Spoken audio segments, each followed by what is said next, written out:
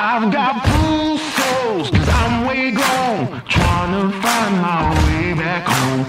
Count my bones as in desert crumbs spoon. I'm gonna turn all of my stones. Rock bottom make a man and some pressure make a gemstone. Try to put $1 to my name like Creflo. Naja boy, late to the game, it's in the blood flow. And I'm from the south, it's thick skin and tough bone. Big attitude through big lips with gusto. Trust no kings, that's why they tried to crush souls. But it's IGBO, when the dust blow, this old head be standing there. No zero, just gold. Crack no books on the hustle, I was born to grind.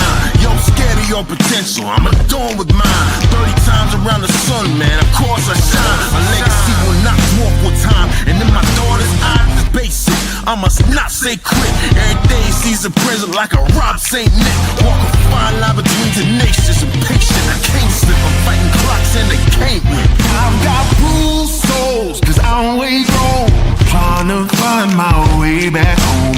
Count my wounds as in desert crumbs flow. I'm gonna turn all of my stones. I've got bruised souls, cause I'm way grown, trying to find my way back home. Ooh, that soldier in the mirror, oh oh. I'm gonna turn all of my stones. Impeccably I flow, hardest raps you know, breaking status quo, reaping what I sow, artistry like Van Gogh. Get it from my mama, hip so thick that I need tempo. Personality spicy, body banging like a bongo. Cause black women been it since Timbuktu since Pharaoh. Sponge rollers and hot combs, lips, cheeks and brow bones. If you ain't for the culture, then please stay out of my zone. These little dummy rappers could never grace my headphones. See, I'm from a place in space where ain't no storytelling, you just had to have been there. If you want the battle, ain't no problem, stay where. I got so much experience, I can't even play fair. But I'ma keep evolving and growing and hurting feelings and showing. You need endurance to go in, I got mileage on this pen. I've been busy cause I've been out here schooling all these kids. Took 3 decades to have this glow up that I did. I've got bruised souls, cause I'm way grown, trying to find my way back home. Count my bones as in desert crumbs flow. I'm gonna turn all of my stones. I've got bruised souls, cause I'm way grown, trying to find my way back home. Ooh, that soldier in the mirror, oh oh. I'm gonna turn all of my stones. All of my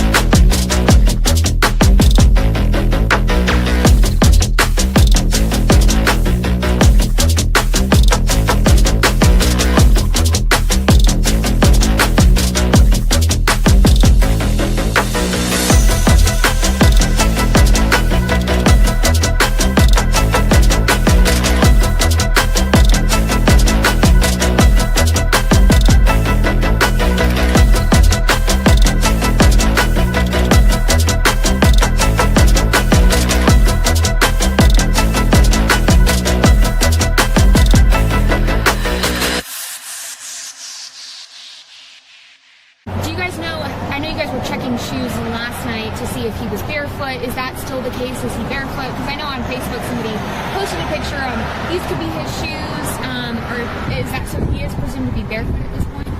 What I can say is that his mom says all of his shoes are accounted for at the house. I'm not going to say that he's barefoot. All right. Allegedly! Hello everyone and welcome back to my channel. This is Lady Freedom here coming at you with another raw narrative. Here's a brief disclaimer for tonight's show. Let's watch. That's ignorant!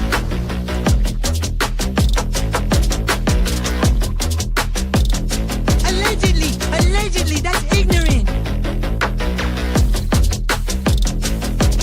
Ignorant.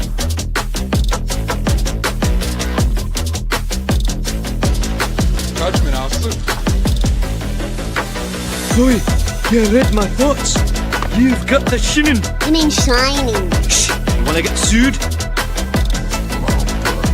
Judgment, Aslı. You just use that shin of yours to call me and I'll come a-running. But don't be reading my mind between 4 and 5. That's Willie time. Hey, yo, Bob. I love him when he does that.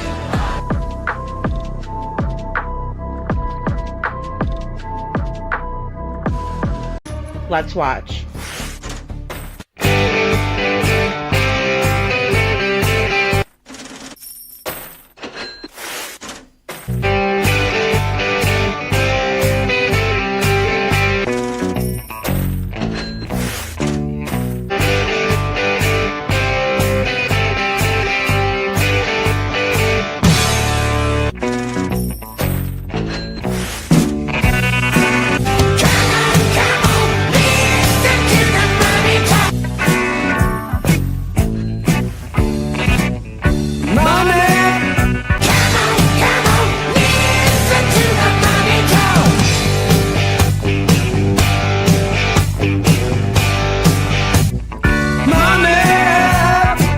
Don't get me back to good bullshit.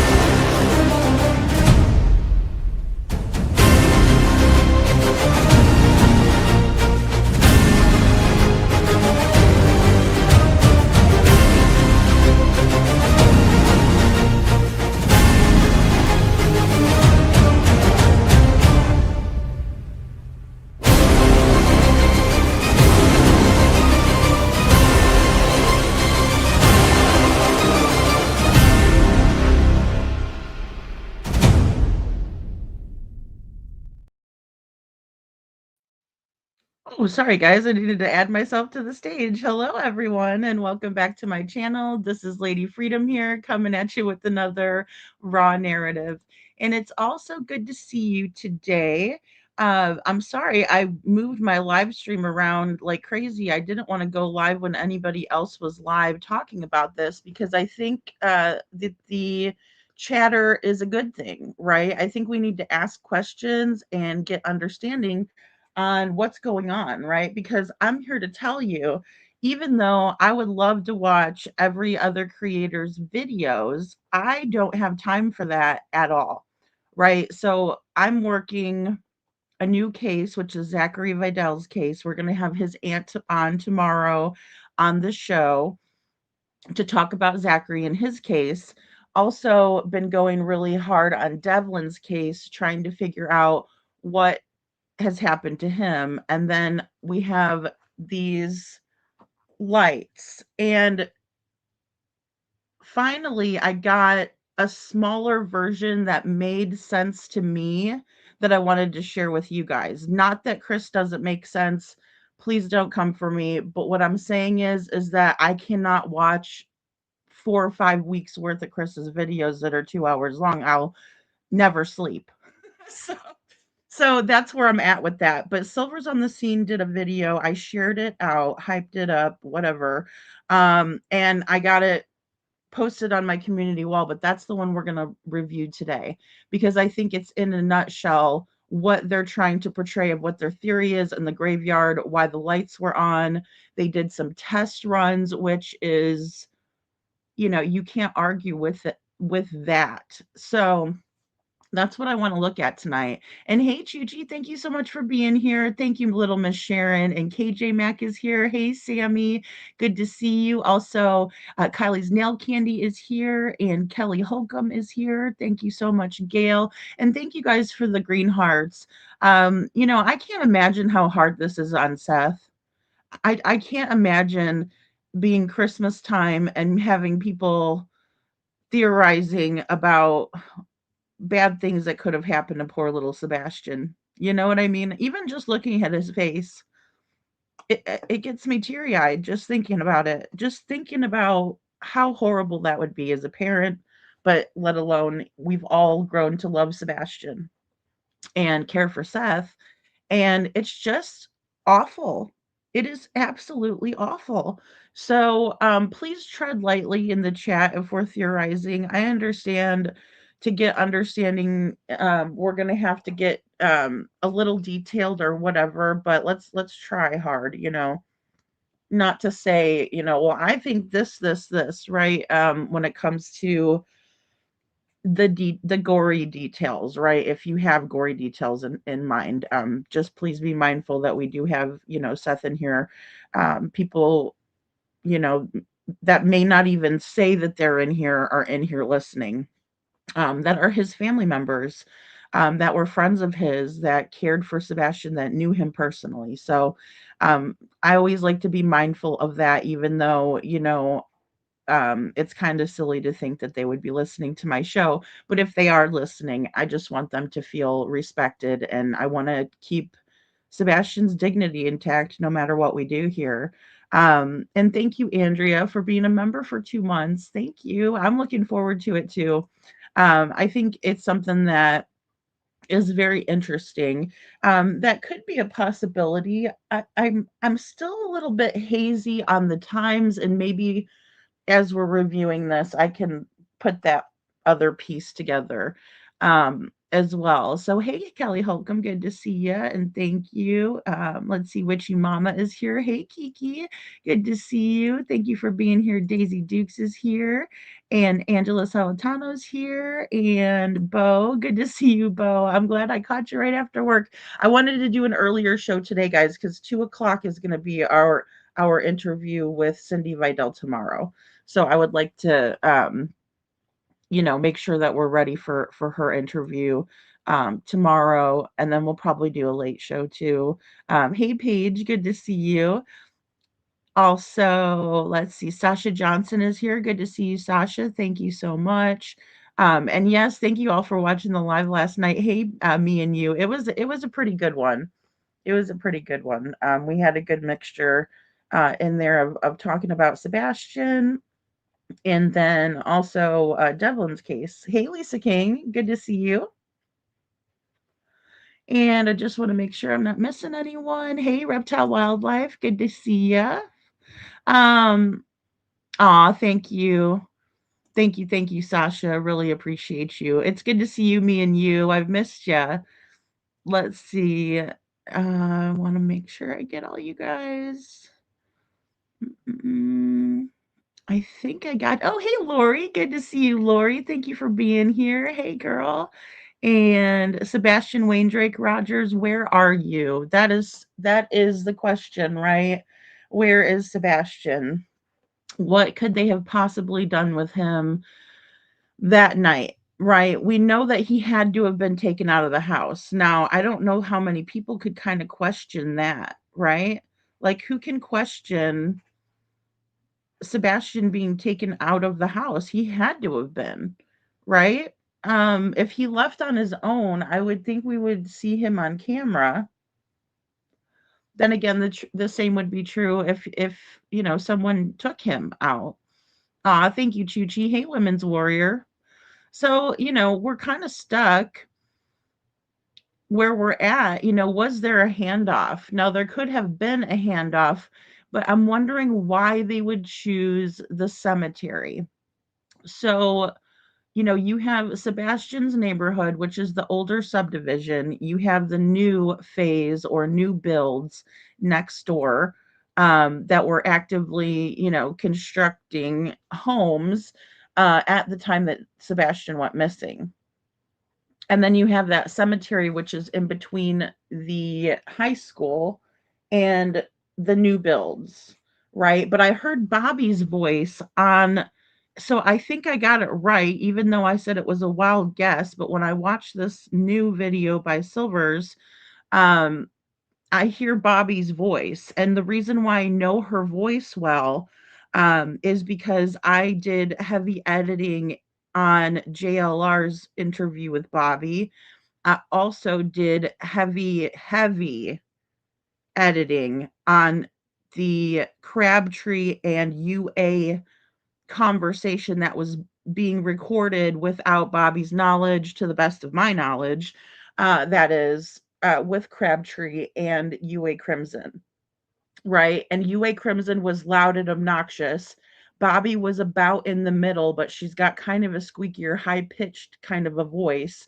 Very, very recognizable, in my opinion, especially working with her voice on audio and making it so it's listenable, right? Because then you had Crabtree who was over there mumbling half of the conversation, right? So I was turning him all the way up. I was turning her down to a medium. I was turning UA Crimson all the way the hell down. So I know these people's voices because I've done that, right? Just to kind of give you guys the reason why I know whose voice I'm listening to. And good to see you, Lori. So I never have worked with Bobby, but I've worked with her audio. So I know what her voice sounds like. And I know that she likes to get right up in the mix of shit. And she's flip-flopped back and forth. She's talking to this person, she's talking to that person. And so I just don't find her to be trustworthy, although I think this is who is helping with this test stuff with Silvers because of the voice. Um, this will come together because we came together. See, that's how it works. Chris knows this definitely. I agree with that too, Sasha. I think, anything that we can do to theorize and figure out more about what happened that night is a good thing, right? Because all that's going to do is lead us to Sebastian, right? Because, it's not like there was an unidentified flying object in the sky that Sebastian went missing, and then all of a sudden a bright light came down like fire in the sky, and Sebastian just levitated up into it. That's impossible, and that doesn't happen. I'm sorry for all of you guys that believe in aliens. Sorry for you. Okay? I hate to break it to you. He wasn't abducted by aliens. He was he didn't just poof disappear. So we know this. This is something that we can completely roll out. Now, the lights in the neighborhood has always been a theory of mine, mainly because there's no other theories. So if we think about that, right, there's no other activity in the neighborhood that night. And speaking of Bobby, she said that very thing. She's over there Googling everybody's footage, taking pictures of it, God only knows what. Nosing around, going from person to person, telling this to the one person, telling this to the other person. I saw Katie leap over the friggin' big ditch. I mean, guys, I showed you guys the ditch, right? I almost got I almost got killed by one of the neighbors. Two of her sons, her grown ass sons, followed me out of the neighborhood because they did not want me filming that. And I just went there in October. And I was trying to explain to everybody too that the interest came about when Jen brought me to that cemetery and Stop 30 Road.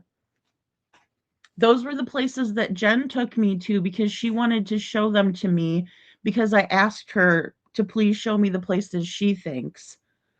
Because she asked me, "Well, what do you think?" And I said, "I don't know the area. I really don't." Right? We know that little bit of an area because of JLR, because he was going over there and filming. We know about that area because of Dolly flying the drone over there. We know the area because of Betty, Bullhorn Betty, going into the neighborhood and showing us, right? And then we know the neighborhood because some of these people turned in camera footage to Mob Crew, and he's been working the camera footage, right? So, but there's not, in my opinion, a whole lot that you can do with this dark camera footage besides show it as what it is. And then on top of it, we don't have a license plate number. We don't have a make, model, color of the vehicle. We just know that there were headlights that were reflecting off of a highly reflective surface, right? And so I just want to keep everybody mindful of, though, even though people might be saying, oh, well, somebody just sparked interest because of this. No, it was because Jen and I went to those spots. And then I believe Silver's in the volunteer that he's talking about in his video also went to Stop 30, and they went more into like the woods area back there, which I'm grateful for, right? Anybody that's willing to, um, you know, kind of go off of, more research. We were only there, I was there for 4 days, but I drove. So I had to account for my driving time too. Um, and I did drive all the way through. I waited to nighttime, and then I drove all the way through. And I think that's the best way to do it. But I did have to account for that in my travel time. So the fact that Silver's on the Scene went back to that area and revisited the area. Hey, Valley Gal. Hey, Veronica.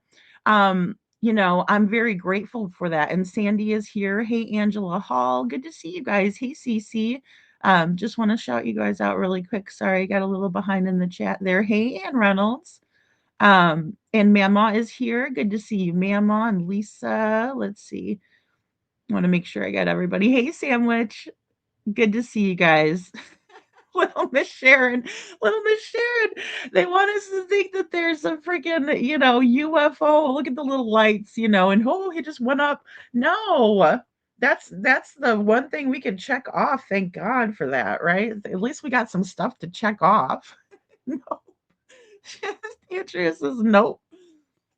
So wouldn't that be a plot twist? Wouldn't that be a plot twist, Sam? What if tomorrow, like, the government comes out and tells us that the aliens have been taking all the kids?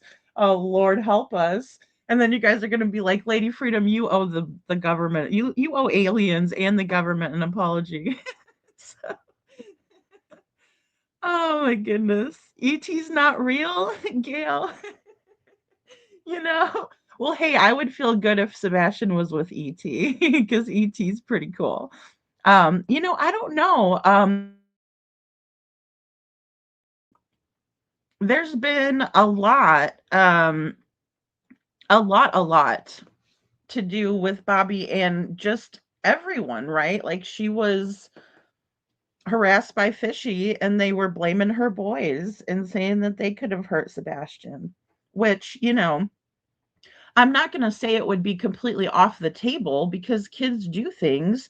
I look at, what is it, the Morgan Geyser, the Slender Man killing, or tried to take her life. They plotted and planned against that little girl, and they had a sleepover party with her. I never, been to a slumber party where I thought my friends were going to take me in the woods and off me. But those girls are highly disturbed individuals, right? So, um, There are lights. I don't know what anyone says those are flashlights or some kind of yes, you did show us the ditch. Yeah, I mean, I agree that they have to be flashlights. And, the reason why I believe that they're flashlights is because they're moving independently through the common area, if you will. And then they'll say, well, there's no common area. Well, let me tell you, it's the fairway in between all the houses, right? There has to be some sort of easements. And if they're not, then, it doesn't really matter. It's none of that area is fenced in. It's not like every neighbor has it all fenced off to where you can see that, right? So they were moving in between the areas where there were no fences and it was open area to walk through. The only area they could have walked through, right?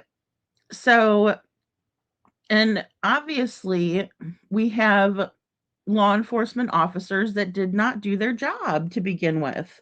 I'm sorry. And if they really took a good long hard look at themselves, they would realize that. And they would be able to take that L and they would be able to make it better and do something more and figure this out. But instead, they want to act like, no, we did everything we could. He just walked right off. No, he did not. No, he did not. He would not have gotten far. I want Eric Craddock, and I want every single one of the Duck Dynasty members to take off their friggin' shoes this February, and I want them to try to walk from the Proud Feet residence and tell me how far they get. Because they're not going to get far. There's a reason we wear shoes. Sebastian's not a ninja. He doesn't have special powers. He is a young man, a human being who people need to consider him for who he is. We talked about building a profile on cases and understanding the person that we're looking for, right? We talked a lot about that yesterday, and it's important. So, and hey, Audrey, good to see you. Maybe they were afraid they should find the tunnel if they started looking. Well, they had those big culverts that were open back then too. Women's Warrior says, lady, in my opinion, it is interesting the location through the cemetery, Mason's Lodge, and the church, because it may not be the cemetery exactly where he's located, could be the surrounding properties, allegedly, in my opinion. So that's another thing that Jeff and I had explored that day that I went to Hendersonville, that we all went to Hendersonville, right? We did explore that. We explored the waters, right? That there's a bunch of water and a bunch of waterways around there. We also explored the cemetery and the areas surrounding the cemetery that were searched initially and then searched again, right? So they were really working that area around his home, a radius around his home, because obviously, again, if he did in fact leave with no shoes, he would not have gotten very far. That's just plain out logic. So anybody that gets upset with me for that, I'm sorry, but that's just the way TI is, right? That's just the way it is. Hey, sweet tea with Don B. Good to see ya.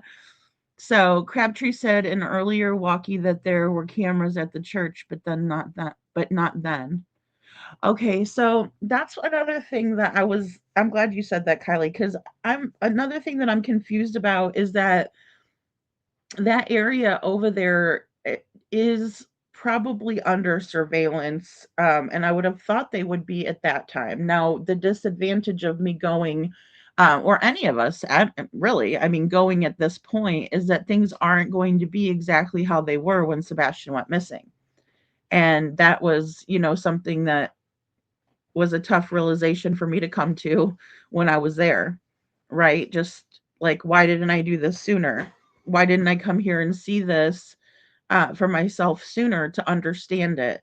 And guys, if you're not there and you've never been there to see it, you just don't know until you're there, right? You really can't get a feel for it until you're in that neighborhood and you're looking around and you're like, okay, how could this be, right?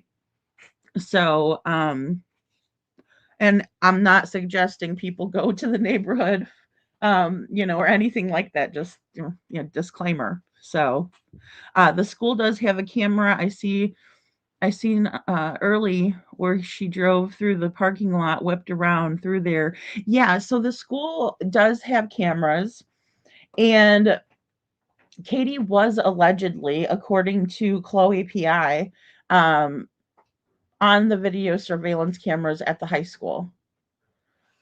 So, with that being said, um,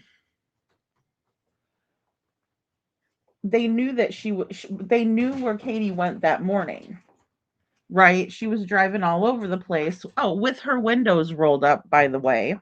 And that was one of the things that was pointed out by the footage that was being sent to Mob Crew, right? By the neighbors, because you can see, thank you. Thanks, Don. You can see that, right? You can take a look, and just see that.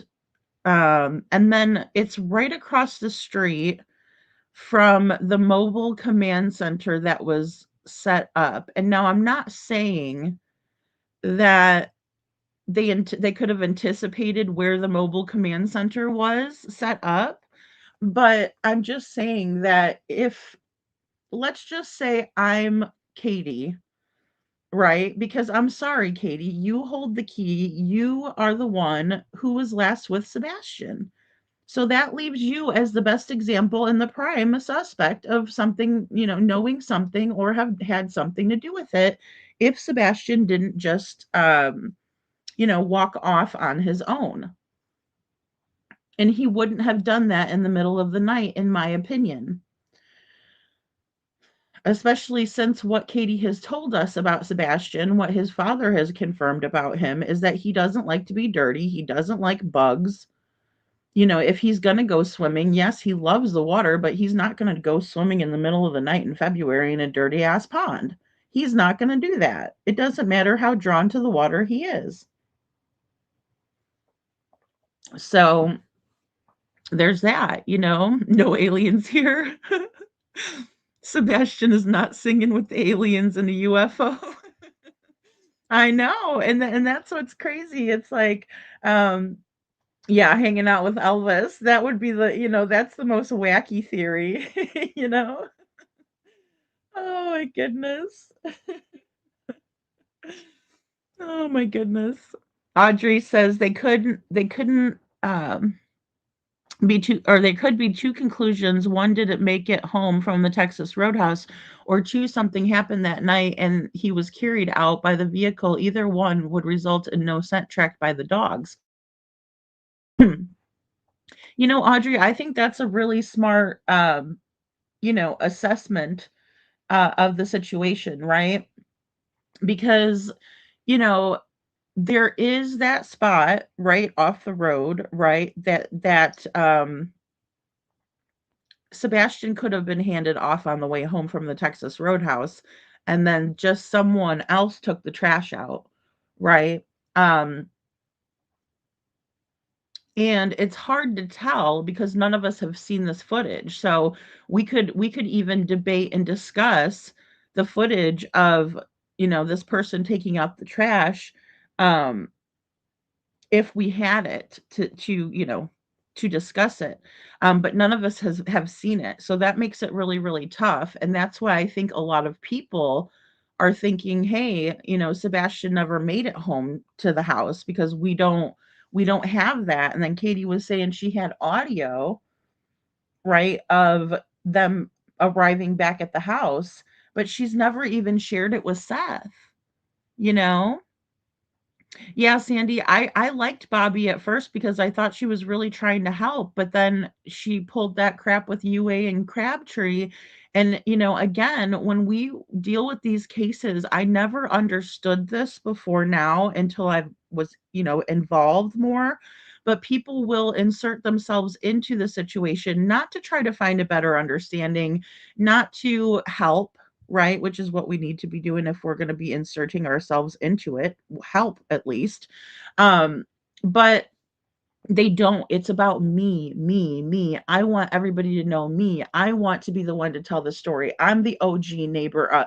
I know everybody in the neighborhood. I know I've seen all the footage. I don't like that attitude. I don't. And I don't like the flip-flopping. Not trustworthy, right? And then how do we know that she's not trying to get two of the quote unquote green team members to, theorize some crazy shit like this, right? I mean, and she just sits back and laughs. We're not dealing with people who are normal, we're dealing with drug addicts. And I'm not saying Bobby is one of them. I don't think she is. I think she's a bored, lonely housewife kind of a thing, and she wants to insert herself and be internet famous off the back of this missing child. I think that's disgusting, right? Because if she was really trying to help, then maybe she would try to get that footage over to his father instead of YouTubers.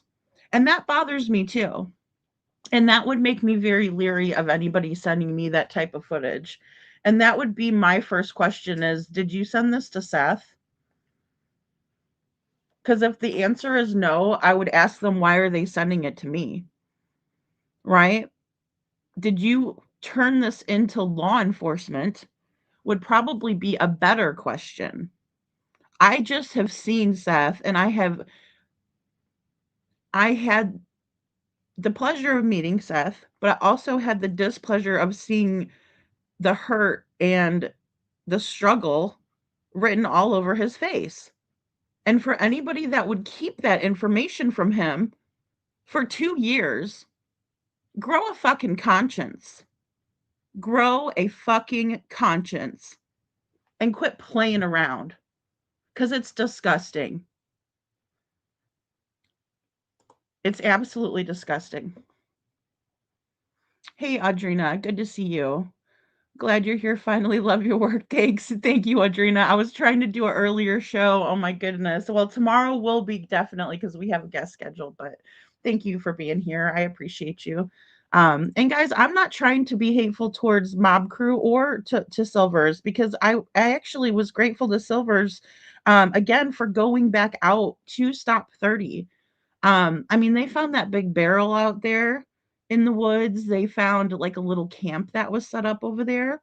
Um, I didn't I wasn't boots on the ground. I was hey dudes on the ground, right? I mean, I told you guys I am here to do the storytelling, to do the analysis, to do the micro expressions, things like that that really pique my interest as well. But searching the woods and stuff, that's never gonna be me. Yeah, I would love to go on a hike and a walking trail, and it's beautiful in Tennessee.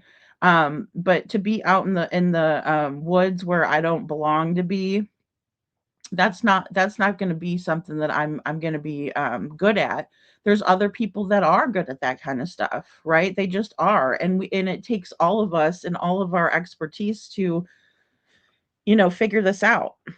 So Witchy Mama says, honestly, I don't, or I wouldn't blame him if he did run away. Yeah, CP would be unbearable to live with. And Witchy, I thought about that in the beginning so many times. So many times about Sebastian. Like, man, I wonder if he did just decide, like, I'm not doing this anymore. But knowing that he was going to be living with his dad really, really soon, it just makes me wonder, if he wouldn't have waited for that time to, you know, be with his dad. So, yeah, Andrea, KP and CP are from a different planet for sure. Maybe Sebastian is underground in a sealed tunnel and the vehicles are simply picking up the second person as the one returns home. I don't know. I don't know, something like this. Well, and the thing is what were they doing in the cemetery? And I heard that the lights came on for 6 minutes, but how long were they actually in the cemetery for? Because that would be a good indication of what they were doing in there, right? But we'll get a little bit more into that. Hey, Shadow, once we look at the video. Um, Yeah, they're moving in 2 different locations and elevations, Audrey, and that's the problem, that I have, right? Because, it's not a trash truck or headlights, in my opinion, right? Because we would be able to recognize headlights and how they would move in tandem, not separately. They would move together because they're on the same vehicle and they're at the same level, and all of those things had been checked. And then again, I know Mob Crew was using a lot of the AI and and things like that to double check some of this stuff, right? Like, what is this in the distance? Okay, this is this, or it's giving the computer is giving you an answer, so I mean, I would say that that's probably pretty accurate, but again, it's tough. It's tough.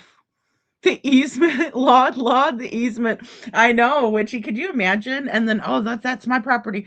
Well, I mean, some of it has to be this, owned by the city, I would think, especially because there's a big old drainage ditch running through y'all's yard. So yeah, really, exactly. Yeah. Little Miss Sharon says, ran back to the house. Lucky you didn't get run over by the trash truck, KP. I know. And that's the thing. I mean, and even everybody was saying that no, but none of the trash sanitation worker guys would you know, be doing that. It's like if somebody has a special request, like say they can't pull the trash to the end of the driveway, say they're elderly. But that's not the neighborhood or the demographic they even have in that neighborhood anyway. Um, everyone needs a Jeff. Jen is so funny. Well, and Sandy, that's the thing. Jeff was so awesome and so kind. And Lori says I have a Jeff. Aw, Lori. And he just really was kind of like our little bodyguard there, making sure we were safe in there, and that made me feel so much better just to have Jeff there, and just going to the different places and hearing from Jen and Jeff was something that I think that people need to go back and watch that video that we did. And I know it's my video and that sounds like, go watch my video, right? But I mean, they're telling us information because they've been there from the beginning. So Jen was like, "Hey, this wasn't like this when Sebastian went missing." And I'm like, "Oh my gosh, really?" I was like, "What was it like?" And so I mean, I would rather listen to what Jen and Jeff is saying, who were boots on the ground at the time when Sebastian went missing, than to listen to someone who is just being sent footage from a neighbor who we can't trust. Does that make sense? And I'm not trying to say that Mob Crew is doing anything bad or anything like that. I think what he does is amazing. I think he's a what did I call him one one night in the chat? I told him he was like a video wizard or something something like that. I absolutely adore Chris and Silvers and everything that they do to help, but I'm gonna listen to Jen and Jeff. I'm gonna go with, for one, our gut was to go to the cemetery, right? That was a place where I said, "Hey, could you take me to the places that you want to show me?" And that's one of the places that we went, right? So I mean, that's just how it went. And then now all of a sudden, people are like, "Go watch this video. Go watch this video." I'm like, "Go watch my video." Because I'm like, I was there and we filmed these locations that they're revisiting, which I'm grateful they are. I'm just saying that it kind of feels a little bit weird to me when they're going back to these areas and then they're shouting each other out. And when here, Jen and I were the ones that went there to begin with, and that's when the hoopla started, right? That's when everybody started looking and being like, oh, the cemetery is the place to look. Oh, hello, Lisa B. Always. Hey, sweetheart, good to see ya. Oh, I missed you too. I'm so glad to see all you guys in here tonight. Thank you for being here. I hope you had a Merry Christmas. Miss Lisa B. Hey, Blessed. Good to see you. Good evening. Good evening, guys. Terry. Hey, Terry Harmon. I think it's odd that Katie's friend showed up quickly as she lives far away. And that's another thing, Terry. Yeah, thank you. To consider, right? Give me 1 second, guys. Django's drinking his water. Let me mute real quick.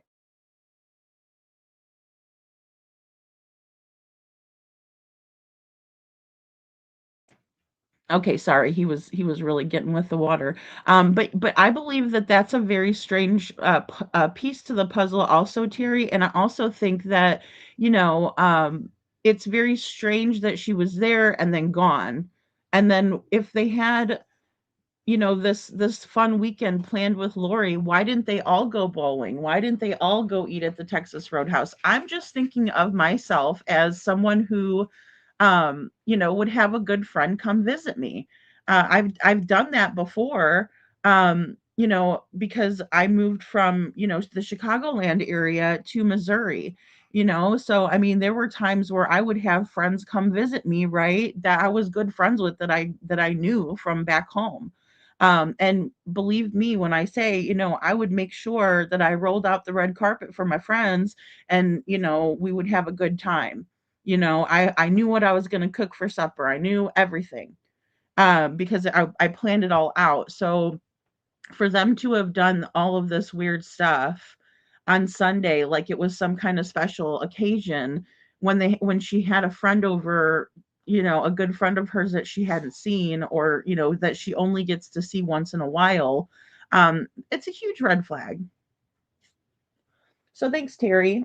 Yeah, I mean that's a big one to consider, right? Where was Lori? And that's another person because I've always said, guys, logistically, this could never work with just Katie, right? She's the one sitting pretty in the house. I don't know where he went. He's not here anymore. You know, that's her role in this was to act stupid when clearly she's not a stupid woman. Because as I said last night, she couldn't have made it through what she made it through if she was stupid. Cinderella, I'm so glad to have you back. I fixed it. I don't know what was going on with that. So I'm so sorry and thank you for being here. If Sebastian took the trash out, that would there would have been a scent, piano girl. Exactly. Exactly. It would have been a fresh scent, right? From the night before. But the dogs didn't track to the end of the driveway. I need to see the proof. I need to see the proof too, Don. I do. I do. I mean, and I don't think that that's a bad position to take on it, right? Because we could be told all kinds of information. You know what really has got me lately is the Gypsy Rose Blanchard case. And again, going back to the fact that I used to live in Springfield, Missouri, it is so corrupt there, guys. And that's why I could recognize it in Sumner County.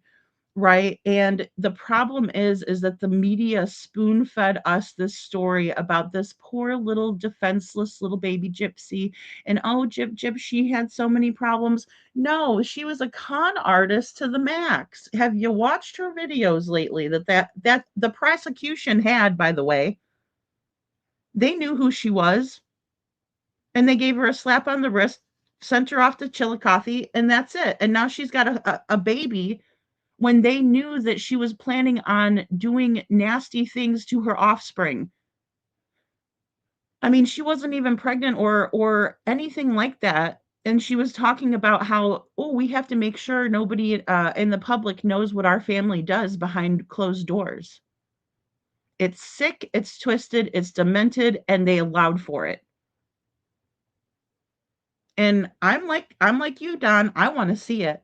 I want to see it for myself. Because the media, they could tell us anything. The police, they could tell us anything. But what we see with our own two eyes and we hear with our own ears, that's a completely different ball game. Oh, hello, Mama Rissa. So good to see you. Hey. And also, Jen, Astrology for Mystics with Jen is here. Hey, Jen. I listened to some of your live earlier. That's another reason I kept kind of pushing mine up. I wanted to hear what you had to say. And I didn't get to listen to the whole thing, but I always enjoy listening to you, Jen, because well, Jen's my rooster. If I have a problem, I go to Jen. She's my rooster. Uh, but yeah, I was scratching my head. I couldn't figure out, what we were looking at here. But like I said, this video is a good one that kind of shows, the test area and stuff like that. Um, well, Bobby originally was coming out and talking about everything that she knew about in the neighborhood with JLR, right? And then she also was teaming up with Crabtree and UA Crimson. And guys, I don't have a problem with UA Crimson. She's been in the chat. Um, she was here one night. And I allowed for her to talk back and forth and that sort of thing, of course. Because she wasn't being disrespectful or anything like that. My problem with UA is she's not a reliable source, right? She just kind of slithers in and she wants to push her narrative for the proud feet. And some of the things that she says could be seemingly convincing. But then when you think about it, you're like, no, there's no way, right? So, but she felt like she should team up with them. And again, if she has footage or knowledge of the neighborhood, why would she not contact the father of the missing child? That just seems like the logical next step, in my opinion, right? But instead, she wants to give it to a YouTuber, and we know how much Crabtree absolutely loathes, how much UA Crimson Tide absolutely loathes the Green Team, right? So it makes me a little bit leery to accept anything from them, right? So we're supposed to accept Bobby's word. Hello, busy mama. Thanks for being here. I'm so glad I got to catch all the early birds today, because I know I go on so late. Thank you, Valley Gal. I'm really trying to, give a fair analysis here. Hey Thomas Randall, good to see ya. So Seth didn't get it. No, Kiki, to the best of my knowledge, like he doesn't have any of this information. It's just being given to YouTubers, and I mean, obviously law enforcement needs um to have that information too. But I mean, I'm under the assumption, which I hate being under assumptions, but I am assuming that law enforcement has every bit of footage, because look, they were telling everybody in the first 7 days, look back at your footage. They were saying that on the first day. People were like, how can we help to search? And Craddock's like, look, you guys sit tight. We have search teams out. But could you guys look on your own personal properties, and can you check all of your camera footage from your personal home surveillance, right? Or trail cams and things like that. And that's what people were doing. So am I to believe that the Masonic Lodge wasn't looking on their camera systems? Am I to believe that the church wasn't looking on their camera systems, nor was the school, no, they were all looking on their camera systems, hence the reason why we have the footage of Katie driving around the parking lot at the school, right? Hence the reason why we have the footage of Katie flying down Kellen with her windows rolled up, right? I think I still have it. And this is from Mob Crew, right? Because they're sending it to him. So that's the only way that we're able to even know this. Oh, here it is. Here it is. Yeah, I still have it. Right here. And that's his circle. He circled that. That was Chris. Right? And then I just took a screenshot off my phone and show it over here, because I think people need to know. That poor Sebastian is missing, and his mother is doing this shit on the very first day. Her windows rolled up. She's just driving around the neighborhood to make it look like she's looking. When somebody does something like that, it makes you wonder what else she was acting like she was doing, but she really wasn't. So it's a problem. It's a big problem. And see, all of the kids, that's such a great point. Don B says, I mean, come on, a little girl near where I live with autism ran off and they tracked her. And I mean, that's the thing. They don't get far, right? Especially if they don't take anything with them. It's not like Sebastian had money that he could even, because I think Sebastian's well capable of paying somebody to take him somewhere, or you know what I mean? Like he's a very smart kid, um, but he also has a routine that would not be fulfilled. It would be a whole different environment for him to do something like that. So I mean, yeah, he wouldn't have gotten far. And everybody else statistically that we know, these children who are on the spectrum who go missing, they're found right away, right? And some of them, because of the severity of their autism, are drawn to water and they end up in the water, and they can't, they can't, they end up drowning, which is terrible. But that's the reality. Um, and no, you're right. They would have found him. He wouldn't have gotten far. I would search the hell out of that place. I'm looking for sewer lids in odd locations. Well, and there were a bunch of big culverts in the neighborhood right next to or excuse me, in the new build area. So you have the Proud Feet Victoria places where they live. It's an older subdivision. The new phase that was being built, there those culverts were all open. And Jen and Jeff was telling me about that as well. And I'm like, wow, you don't say. So she goes, and they're saying, no, Lady Freedom, like they were big and open and gaping holes where somebody could, I could probably fit down there, and remember Sebastian's smaller. So, I mean, with that being said, those are all um, areas of interest, in my opinion. Yeah, but waiting till the end of the school year would be so hard. Seth didn't know how about the abuse. Yeah, well, that's a good point, Witchy Mama. That's a good point. He didn't know. He didn't know. Um, so Jen says, I need proof that he made it home. Yeah, I do too, Jen. I do not see um I do not see why they won't at least do that at this point, unless that's the only proof that they have or something. But again, I believe that they have everything from that night, just by gathering it from the neighbors and everybody like that. Um, because everybody was supposed to have been doing that, and I think everybody stepped up to the plate and did that. I mean, that's what I'm guessing. Um, you know, I know there was supposed to have been a dry run the night before. See that, and that's where I got it confused because of the times, because I was asking I was asking a friend. I said, so why would they go back the night that Sebastian went missing? And she's like, no, no, no. It was the night before. Well, it was morning time, right? On the 26th.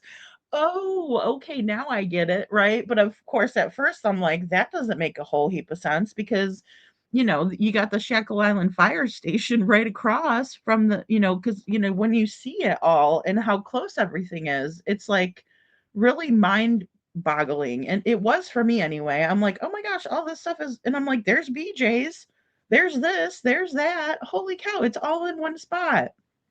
Right? So, Brenda Calvert says, I think the lay of the land blocks the headlights, but it did not hide the reflection of the monument. And that monument is highly reflective, Brenda, highly reflective. It's like a mirror. It's like a mirror on both sides, right? So, hey, Kiki. Um, Sandy says maybe hiding things in the cemetery because they need to do that in a hurry when it was time. Well, and that's the thing. I mean, what would they have been hiding in the cemetery is my question. Like what would be, because look, their trash was going to come the next morning, right? And I always kind of thought that was a part of it, was because they could have, discarded anything they wanted, and it would have been, of course, days before. And then we all saw the landfill they were searching. I mean, that landfill was, god awful. So I don't know. Lisa, didn't Mob say a car came to the neighborhood the night before and did the same turnaround as the night Sebastian went missing? I do remember that as well. I do remember that. The same car came up on Kellen 2 nights in a row. Like the way that they did the night that Sebastian went missing.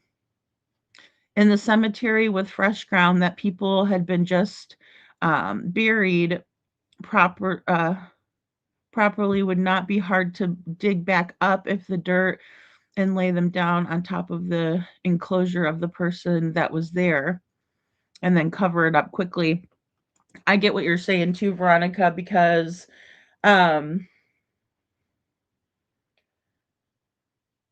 yeah, say they had just, well, and we'll get into that too, because that's what one of the local people is alleging. And it's the same person that found the mattress pad. Um, you know, I mean, I've talked to her. She's been in the chat before. Um, but again,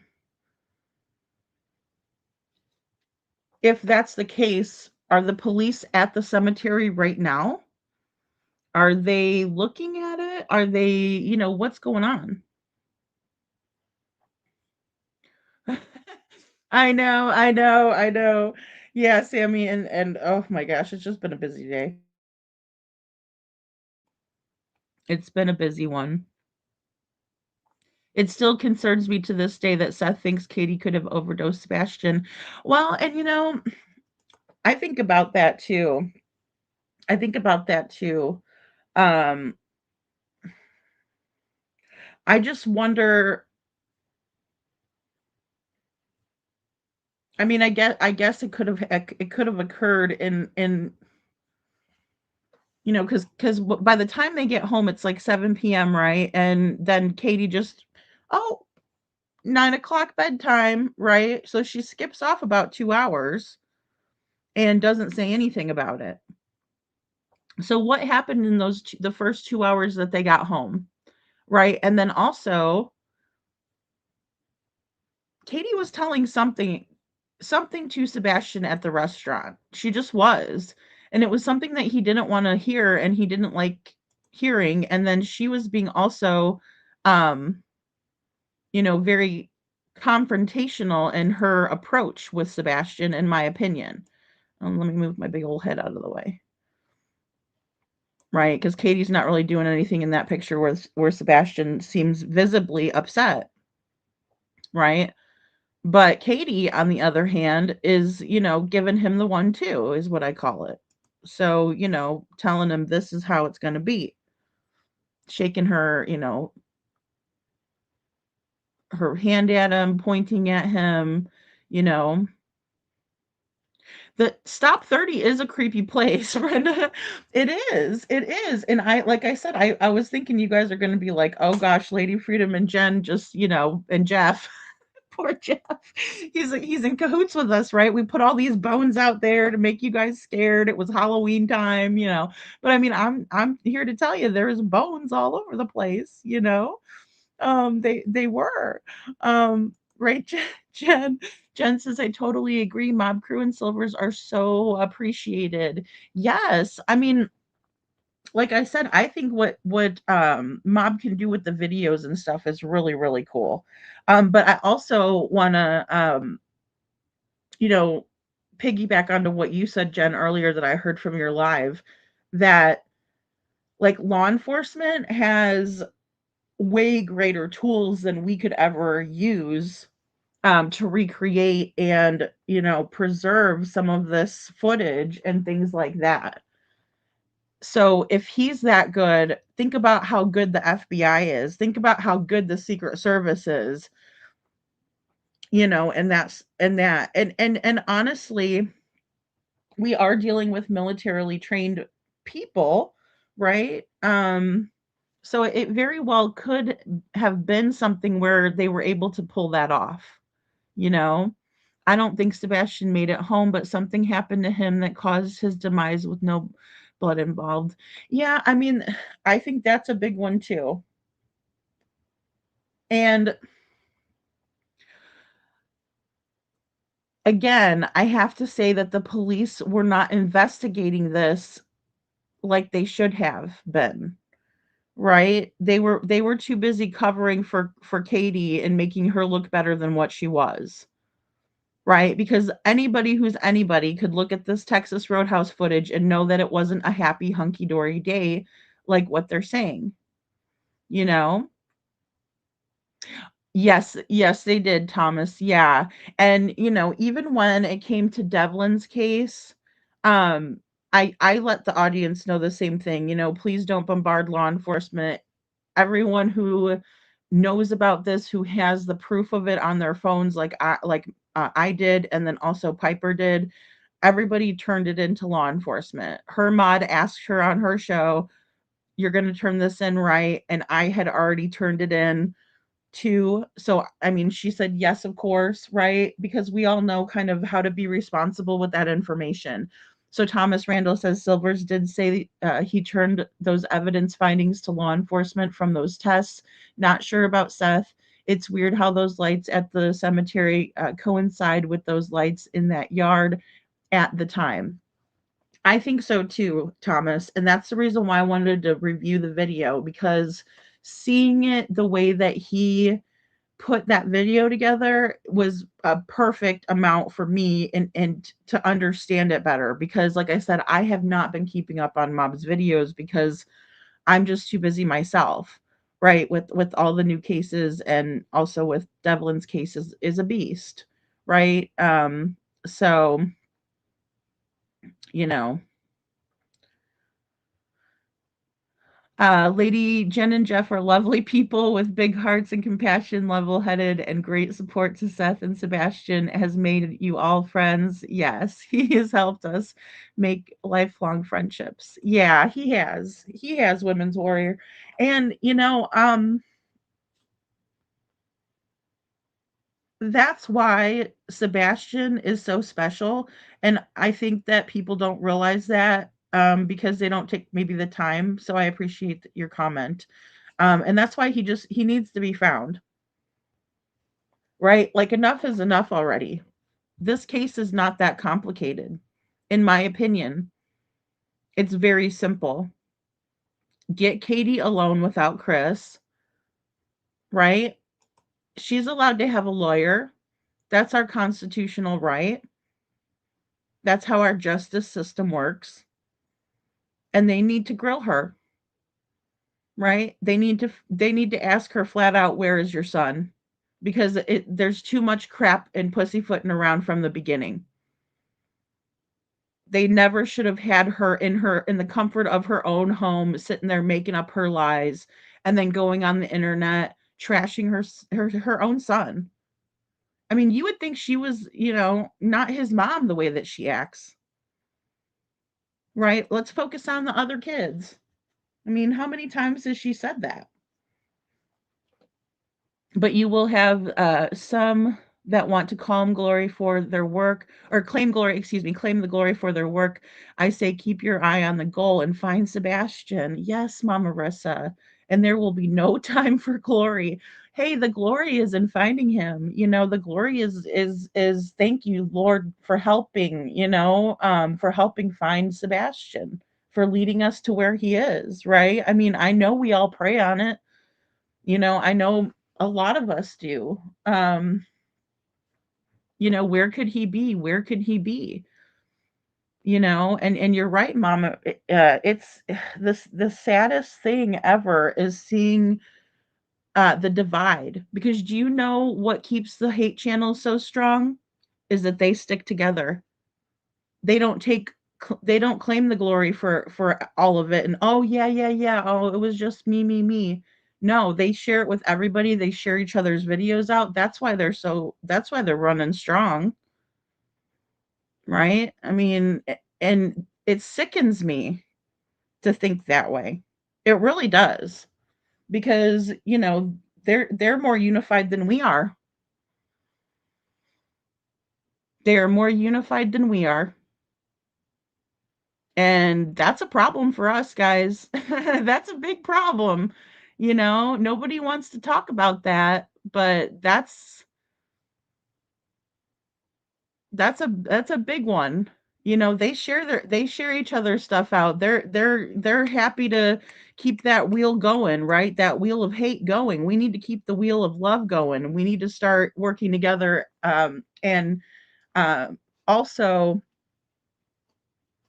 like I said, it's just very strange to me, like I said, because there was interest sparked, and instead of going back and saying, yeah, it was because of what Lady Freedom and what Jen did in going to the cemetery that sparked some more interest, that got the whoever it was, whatever neighbor it was. I know Bobby's involved. I know um Aaron's involved, to put that footage out or to give it to Mob Crew, right? Because he's the one that could do that, excuse me, with the video, right? So that's the appropriate person to try to work the video. Don't get me wrong, but don't act like you guys just all of a sudden woke up one morning, and that me and Jen were, and Jeff were, sorry, Jeff, Jeff was there. Like, oh yeah, like that never happened. Come on. I even had to tell a couple of my subscribers today, like, go back and look, and see when the interest was sparked. You see when the videos were posted and see when the interest was sparked. Right? But if we was all to do that, we would be in better shape.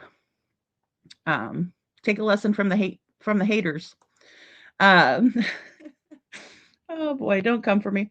Did she ever say what prompted her to get the tattoo? Typically people get them when someone has passed on, or so they. Oh, yeah, that bothers me. Something is just way off in my opinion. Yeah, Serenity, I get what you're saying. The tattoo, I'm not sure.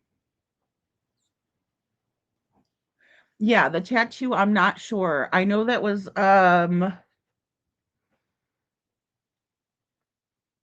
it after? I don't know. I can't say a whole lot about the tattoo because I'm not sure. Jen said I didn't, or sorry. Oh, sorry, guys. Women's Warriors saying to Jen. They've switched to digital and financials, and if LE hasn't, then they suck. I know. Well, that's what I'm just trying to hope for, that they have something going on. Hey, happy holidays. Hey, Butter Biscuit. Hey, girl. Lady Gypsy is so evil, and I believe she should be in prison for life. Yes, thank you, Butter Biscuit. That's what makes me so untrusting about everybody. Law enforcement, prosecutors, the whole nine. And I also think Mr. Go to John is right where he needs to be. But you can also see how it was, how it went down. He was heavily manipulated, in my opinion. Bridget, good to see you. I'm confused. Didn't the garbage man say the garbage was heavy that morning? How did Sebastian carry or pulled it to the curb? Okay, so that's a great question, Bridget.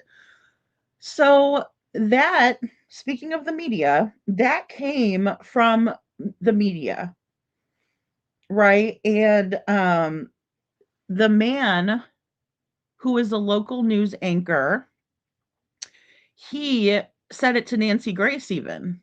He was on her panel and said the trash was heavier that morning. But then everybody started saying, no, no, no, that's not the case. So, and also Bobby was talking about how they have an arm that picks the trash up. And so it's not like it's a guy that like hauls the trash and throws it into the big truck. No, they have an arm and it's all digitized. So that's, a mystery to me too. And again, that was something that was being pushed by the media. So who told that man that?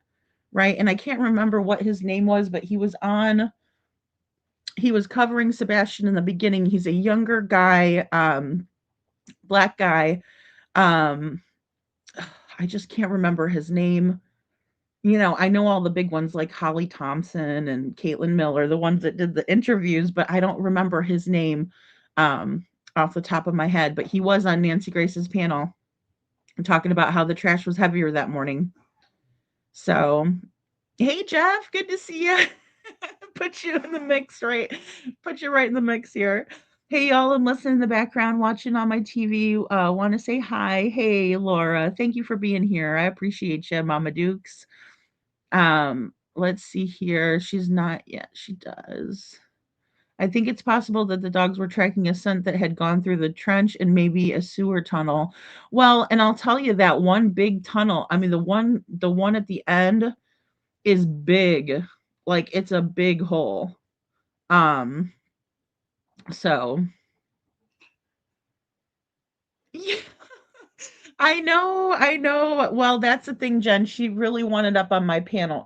The night that I was talking, she really, really wanted up on my panel, and I can't go back and forth like that either. Jen says I have boundaries, and UA crosses my common sense boundaries.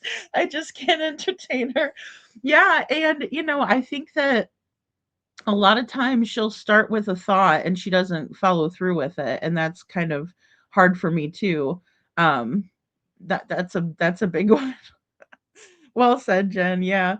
Kiki says, I thought Seth said that LE showed him a video of Sebastian taking out the trash. They did. They sure did. Yep. Seth said, and or I thought that he couldn't tell if it was Sebastian. Yes, ma'am. So that is correct. To the best of my knowledge, they showed Seth the video and he said it was too dark and grainy that he couldn't tell if it was Sebastian or not. Right. And then Katie came out and said, well, we know that it's Sebastian and law enforcement does because he ran back like Naruto, and he did his run back. Um, Butter Biscuit says, when did Katie's bestie get to town and when did she leave? Plus, did they stay with Katie or stay at a hotel? And that's another thing that is hazy, right? I don't know. Apparently, she had to have left Sunday morning because she wasn't at BJ's. She didn't go to BJ, she didn't go to the bowling alley, she didn't well, I mean, neither did they really. So, um, yeah, Seth said it was too grainy. Thank you, Jen. Yeah. Per Bobby, the neighbor's mother, whose daughter's friends say I can't. I know. I know. I know, Valley. And then that's the hardest thing, right? It's because it doesn't really make sense. It doesn't make sense. Don says, I mean, hell, every other footage out there of the neighborhood has been released. Why not Sebastian taking out the trash? Well, I know, and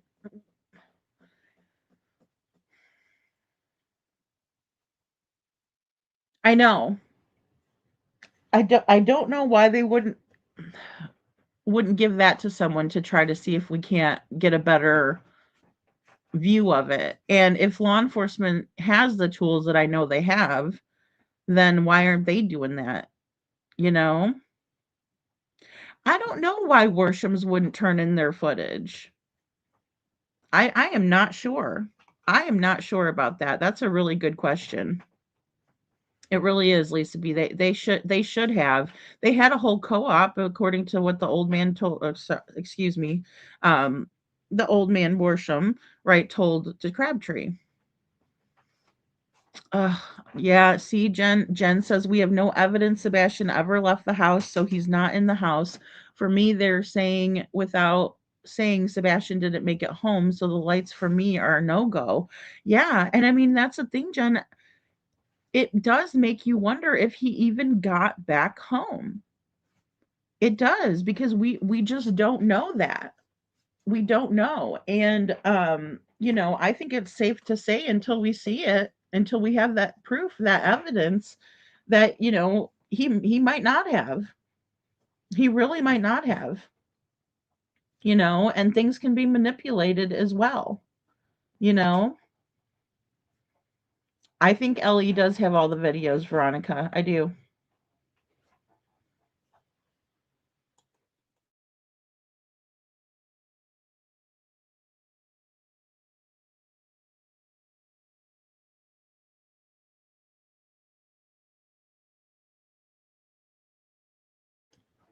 Okay, guys, I'm good. Getting a coffee run here.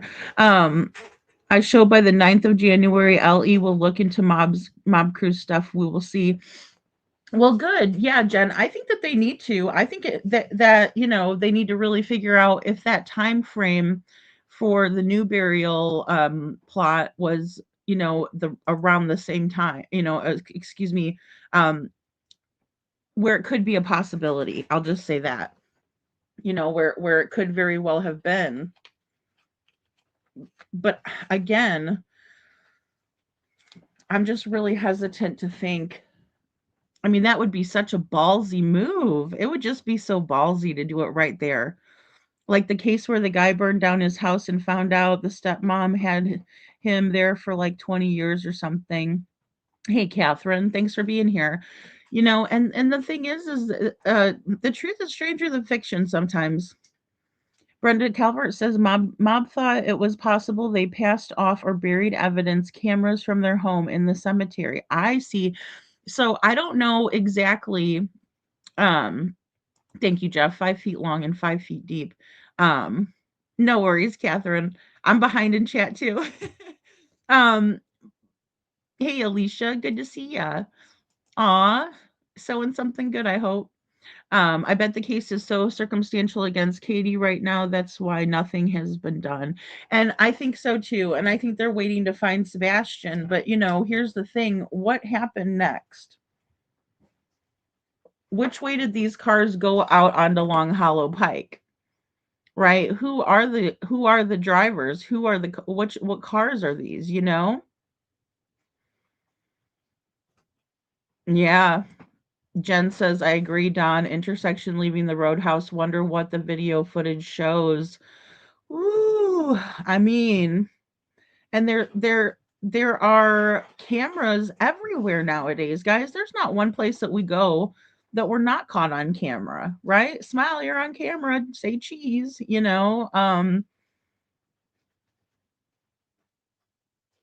Right, right. Jen says the overdose theory was on Nancy Grace. Three theories of what Seth thinks uh, could have happened with Sebastian. Yeah, it was a site to be searched for sure, Jeff. Yeah, absolutely. Absolutely. Yeah. Hey, Catherine. Thanks, Mama Rissa. I'm just like, it's crazy. And I think at this point it's driving all of us crazy just thinking about it because sweet Sebastian, he's out there. He is out there, guys. And what in the world could have happened to him? Ugh, it just really gets my goat. It really does. Hey, Holly S. Hey, hon. You know, if you're in the bushes, don't be shy. Come out, come out and say hi, Chuchi. Um, her coffee must be better at the station. Her watch, that's so true, Adrena. Yes, ma'am. Her watch, her phones. Guys, all of these things are digital evidence. It's so hard to you know, not be caught in that, you know? It's crazy. They're busy with poor BJ. They're now the BJ cult. That sounds so bad. Like people that don't know. If you know, you know, but if you don't, like, what is this BJ cult? It doesn't sound so bad now, does it? Oh gosh. Oh, Jen, that's too funny. Sammy says, I think mom boss sat in the creepiness were those dirt mounds still there. Yeah, all the dirt mounds are still there. Yeah, Sammy rewatched your video yesterday. Wasn't sure if those dirt mounds were by those dumped branches. But those dirt mounds reminded me, like, I didn't know what I mean, obviously I knew what they were. It's a cemetery, so they're pulling that dirt up and then they're putting it in another spot so it's not like right there, you know, in the yuck, right? And then because the cemetery is very well maintained and manicured and everything, the grounds are very nice. Um, So I knew that that was from like maybe, digging up the graves and stuff. But when Mob showed the lady, and I forget what her name is, oh gosh, on TikTok, that was there in the beginning, those were the same looking mounds, right? Like that clay dirt that's like that you get when you're like really digging down deep, right? Because yeah. And see those branches were from where they cleared the area out. So, hey Karen, I feel like LE or anyone else has undeniable proof of Sebastian taking the trash out. It would have been out by now. Well, I know, and I don't understand. And there might just be something in it that they don't want to share, with any of us, unfortunately. But it would be nice. I wish they would just show it to Seth. See, I don't feel like they owe us anything, but I feel like they need to be, getting with Seth. Oh, yes, Jen. Thank you. Thank you for your super sticker or super chat. She says the shoes stumped them, stumps me. I know that. I mean, they had to have. Even Craddock was like, I'm not going to say he was barefoot. I'm not going to say he was. I mean, his mom says all his shoes are accounted for. And, I mean, just to piggyback on top of that, Seth said, he looked over and his shoes were there, and that part was like, oh shit, Seth is, in my opinion, the one who took care of Sebastian when he was little, right? And stuff like that. While Katie was deployed. So like he's kind of got, and forgive me, Seth, if you're listening. I mean this as a compliment, but you're kind of the nurturing, you also were playing both roles, right? That nurturing role, knowing how many shoes he had, knowing what, you're doing his laundry, you're getting him ready, you're taking care of him. So all of his stuff. I know that I knew my what socks my daughter had, which ones were hers, which weren't. If somebody gave me a pair of socks and said these are not, or these are your daughter's, I would say no they're not, or yes they are, thank you, right? I mean, but I could tell if they were hers or not. I'm her mom. I do her laundry.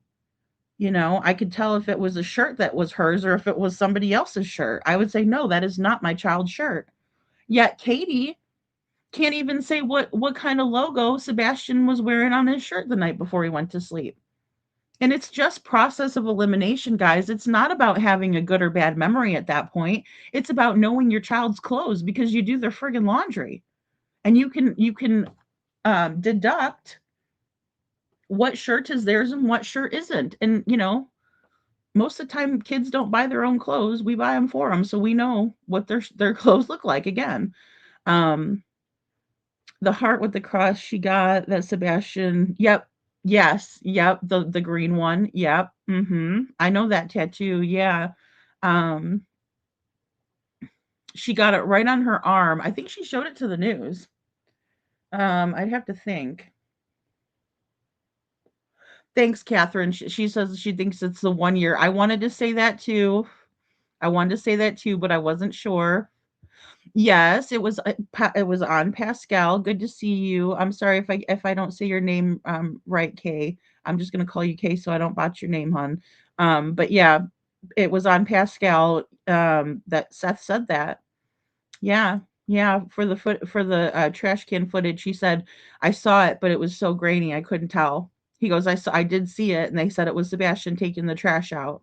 Yep, that was on Pascal. Thanks, Maui, for being here.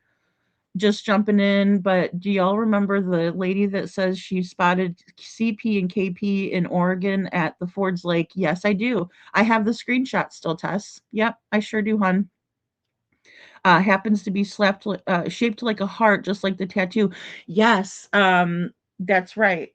hmm Yeah, is it Ford Pond or something? Is there a lake down there? See, or up? Well, I guess it'd be up. For me. um, Hmm. Yeah, I do remember that. I have that screenshot. I know I do. Um, Mama Rosa. I know. I know. Well, and then just like the incoherency factor, like she'll start talking and then it'll just be like incoherent rambling. I'm like, I can't. Cece says, I still want to know why Pascal dropped out of this. Yeah, after, yeah, T Rev's weenie roast. Cece, at the motorcycle ride benefit, does anyone know? Cece, he took back the hot dogs. What a cheap bastard. Oh Lord. Okay, I know that was a little harsh, but jeez Louise. You know, I don't know. I know that he was like, "Well, I'm gonna take a step back." I hope he wasn't like threatened or anything while he was there. Although Pascal's a big, strong man, I don't know that anybody would talk smack to him. I certainly wouldn't. But I know that he's covered Sebastian since, not as heavily. But you guys also have to remember too, he had just had a little baby himself. Um, well, he didn't, his wife did. Obviously, they had one together, but if Sebastian did take out the trash, he could have been killed afterwards. Simple as that. Well, and that's true. I mean, Don, that's true. Or they could have taken him somewhere, right? Like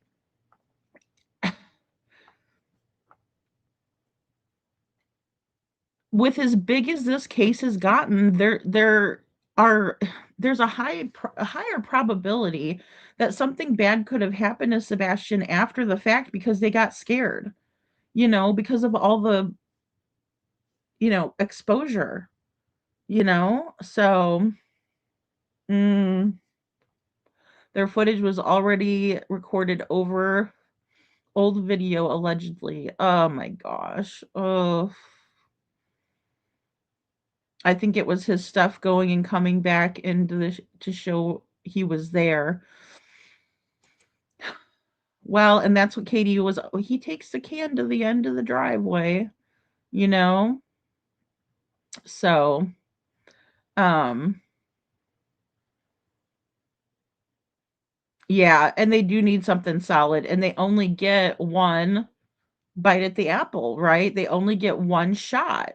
And, the Proud Feets, they would have a good lawyer. Look at the one that was hired for their relative, Mr. Christopher, whatever the fridge guy, right? And he was charged with multiple um instances of hurting an animal, and then he got it pled down to just one charge of it. So what he did and what he was arrested for was not what he was ultimately charged with. And that happens every day. Right? You take a plea deal, right? You get a good lawyer, they find a loophole, they start going back to old cases that set precedents, and then they made the court work for it too. Then the court started going back. We went over that whole document, where the court started being like, well, this sets precedent for what you're talking about here, and no, and blah blah blah. But he ended up, getting off very easily for what he did. And he hurt children, he hurt animals, he was caught in 2 domestic violence cases. This is the family that Sebastian was in. These are the family members, RSOs. That's right, Jeff, except Stop 30 has no cameras. And, and if it wasn't for Jen, I never would have known about that spot. Never would have known about it. I never would have went to that cemetery. No, that wouldn't have been on my list of places to go. I was focused on the neighborhood, right? I was focused on the school, maybe looking over there, right? But I mean, I didn't even think about that. And Stop 30, like when you guys brought me there, I'm like, oh my God, Hey, Karina, good to see you, hon. So yeah, all that is unseen. Hey, good to see you. I like your name. Did anyone ever double check the driving time from Texas Roadhouse to KP and Sebastian Rogers' house? The last time we knew Sebastian Rogers was alive was the Texas Roadhouse. Let's start there. Someone has video footage of arrival. I agree with that too.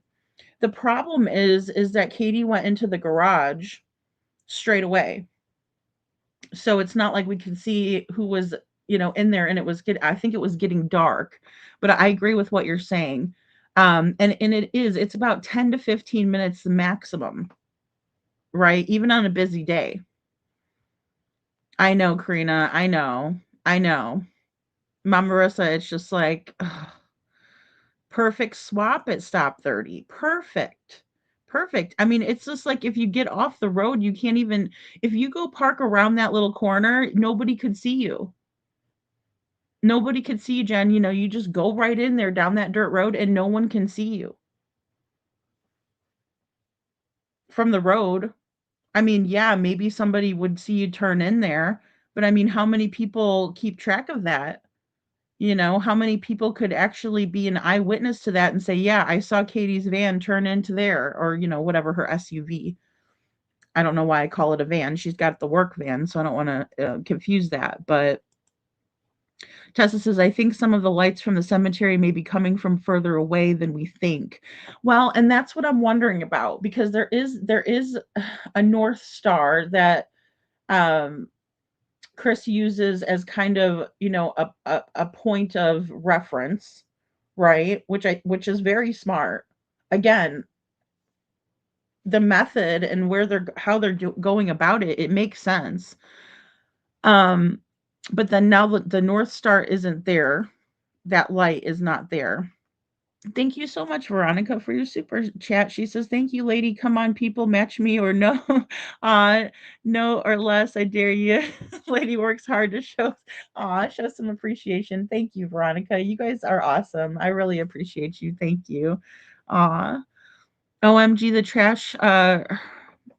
While she is living. Oh my God, I can't. I know. I know. I know.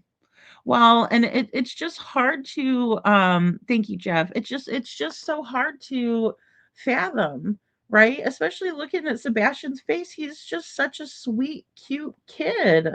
And he wasn't misbehaving that day, right? But yet he's sitting there in trouble. And that really bothers me, guys. It really does. It really gets my goat when I see these pictures. And this is just still shots that I took from the Texas Roadhouse. You know, poor BJ. Talk about cyberbullying. BJ receives it from that cult. Yeah. Oh, definitely. And but they're definitely branching out to others. They're branching out and really going after everybody. So that's what makes me worried about when footage is being sent by somebody who flip flop like Bobby. You know, because they the thing about those people is they love to see us run with things that aren't true. They like to see us distracted and, worrying about things that aren't even pertaining to the case. Um Cuckoo Cuckoo, I love your name, says, did Sebastian go to bed at Seth's house wearing long pants or long sleeved shirts? That's a great question. I do not know the answer to that, and that is a good question. Um, I would imagine it would depend on the time of year, but then some people like to sleep in, just depending, right? Some people are like, "Hey, I wear a long t-shirt to bed." Right? Some people wear shorts to bed. Like I can't wear pants to bed. Doesn't matter if it's winter time, it doesn't matter. I just don't like things on my legs like that. I'll get an extra, cover. So it just depends on the preference, but I think that's a really good question, So, oh, how cool. Oh, that's awesome, Alicia. Oh, coffee cup koozies. That sounds great. And bowl koozies. Cool. The fact that they make Seth the enemy is telling the anger over loss gives them away. Yeah, I agree with that. I agree, Karina. And whenever people are getting close, they don't like that either. You know? So yeah, but in my opinion, red flag, isn't it a red flag that they haven't cleared KP even after getting her watch? In my opinion, of course, I think so. Yeah, because I mean, she would be the only logical person unless Sebastian left by himself, which I know he's more than capable of doing, you know? So, yeah, the drama is a big one. Yeah, that makes sense. Yeah, Mama Boss Mayo. Thank you, Sammy. Mama Boss Mayo was her. That's right. I knew it was something with Mayo, but I didn't want to say it wrong. And I was like, thank you. Yeah, so she's the one that kind of filmed, and she's on TikTok, filmed the dirt mound thing. And those were all still there. Yeah, and you can tell it's kind of like that clay dirt, you know? Oh, Pascal is so talented, and he's very easy on the eyes. I love watching him. He puts on a really good show, you know? Jeff says, "I've lived in Tennessee most of my life and been through many counties and have lawyer friends. They all operated off of good old boy system." You know, and that's the problem. That's the biggest problem, Jeff, is that, you know, it's like they would rather act like it's not happening because they don't want people to look poorly upon them, right? And then also when they're friends, you know, and I think that the unconscious bias really screwed Sebastian's case up big time, and the good old boy system, the way that it runs is it's just corrupt. It really is. It really is, and they're too worried about what other people think than to do the right thing, you know? Just do the right thing.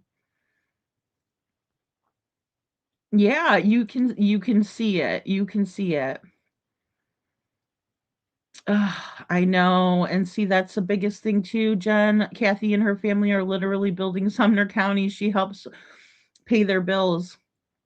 Right, right, and when we think about that, it's it's scary. I mean, it's really scary to think about that, you know, and if anybody is looking at Sebastian's case as if they're not, that it couldn't happen to them, it could. And I would hope people would recognize that, you know. Good night, busy mama. Thanks for being here. Thank you, thank you. I think there's a reason they don't want to show Seth more video, only showing him walking out of the Texas Roadhouse, the back of him at that. There's a reason. I think that too. I think you're right, Sammy. I think there's a reason they're doing that, you know? Yeah, I that's another big one, Brenda. That's another big one. LE fell for the hook, line, and sinker, and they know they now, excuse me, and now they don't want to admit it. And it's hard to admit when, you know, somebody kind of got one over on you, especially when you're a law enforcement officer, especially when you're a smart law enforcement officer, you know, um, educated, at the very least. Um, all right, guys, I'm going to share my screen here. And this is going to be, oh, look at that cat. Um, it's a Ukrainian cat. Um, This is gonna be Silver's on the Scene. Let me go ahead before I do this, and just share this out. Um, so that way you guys can watch it without my commentary, because like I said, I had to watch it just a couple of times to kind of figure this out. And big shout out to Silver's too, right? Because she was there too. So Silver's on the scene. All right, guys. Where we go? Well, not on the scent. All right, there we go. Silver's on the scene here. And this is the whole video in case you guys want to watch it. Oh, there's Jen's video. All right, here we go. Silver's on the scene. Hope everyone's doing great. It is Saturday, December 27th, 2025. That's right. It's a few days just after Christmas. Hope everyone's Christmas was fantastic. I know Silver's too, and I had a great Christmas. Santa was very good to us, and I hope he was great to all of you. I wanted to just introduce this video with myself so you can see me. We're about to jump into everything, and then I'm going to remove myself out of the way because we're here for Sebastian Wayne Drake Rogers. What we're going to discuss in this video is keeping his awareness alive and cemetery lights 400 yards from his home. What was going on the night before and the night of him missing 669 days ago, gone from his home in Hendersonville, Tennessee. You will see in this video footage from the test we did recently in the cemetery. All right. So I wanted to see you, see my face. We'll jump right into the video. We'll watch the video. We'll discuss it. And I also want to say straight to the camera this. I've said this many, many times. Thank you for all of your comments and your emails, tips and ideas and thoughts to get us all thinking, where is Sebastian Wayne Drake Rogers? Say his name, Sebastian Wayne Drake Rogers. And I've said more than once, it's going to take us all to bring him home. So let me thank the mob crew, Chris with the mob crew. Let me thank the volunteer, the local volunteer. She knows who she is. The three of us coming together. The three of us coming together. We will describe how that happened, which will lead to these tests. And I'll also want to thank the other volunteer who I met for the first time, the last time I was in Hendersonville, who tremendously helped us as well. What you're going to see is footage and hear audio from that night as we did our test. And I couldn't have done it alone. Silvers too, as she's been right there helping as well, thanking her as well. So Chris with the mob crew, volunteer, local, new volunteer we just met. We had another person, as you can see in my search video, who showed up. Thank you as well. You all know who you are. And I just want to say this to the camera. Thank you. Chris, your work, mob crew, it's just amazing. It led us to the cemetery. And then we're going to tell what we discovered as we were there and then throw you directly into what we saw as we did the test. So I just want to do that. Facing the camera, now we're going to jump in and hit it. Because Sebastian Wayne Drake Rogers, say his name, is still missing. Hopefully, what you're going to see in this video will help us find him and bring him home. Let's go. Thank you to all of you. Really mean this. It takes us all. It will take us all to find Sebastian Wayne Drake Rogers. Here we go. Excuse me? Oh. How do you read so many books? I don't. I listen. What do you mean you listen? I use this. Okay, guys, so that was the intro. I just kind of wanted to pop in. So here's Sebastian's flyer. I think this is the newest one, because it's got the two pictures of him at the bowling alley added in to this flyer. So again, share Sebastian's flyer out. I will do the FBI flyer and I will link it right here in the description. Now, I do want to also point out, or sorry, in the chat rather, I do want to point out what this link says, right? It's www.fbi.gov/wanted/kidnap/Sebastian Wayne Drake Rogers. Hey, meow. Thank you guys. Thank you so much for hitting the like. Right? So when we see this, big red flag should go up. The FBI wants to find Sebastian. They think he could have been kidnapped. That's huge. If we're reading between the lines, if we're reading between the forward slashes, right? So thank you, meow. But yeah, here we go. Sebastian Wayne Drake Rogers. Say his name. Sebastian Wayne Drake Rogers. Still missing. We need to keep his awareness alive so we can find him. Have you seen me? Sebastian, if you're hearing this,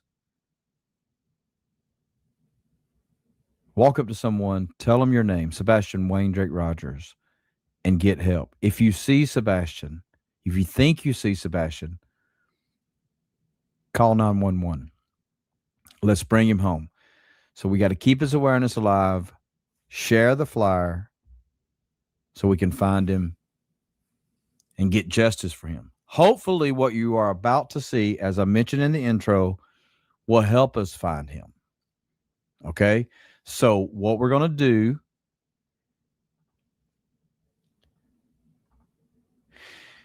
is we're going to take a look at the test footage from Saturday, December 6th, Hendersonville, Tennessee. In the cemetery, approximately 400 yards from Sebastian's home. You have his home neighborhood.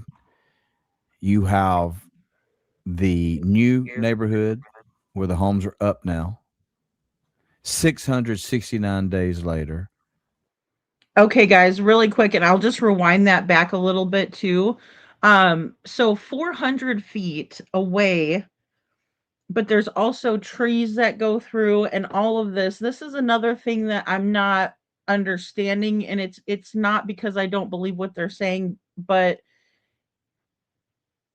I'm having trouble with the distance, and I'm just gonna point that out. Maybe you guys could help me out with it in the chat, to understand it a little bit better too.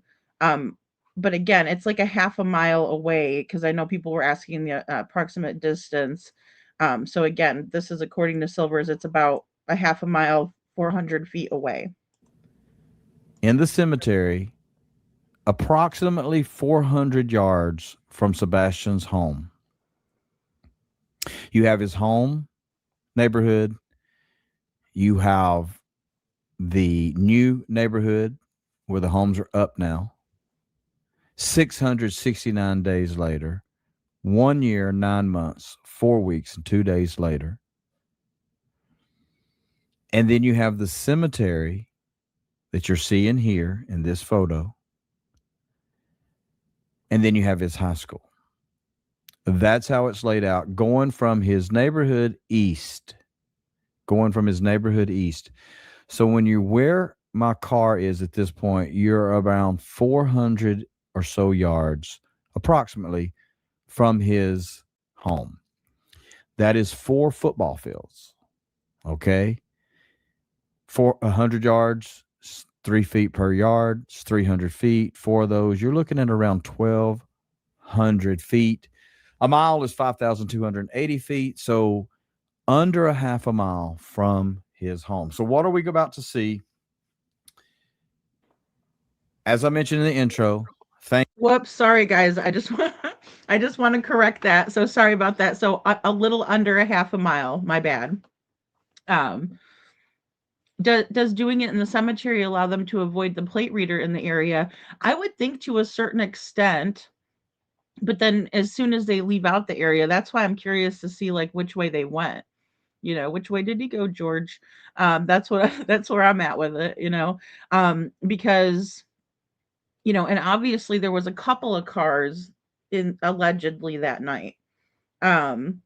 Remember there were no new homes at that point, and where the cameras face the big empty part is shown on Crabtrees as well via mob. Oh, thank you, Sandy. Okay, so because the other houses weren't there, it was easy to see that distance. I get you. Yeah, that makes sense. Mhm.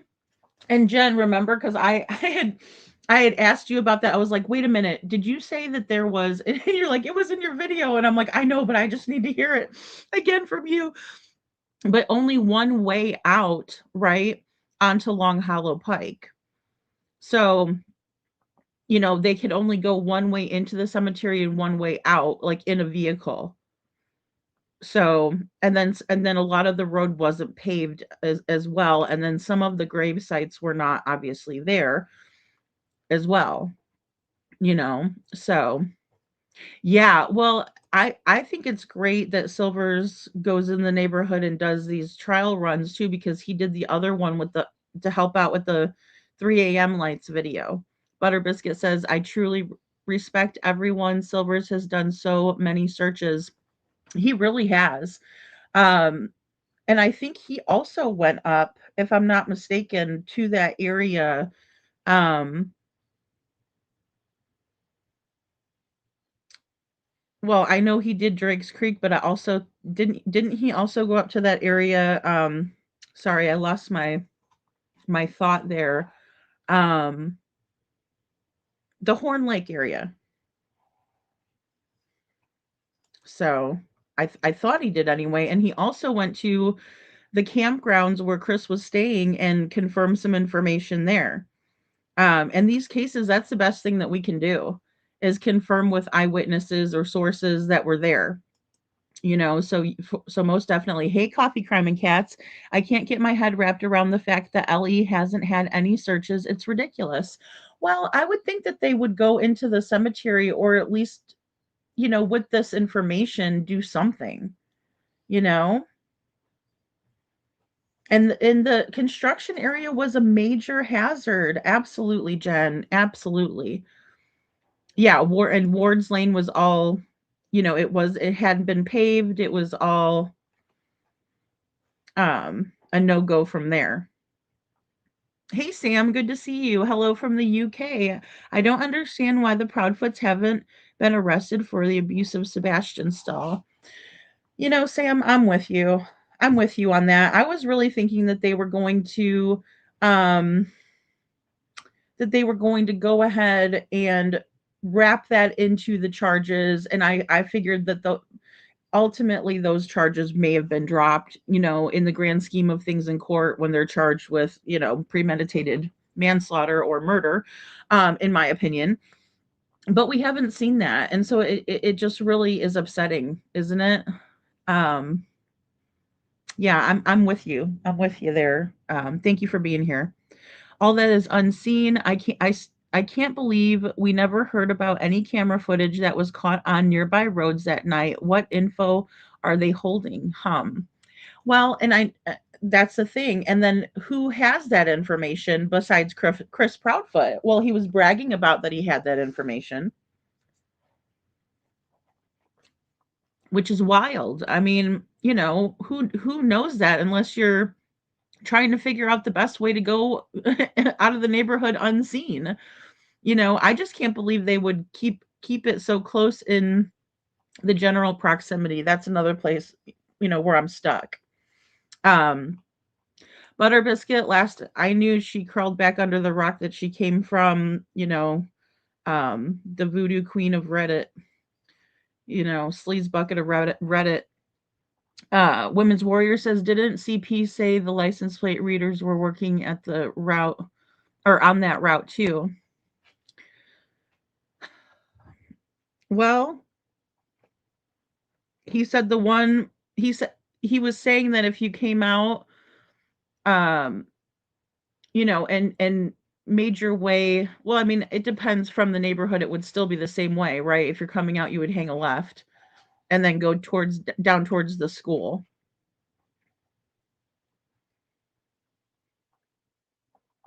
So, um, and he said the ones by the school weren't working. She went to the dark side, Lori. Yes, she did. Yes, yeah. Well, John did go to the UK, so you never know. Exactly, Jen. Yeah, and I heard that part too that you were talking about earlier as well. Mm. Good night, Jen. Thank you so much for being here. I really, really, really appreciate you being here. And thank you so much for taking me to these spots because I mean, look, I mean, goodness sakes, there's a lot of hoopla. There's a lot of hoopla, and maybe it's something. Hey, Poppy Love, good to see you. Yeah, money talks when you have no morals. That's right. Construction site also had equipment that could have been used, in my opinion. Maybe it's not all cars in the cemetery. Well, that's true. But see, that would cause more attention, you know, to be drawn towards there. Oh, welcome back, Bo. Thank you, Jeff. Good night too. Thank you so much. And thank you for being our bodyguard, Jeff. And being there making us feel safe, you know. Some of these I mean, those places were creepy, guys. I mean, I'm not gonna lie. All right, here we go. Thank you to the mob crew. Thank you to the local volunteer who's been helping me. We were introduced back in May of this year. Thank you to the other two that came out. One we met on site that day.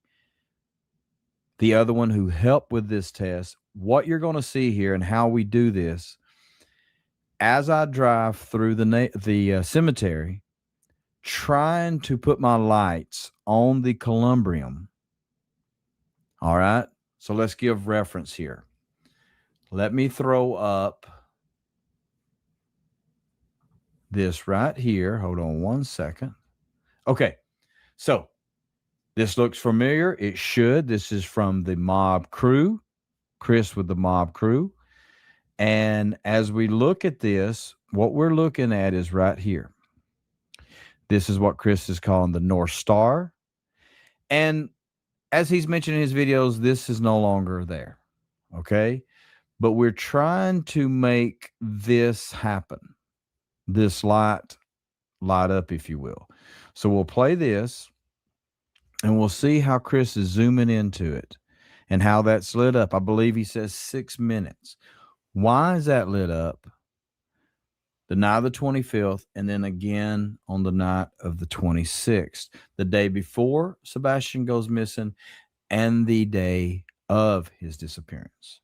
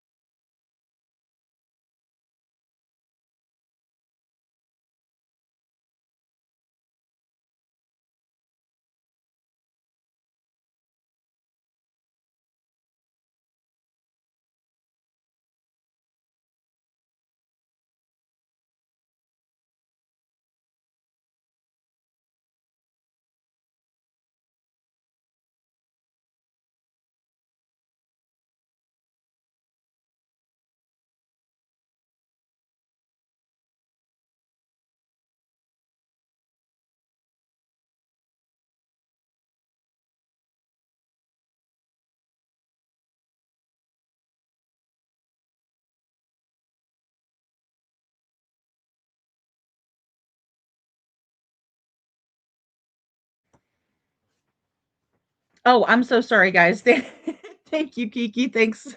Thank you, guys. I was muted. Okay, so what I said, sorry about that. Hey, Joni. Okay, so what I was saying is this is a great way that Silver's on the Scene was able to show us or demonstrate this in a nutshell, right? So originally I was thinking because it was after the hours, right? Um, that they didn't go on, Bo, that they did not, that they would have done this the night that they reported Sebastian, right? Because they're like the night of the 26th.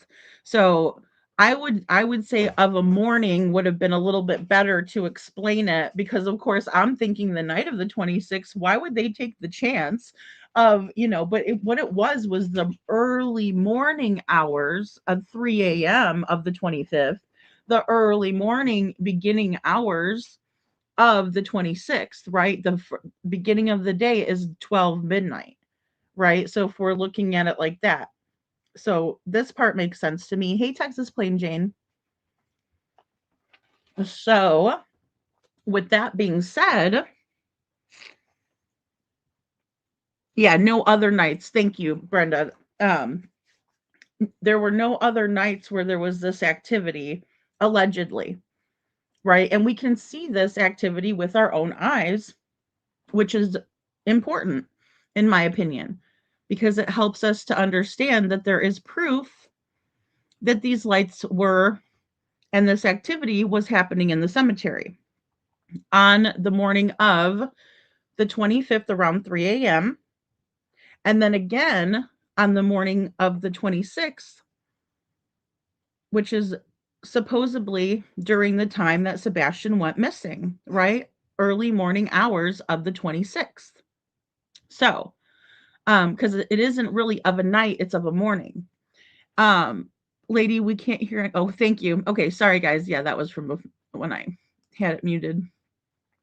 Good night, Women's Warrior. Thank you so very much for being here. Thank you, and thank you for your kind words always, always. So this is kind of where we're at and what we're talking about with this area. Now, this bright spot here, right, is kind of the point of reference, although it's not that way anymore. And again, that is, part of the disadvantage of analyzing this still, but at least we're still analyzing it, I guess we can say. So I'm just going to back this up just a little bit. We look at this, what we're looking at is right here. This is what Chris is calling the North Star. And as he's mentioned in his videos, this is no longer there. Okay. But we're trying to make this happen. This light up, if you will. So we'll play this and we'll see how Chris is zooming into it and how that's lit up. I believe he says 6 minutes. Why is that lit up? The night of the 25th, and then again on the night of the 26th, the day before Sebastian goes missing and the day of his disappearance. Okay, guys, and I also want to throw in, because I was muted. I was muted for a second, so I apologize for that. But what I said before as well is that I think a better question to ask ourselves is what could have happened in 6 minutes? What could have been accomplished in 6 minutes? So I just want to throw that question out there to everyone, because I know you guys are critical thinkers, and I know that putting that into perspective. So apparently this was illuminated for 6 minutes, meaning that someone had their high beams pointing in that direction. We're about to see that through the test run off of the Columbarium, right? For 6 minutes. What could have happened in 6 minutes? Do we think that they could have dug up, okay, we'll just say this hypothetically. Allegedly, there was a fresh grave that had been dug up for someone who had passed away, right? Is it feasible? Is it probable that somebody could dig up a grave, put someone's body in there, and then cover it back up in 6 minutes? Now, I think the more important time frame would be from the time they entered the cemetery to the time they left, because, they could have started digging, and then if they did put someone or something into the dirt and then put everything over top of it, that's going to take a little bit of time, right?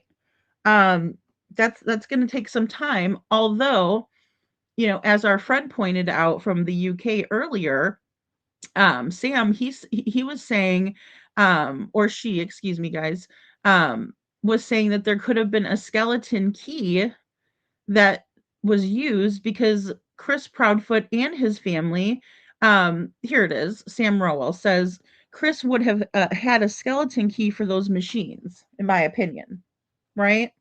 So that's very possible that there was some equipment used, although that is very loud, and I would think it would wake people up around, you know? Hey, Yvonne, thank you for being here. So, thank you, Sam. Thank you. I should have known because we have so many we have so many ladies. We're mostly ladies here.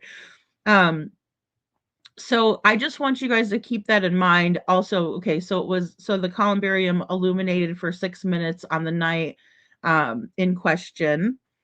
And then how long were they in the cemetery is another big one.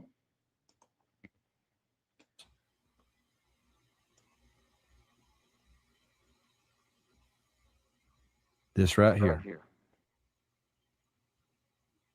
Okay. So when you take a look at that and you take a look at this is what we're looking at. Okay. This is what we're looking at right here. Columbarium. Go to the Mob Crew's channel, have the link in the description to his channel, and you will see all the footage he's done. This is his footage here, where he is highlighting this right here. Our goal with these tests were to have 2 spotters. We had 2 spotters, volunteer I've met since May, a new one we met that day, and we're there to recreate this light. Essentially, you have back here Sebastian's. We're Root Insurance, and our drivers gave us a 4.7-star rating. That's almost perfect, and we're proud of it. High school football field, the school lights here, church lights here, and then you have this gap between the two, and we're in the cemetery. Here's the Columbarium. So we're trying to recreate those lights.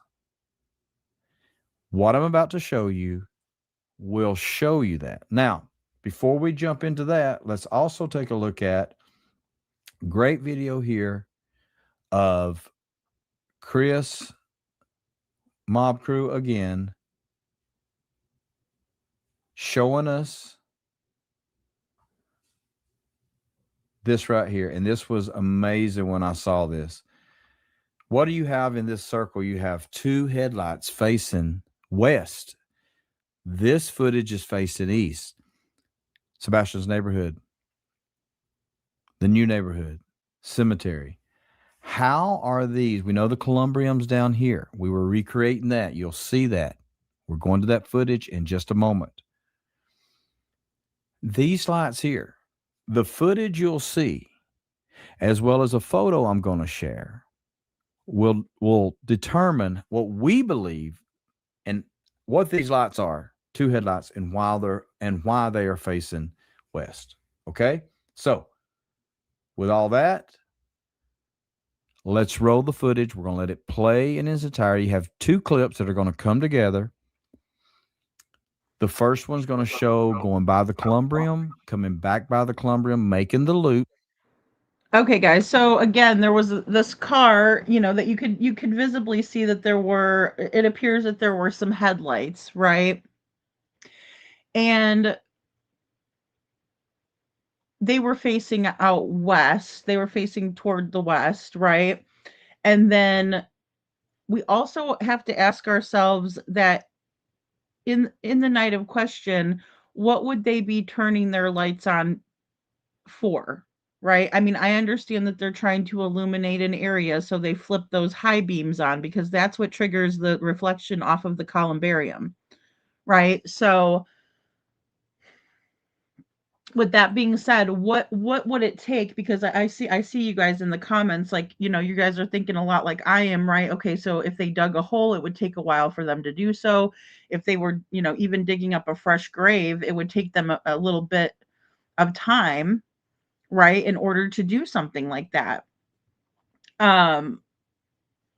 So, with that being said, I just don't see them, driving this heavy equipment over because I think there would be more lights. I will say that. Also, unless they were flipping on their headlights in order for that other piece of machinery to, do what it's needing to do. But with the shovel, like Sam was saying, Sandwich, our friend Sandwich, I think that would be a little bit difficult in and of itself, right? Just to get a shovel, even if you got a couple of guys with shovels, right? Because you can fit a couple guys in the car or whatever they were driving, especially if it was an SUV, right? So considering that, if you have a couple of people digging, you know, that's more manpower, that's less time to dig, right? But also I do want to point to, why would they flip the high beams on? What were they trying to see, right? So just a little side note before. In its entirety, you have two clips that are going to come together.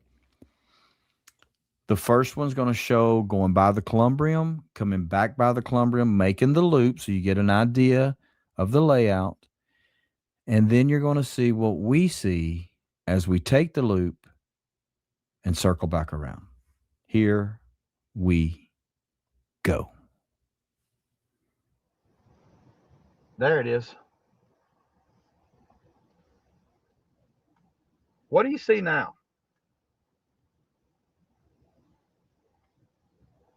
I see what looks like a reflector on the bench, the base of the bench.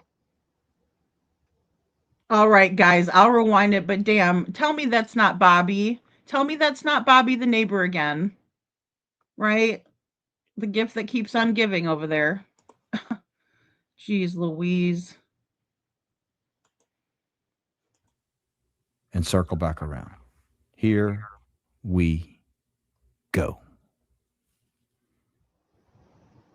There it is. What do you see now? I see what looks like a reflector on the bench, the base of the bench. Can you tell like there's a car here? Do you see headlights or no? I can see the car.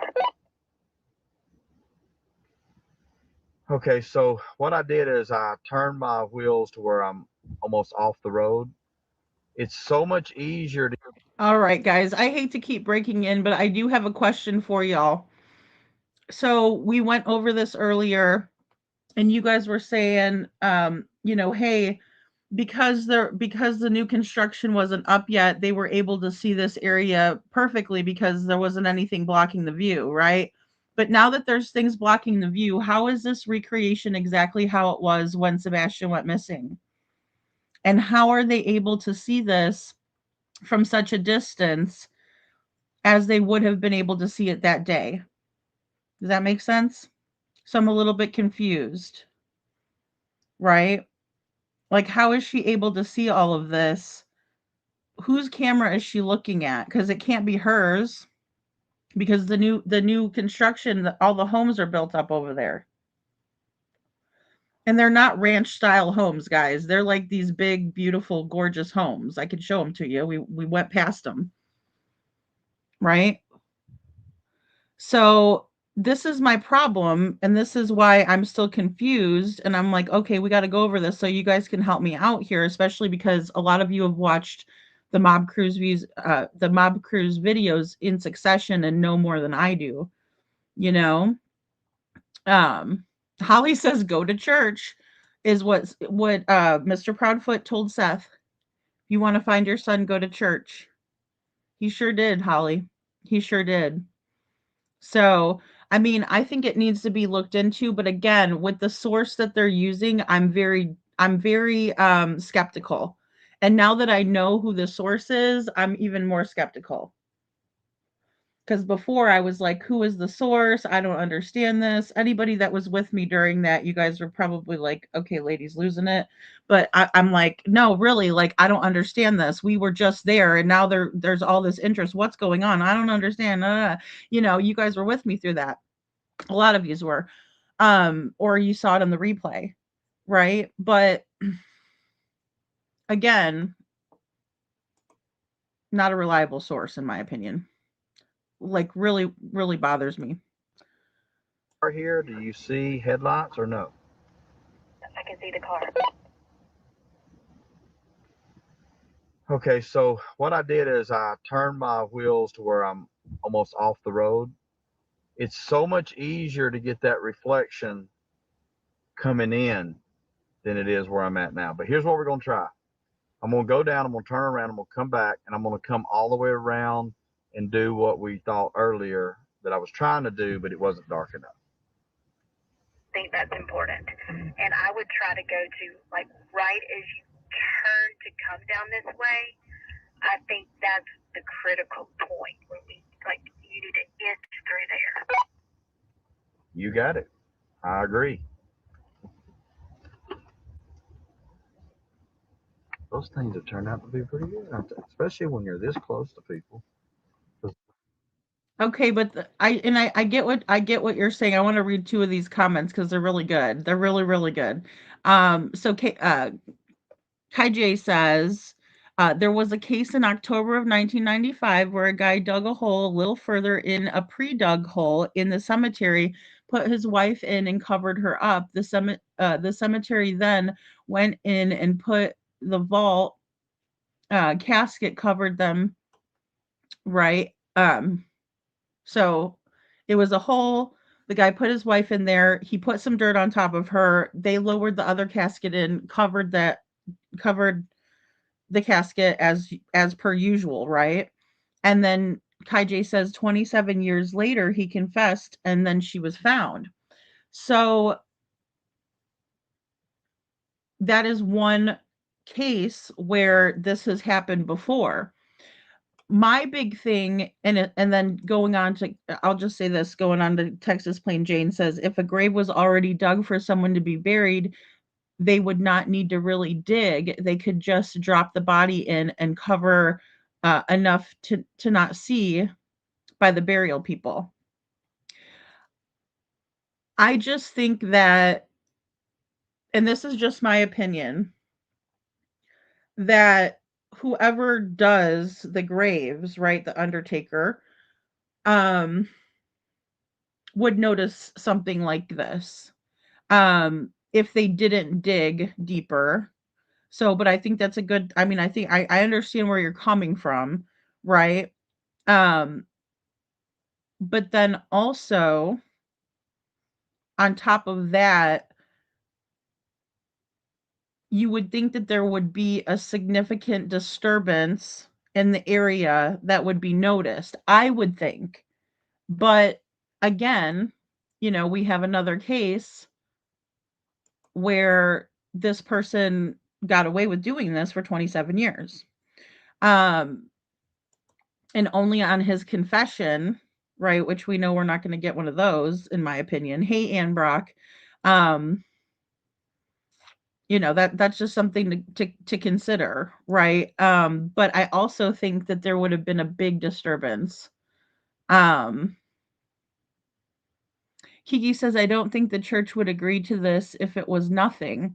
I don't know if has the church agreed to it. I didn't know that the church agreed to it. So, I would think that they would have given their camera footage and this would have been known about. So that's where I'm confused because I'm like, well, with what has transpired and how much we've gone through in this case, and the community themselves, I mean, they live there, have gone through with this case. I would think that the church would already be aware that there was activity for 2 nights in a row in their cemetery, right? And that they would have given that over to the police. But if the church agreed to allow for Silvers to go in there at night, because they didn't agree for me and Jen and Jeff to go in there, we just went in the cemetery and drove around. And I also, sorry, this reminds me of something else from earlier. I'm also curious to how big the cemetery was that this man put his wife in the grave, because this cemetery is absolutely tiny compared to some of the cemeteries that I've been in.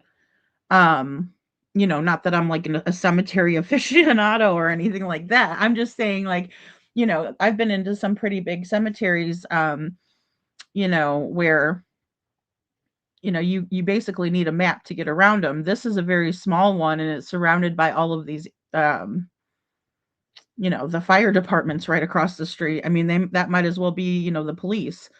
Um, and I don't know how that fire station is run, but usually you have guys that stay at the fire station overnight. I don't know, Sam. I don't know. I'm just wondering what prompted them to start giving footage of the cemetery after we went there? So, I'm just wondering if they would Texas James. Now, I mean, who knows? Maybe the guy was tired in the morning and didn't notice and just put the casket on top? Um, but and I don't know how long they keep. I mean, because what were they doing the night before too? I'm wondering.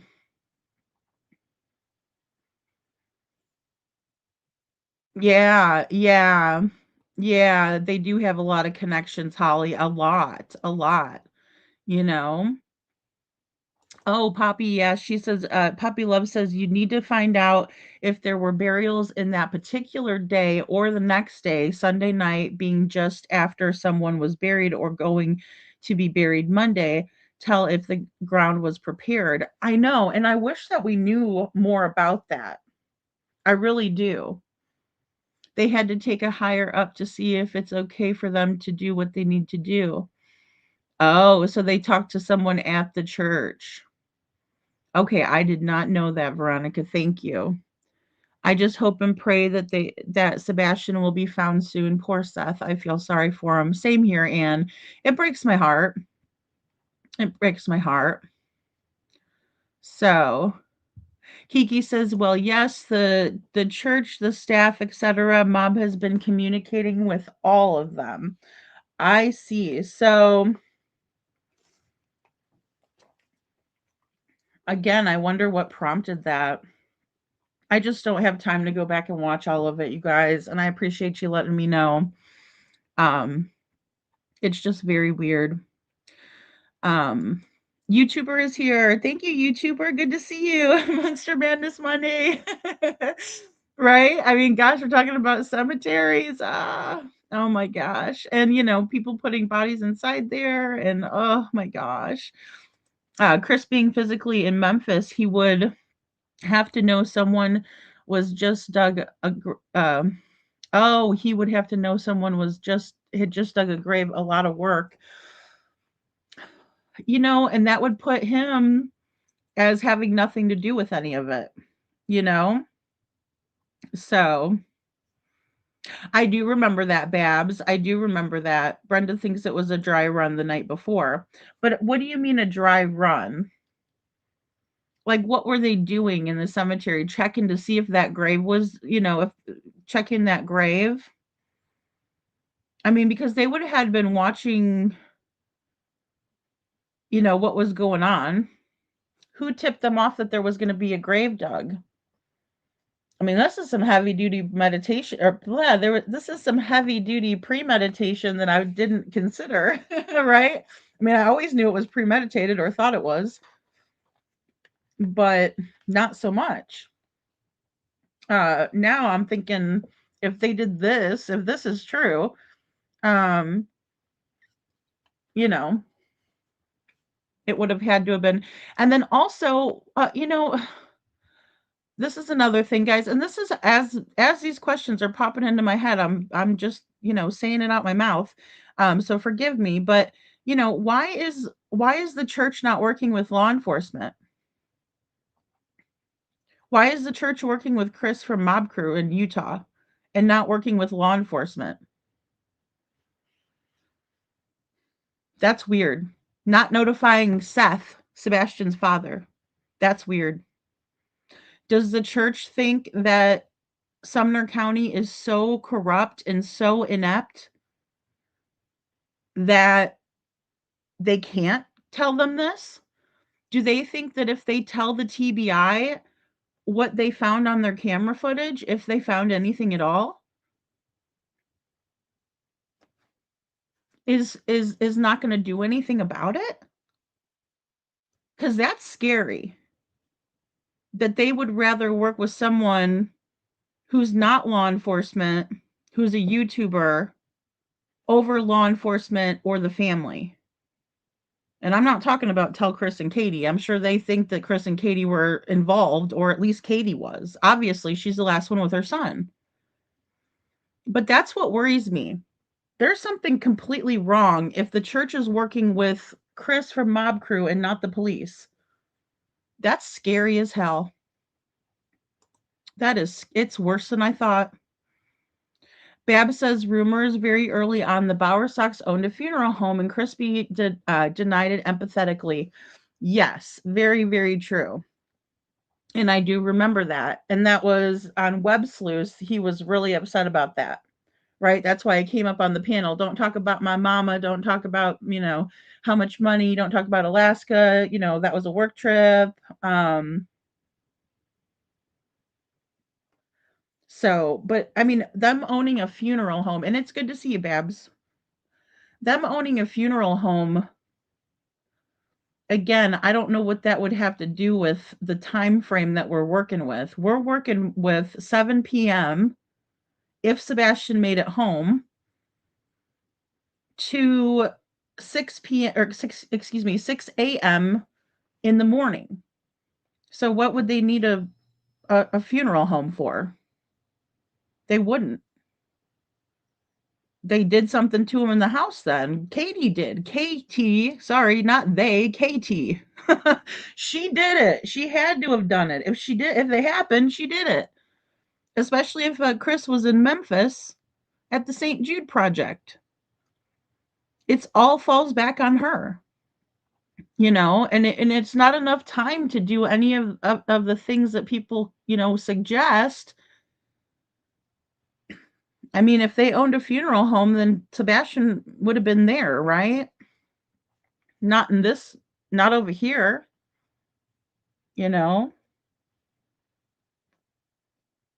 And I mean, I think funeral homes talk to one another. I actually have a good friend who's an embalmer, right? And she works at a funeral home. She works at a mortuary. So, and they do cremations right there on site. So I'm very familiar. But that takes time, guys. That's time that's not allotted for in this scenario. You think some of the cameras were blocked, Brenda? Hey, Laverna, I know they've been in touch with the Undertaker and the priest. Okay. Why not law enforcement? And I saw the Undertaker that day, and he was lowering a body in on a Saturday morning. So unless they were lowering that body in. Okay, so let's go with this scenario. So in the middle of the night at 3 a.m., 3:45, they put Sebastian in that grave, and then in the morning they put the casket on top and filled the grave in and everything. They were doing that while they were searching for Sebastian. If that's the case, that could be a possibility, right? There's a higher probability involved in that hypothetical situation, but that's the only thing that would work. And if they've been in touch with the Undertaker and the priest, then they should already know that information. And law enforcement should be notified. What is Chris going to do from Utah? That's what I'm saying, guys. I'm not trying to be a jerk. What I'm trying to do is think logically and rationally, right? Because I understand this works my nerves over just talking or looking or talking about this crap. It's a very scary notion, and especially if law enforcement is not being involved in this, and the Undertaker's talking to Chris and the priest is talking. I don't know why the priest would talk to Chris. I didn't even know that was a Catholic church. I thought that was a Baptist church or something. Joni says, same. It's not about going down any cemetery route. It's about leaving no stone unturned. Every thought, every possibility needs to be looked at to find him. Yeah, I agree with that, Joni. Yeah, you're absolutely right. But we need law enforcement to do that. How is it that Chris from Mob Cruise, because he's not planning to fly to the cemetery, is he? And help dig stuff up? I mean, that's law enforcement's job. That would be tampering with evidence. We have a chain of evidence that we have to keep the integrity of. I just want you guys to think about it. You know what I'm saying? I want you to think about it logically. Because every stone left unturned, I get it. But we got to think the theory through, all the way through to the end. All the way through until we hit that dead end. Right? And some theories are fantastic until you hit that dead end, and then you're like, shit, well, that's not where the facts are leading me. So then you have to go back. Right? But just holding on to a theory that doesn't work itself all the way through is the silliest thing to do. It's foolish. And then also, like I said, all of this is being done under law enforcement's nose, and they don't care. So say they do find something, and then, it screws the integrity of the evidence. We got to think about it logically, guys. Texas Plain Jane says, well, there is a pond behind the cemetery. Could have been out in the pond. Yeah, I know it's exactly behind that columbarium, and it's a big retention pond. I showed it last night, and that area, to the best of my knowledge, has been searched. I don't know why they wouldn't search the pond, especially because in the beginning, everybody was thinking that Sebastian had more severe autism and he was drawn to water. So if they skipped that pond, that would have been a big friggin' mistake on law enforcement's part. Big mistake. And they've already made big mistakes, so we know that could happen. But I thought they no longer buried people there from Mob Crew episode like 4 episodes ago. I don't know, Karina. I mean, it's a historic cemetery, but as far as I knew that they were still burying people there.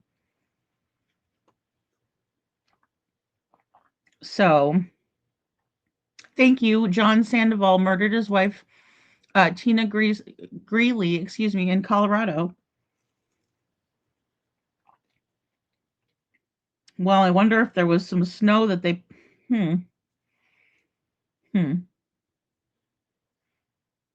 We have to identify where this cemetery footage came out from. Chris trying to ruse us.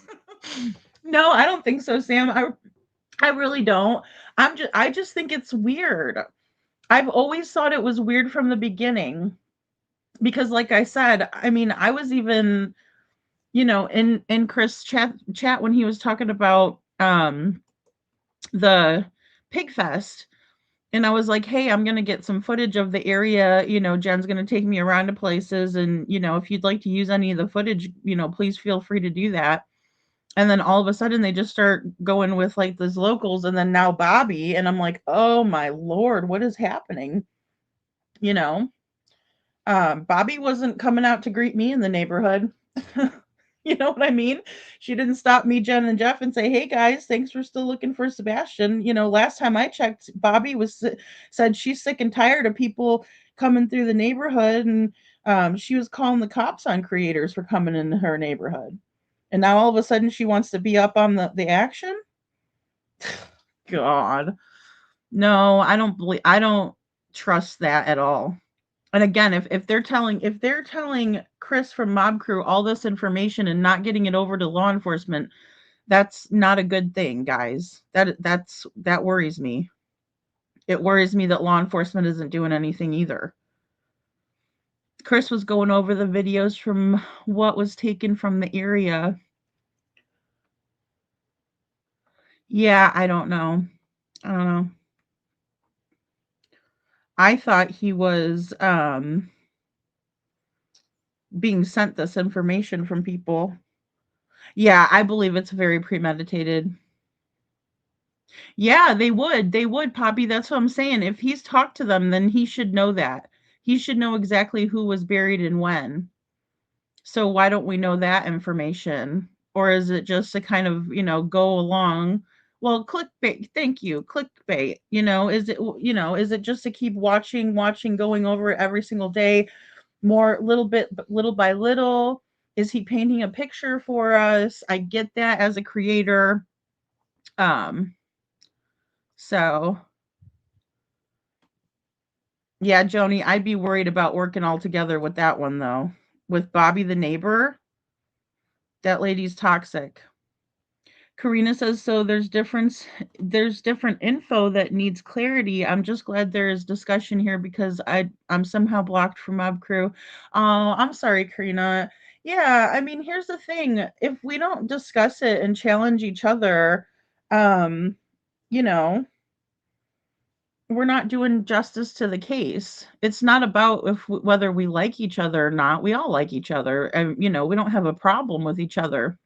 But to allow for this to keep going and going and going, it's think about how Seth is feeling. Think about how he feels, guys. He can't even get the last known audio of his son arriving back at home to prove that he actually made it there. So it kills me for him. It really does. Because to me it's not fair to keep putting that bait out there and putting that bait out there. If they have real information, they need to be given that to Seth and they need to be giving it to law enforcement. Period. And I get that they are. I know that Silver's at some point in this video is going to say, "Hey, don't contact the church. We've talked to them, whatever." But it just isn't adding. The math isn't mathing. It's not adding up.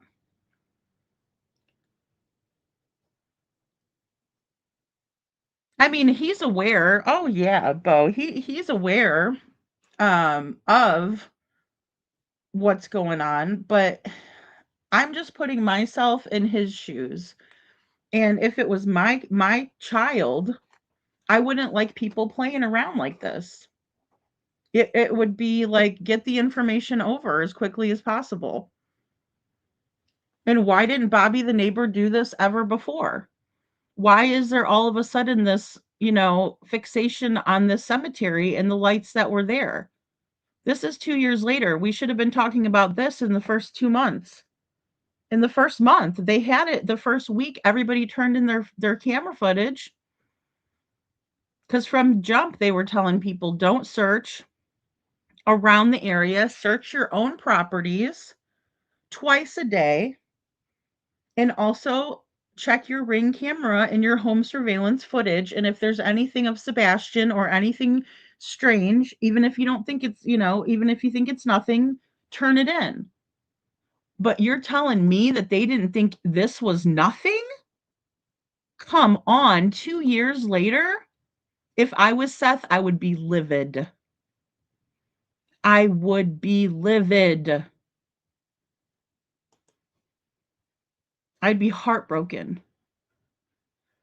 Bab says, why has the church never had a vigil or prayer or service prayer a prayer for Sebastian? They don't want to draw attention, in my opinion.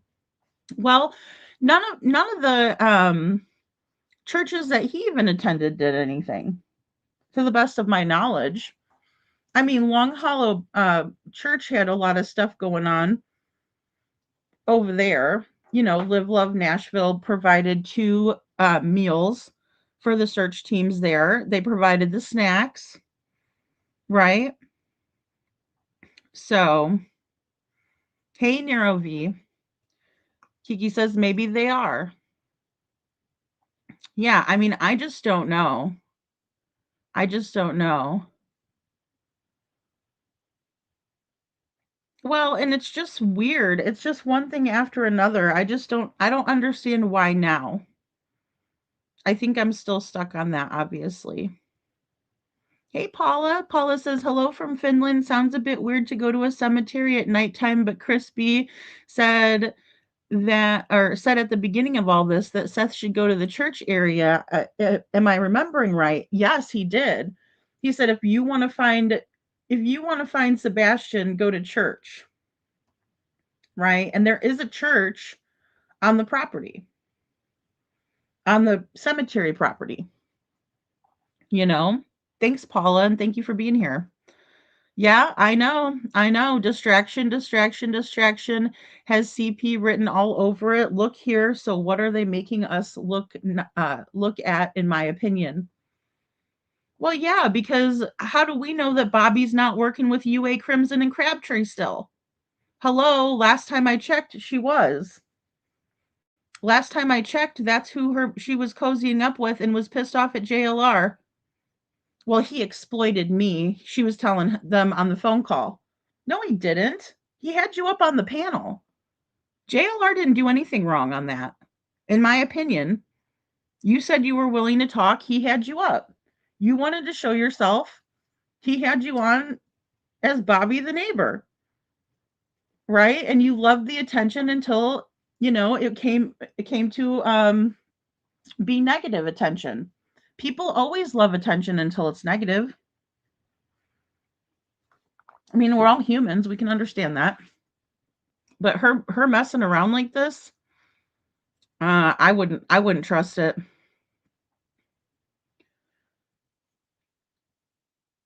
The law has been there. Their heads up their butt. Yeah, I agree with that, Laverne. Or excuse me, Laverna, I do. They no longer have original footage. Oh, they no longer have original footage of what, Brenda? I'm sorry, I missed something then.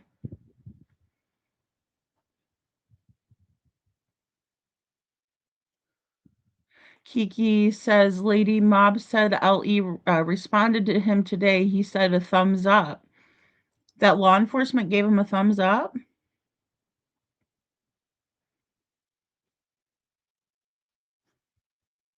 Oh, Sammy says that this part of the view is not obstructed by new houses.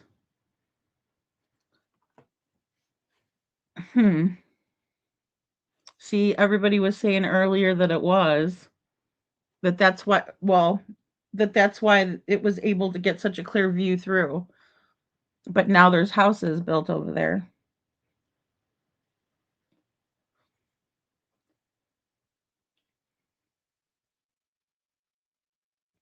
Well, and the thing that's weird to me, Brenda, I will just say in my experience, is that law enforcement takes information from us YouTubers. They don't work with us.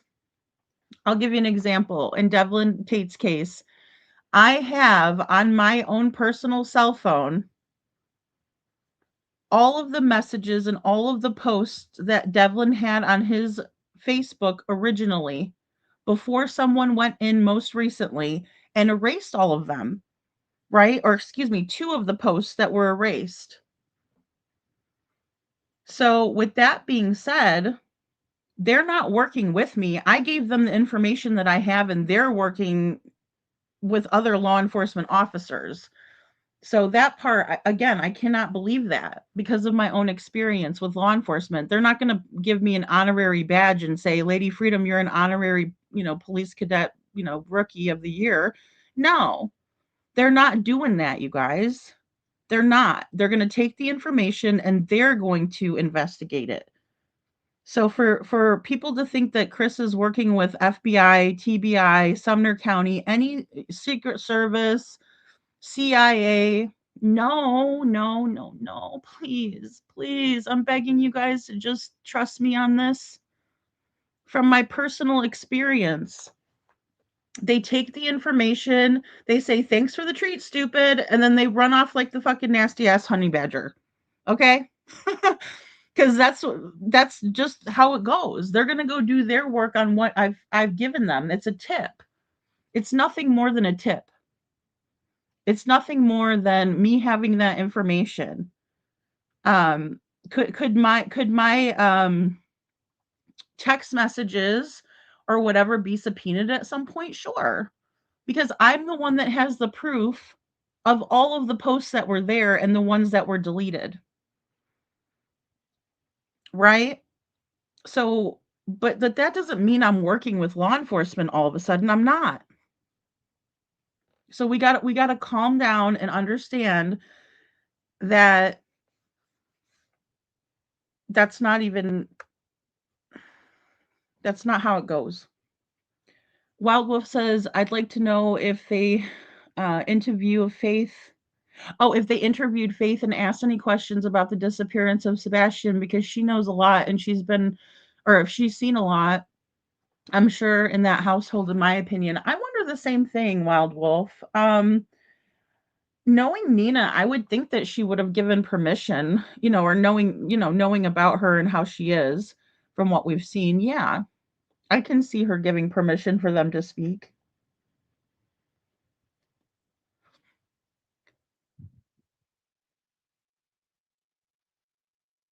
Yeah, Veronica, but you guys got to understand that Bobby the neighbor is not a good person. She's not a good source of information. Sammy says it doesn't matter here so much if Bobby is involved or not. Nothing is dependent on her. She's just helping with the experiment. And I'm not taking up for her. Yeah, but she's the one that's telling us whether she can see the lights or not, right? And she could just be saying that to make everybody look dumb, right? For her buddies. Think about how many times they have rused other people, especially when it comes to Sebastian's case. They like to put out false information and they like to laugh about it when it's believed, right? They get off on knowing that they got over on someone else. So when she says, "Oh yeah, I can see it. I can see it." It makes me wonder. And like I said, there were things obstructing the view or there weren't, or you know what I'm saying? Like, I don't know. And is she sitting in her backyard? Is she watching from her cameras? Because the minute that I heard her voice, I cringed. Sorry, I did. Because I don't find her to be credible at all. you know and she's inserted herself 10 ways to Sunday in all of this, and then you know all of a sudden there's this big interest in these places, when really our astrology for mystics with Jen was the one that brought us to all these places.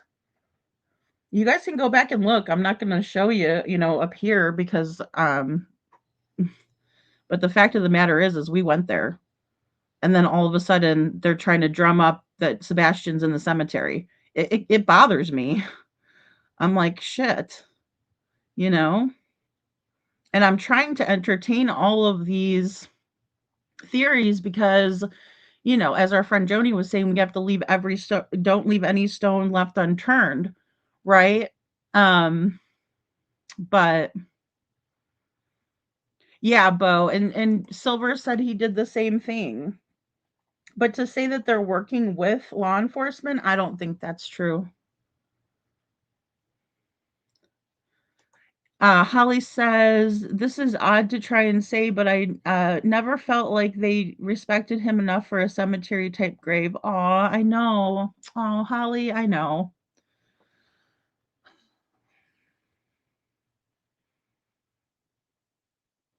Well, in law enforcement, Laverna, and they're not going to work with like a YouTuber. They're just not. They're not going to call me and be like, "Hey, Lady Freedom, what do you think about this theory?" They're not going to do that. They're just taking information. You know.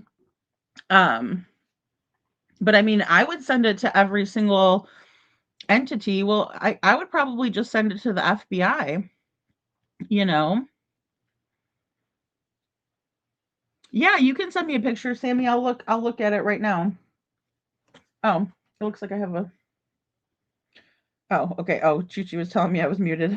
Thanks, Chuchi. All right, hold on. Let me get my other phone. So it is It all has been turned into Sumner County TBI and FBI. Okay, thank you, Cinderella. Hold on one second.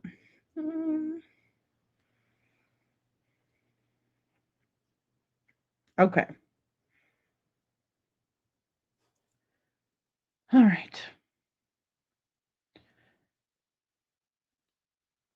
Hey, Scarlet Pagonia says, could have buried house cameras evidence there. CP and KP no. LE would check the garbage or the landfill. Yeah, I see what you're saying, Scarlet. You know, it could have been something that they had put over there. I just don't see. I don't. I don't know. It still just doesn't make sense to me why they would do it right next to their house.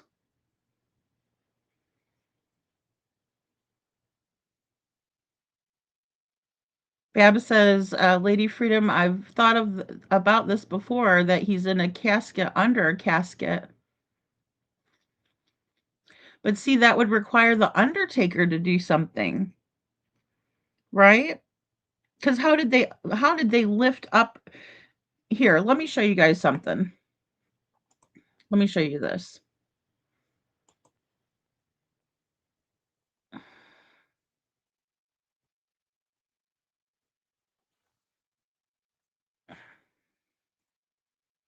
Sorry. Yes. Sorry, that's us over by the Texas Roadhouse.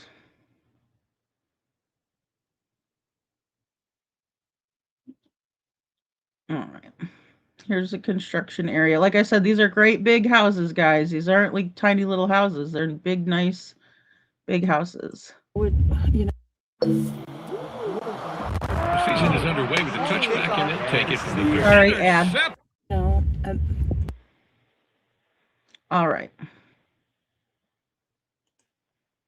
Whoops. Sorry. I think it's as we're going over here, and you can see all of these grave sites really well, you know, because it's daylight.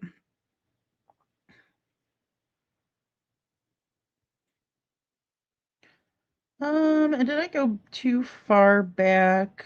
I think I might have. Yeah, this is when we were leaving out. Okay, so give me 1 second.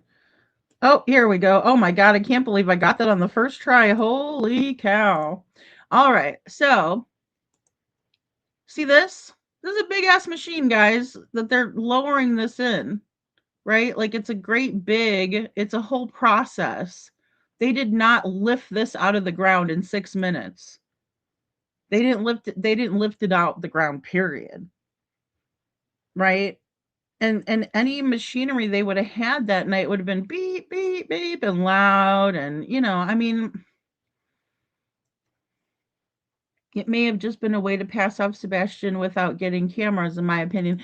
I think that's the most likely scenario, Brenda. That's the most likely thing for them to have done that in the cemetery. Although I don't know why they would have done that, knowing that there was cameras, a Masonic lodge, you know. I think the handoff spot that would make the most sense would be Stop 30 Road. Right?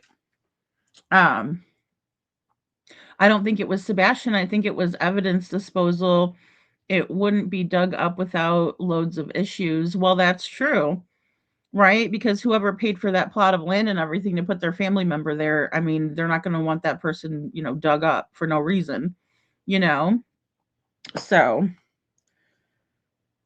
oh, Sammy, I did not get your email yet.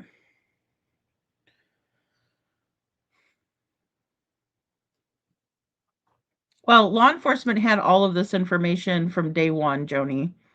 All of this information from day one. That's the thing. This is not new information that was never handed over to law enforcement, in my opinion. So,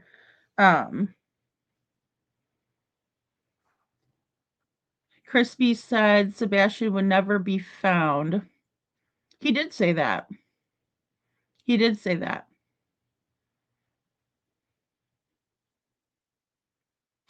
That was very suspicious with KP's drive to the school. Yeah. Well, and I know it's been alleged that Mama Socks was over at Warsham's. You know, YouTuber says that Babs allegedly Sumner County did not bother to investigate that. Yeah, I think that is another thing too, because I always watch it on my phone, Cece. So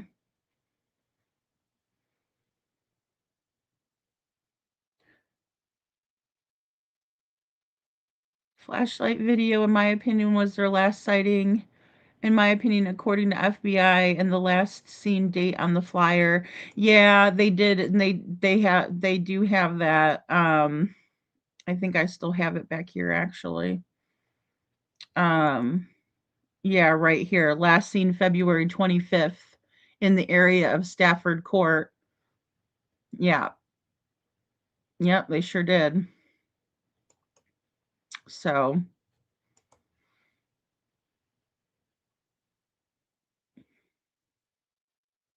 oh, you don't think the footage is new? So, no, I get it, guys. I get it. For the millionth time, they sent it to LE. I know. I gotcha. I just said that. Even Silver said they sent it over to LE. But what I'm saying is that, are we to believe that LE is not doing anything about this footage that they've had from the very, very, very beginning? Because I don't think it's new footage either. I think it's Bobby the neighbor trying to drum up a bunch of bullshit, in my opinion. Hold on, sorry, I went to the wrong video. Oh, that's right, because it's not my video. Hello. We're reviewing someone else's video today. So that's where I have a problem with that. Hold on. Whoops. All right, let me go back to your guys's things. Oh, there's Silver. Okay. Yeah. Well, and they're not going to tell anything to Mob either, Sandy. They're not going to tell it to anybody. They're going to take the information and they're going to go about their business. Right? I mean, that's how it works. It's just like me giving information about Devlin. Ionia County Sheriff's Office did not make me an honorary cadet. But, I sent them all of the proof that they need to know that someone, whether it was Devlin or someone in the family who had access or someone that accessed his account, deleted 2 posts recently. Right before Christmas. So there's that. Sebastian never made it home, in my opinion. Last proof was the Texas Roadhouse. FBI would not have a $50,000 reward, as they know Sebastian left in a vehicle. I think that's a very strong statement, Narrow V. They do not think that Sebastian walked off on his own. They're not saying he's a runaway. As a matter of fact, they're saying that he is kidnapped. Look at this. Look at the FBI link. Thank you, Nura V. You're absolutely right. They would not put a $50,000 out for a runaway, or if they thought that Sebastian left on his own.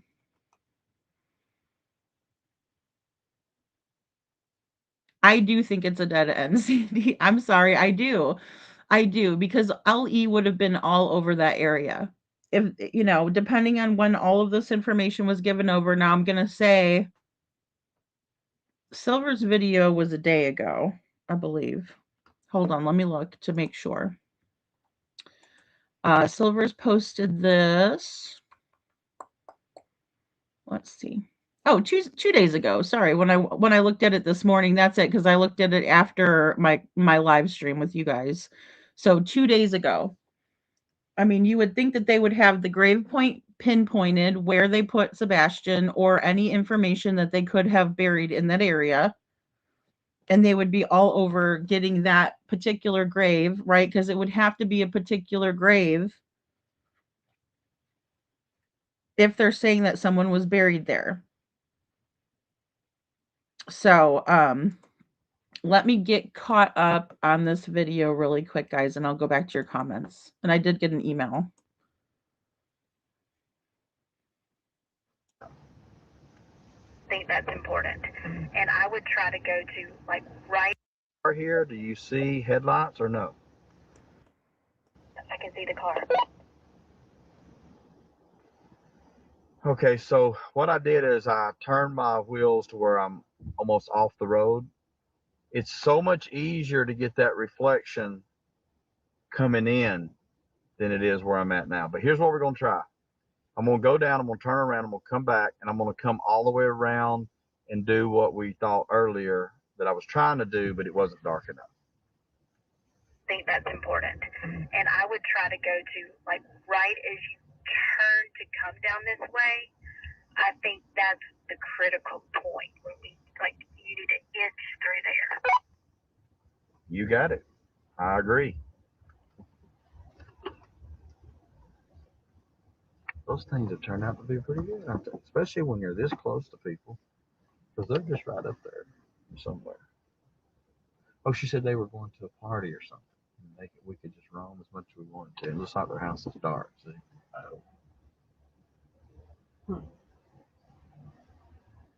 Look, every time, I can get 2 or 3 different spots where it does it. We can see your car. Tell her I'm waving. He's waving.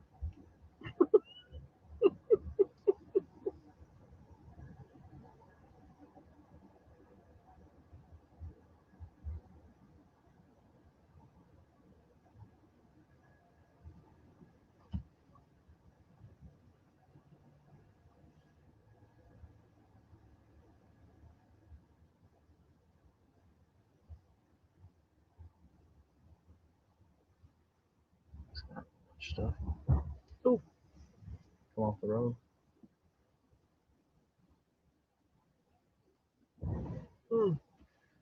Yeah, that was a tough one.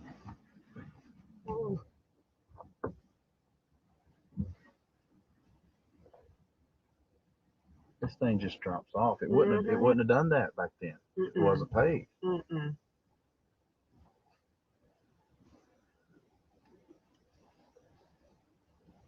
Okay, so I took the turn up top, and now Right there's the bed. okay, I'm gonna send you a picture of what you just told me. I'm all over it. Here it comes.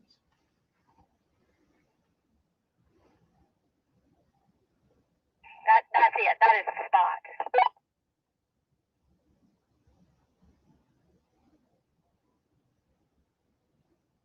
What are you looking at? Creekmore. When it check your cell phone. I'm sending it to you too, Aaron.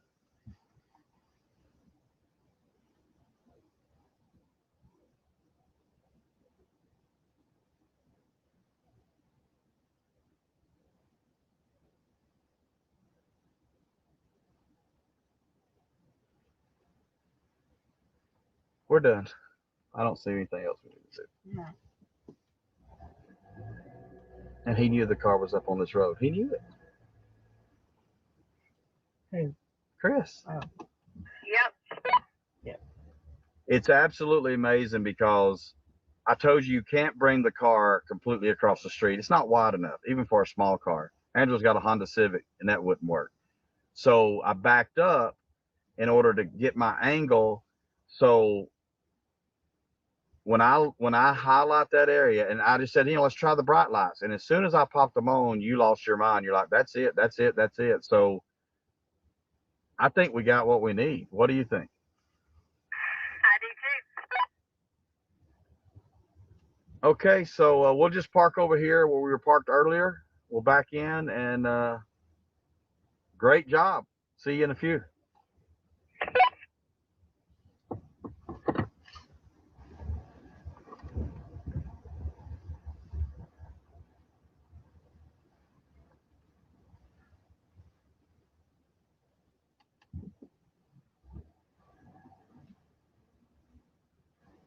See if I can do it before they get here.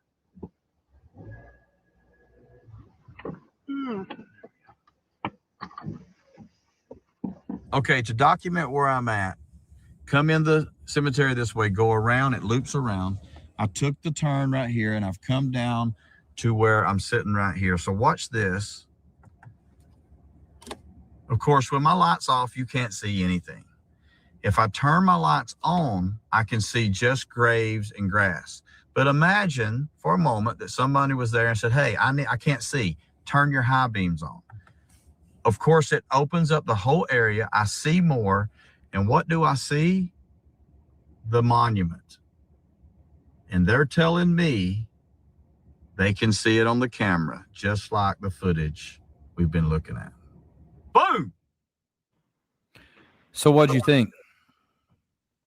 Okay, guys, really quick, I just want to pop in here and say that if she could see it on the camera where she's at, why do we not have that footage to coincide with what she saw?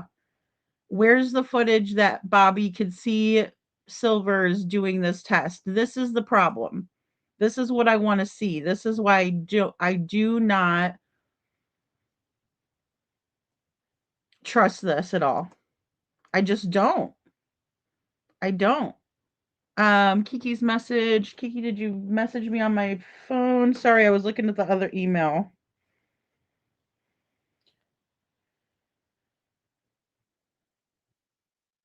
Oh, okay. Maybe in the comments. Hold on a second.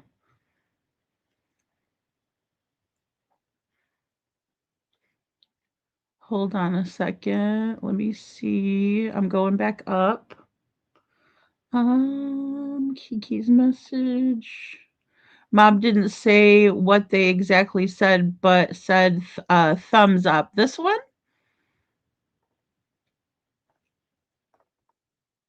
Maybe they sent him a thumbs up on the email. You can send a heart or whatever, or busy body Bobby.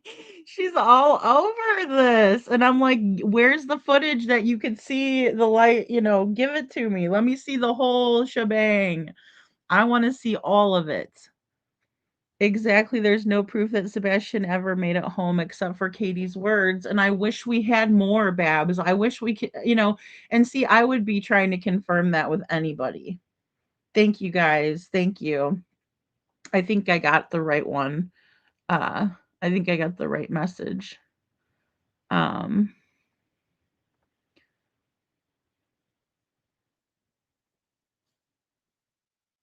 you keep telling me that they sent it to law enforcement, but I've said that a million times. I don't get why. I don't get why you guys want me to keep reiterating that. So, to the best of my knowledge, just for once and for all, because I might be behind in chat, Mob Crew and Silvers have sent this information to law enforcement, as far as I know. Yeah,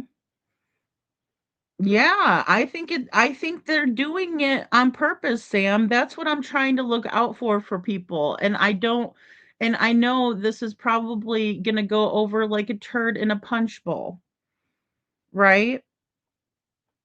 But the problem is they're working with people who have worked in the past with other people who do not have the best interest at mind.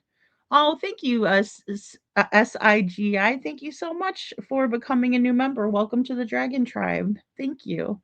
So that's why I'm Joe. Hey, Joe. That's why I'm very hesitant because of where this is coming from. And then, the boom moment would have been when Bobby, the neighbor, shows us the footage that she's looking at, confirming all of this. That's boom, right? That's boom. But her just saying it gives me a very uneasy feeling, right? And I hope that me saying that will get us some proof on this. I don't think, I don't think that I would be comfortable moving forward unless I had that. And thank you so much for gifting a new membership too. And if you got a membership from SIGI, please say thank you and welcome to the Dragon Tribe. Thank you so much. Yay, Sam. Sam got a membership. Welcome to the Dragon Tribe. Yay. I don't always get to see that. The best we can do is pray, Karina. That's true. Seth could bring a lawsuit on KP because she is responsible and ask a judge for an order to perform or to show proof of what they looked at, etc. I think that that is something that could very well happen in the future. Um, it sucks that you have to wait for so much time. Thank you, YouTuber. No one will say anything in the house. The whole family are involved. They will all go down, in my opinion. I think so too. They definitely have guilty knowledge after the fact. I know. Gina, is Bobby the new SF for CP and TL? Oh my goodness. Hey Gina. It makes me wonder. I'm wondering like what the heck is happening here. I just want some more clarification. I feel that the voice is Silver's wife, and then he says Aaron, yeah, Maui, and that's the same person that found the mattress pad. So she's helping out. Aaron was searching as well, with Jen and them. We heard that in the video when me and Jen were talking about it. Um, Aaron was one of the ones who, hey Liberty, um, but no, Silvers too was in the car to the best of my knowledge. Obviously, we can't see her, but I mean, I've heard her voice before. And so she was in the car with Silvers and Bobby was over looking on her camera apparently, or someone's camera. But it couldn't have possibly be if the test was true, then it couldn't have been, like another house. It had to have been her house where the original footage came from to make the test, a true test. You know, um, Yeah, Bo, Bobby's on the other end of the phone call. Yeah, she's the one confirming it. Yeah, I know her voice very, very well because I've edited her. Um, See, I like Aaron. I've never had any issues with Aaron Liberty. Oh, with the Proudfoots and always has? Oh, that doesn't make me feel good though. Oh, well, I think it might be a ruse, Liberty. You know what I'm saying? Like, I'm not saying that Silvers or Mob did any of this. I'm saying I'm worried about this. Because why, after Jen and I go to these places, is it now like, oh my gosh, and oh, we've been working so hard with these people behind the scenes? No, no, no, no, no, no, because nobody was mentioning any of this until we went out there. Period. Period. Period. With a T. Capital T. Okay? And hey Detroit, and again guys, I'm just saying, I do like when he does the boom YouTuber. I do, but I need a bigger boom moment, right? I need a bigger boom on that. I need a boom on that boom, right? I need Bobby to show me. I want her to show me what she's telling Silvers that she's seeing and everything. Right? Oh, I can see the base of that all the way over where she's at. No freaking way. No way. Come on. Distraction and drama. They get off on, making us think that it's one way when it's really not. Yeah. Yeah, local that search with Ellie. Yeah, and she searched with Jen. It's in my video where we were talking about that. Because I went over to the area where the mattress pad was found, and it was found over there near the, Worshams and near the storage units over there. You know. Yes, thank you, Holly. Like they were with Nerdy. Thank you. Like, oh, we're going to tell you this information. And then, guys, that's happened to me so many times in both of these cases. In Devlin's case and in Sebastian's case, where people would try to give me information so I would share it out, and then I would look stupid, right, for being that gullible to believe it. So you always just have to be careful. Oh, it's Bobby. It's Bobby, you guys. I would bet my bottom dollar on it. I would bet my bottom dollar that that is Bobby the neighbor. Yes. Yes. Absolutely. And if I'm wrong, I'll admit that I'm wrong. I don't have a problem doing that. But that is 100% unequivocally Bobby. And as a matter of fact, um,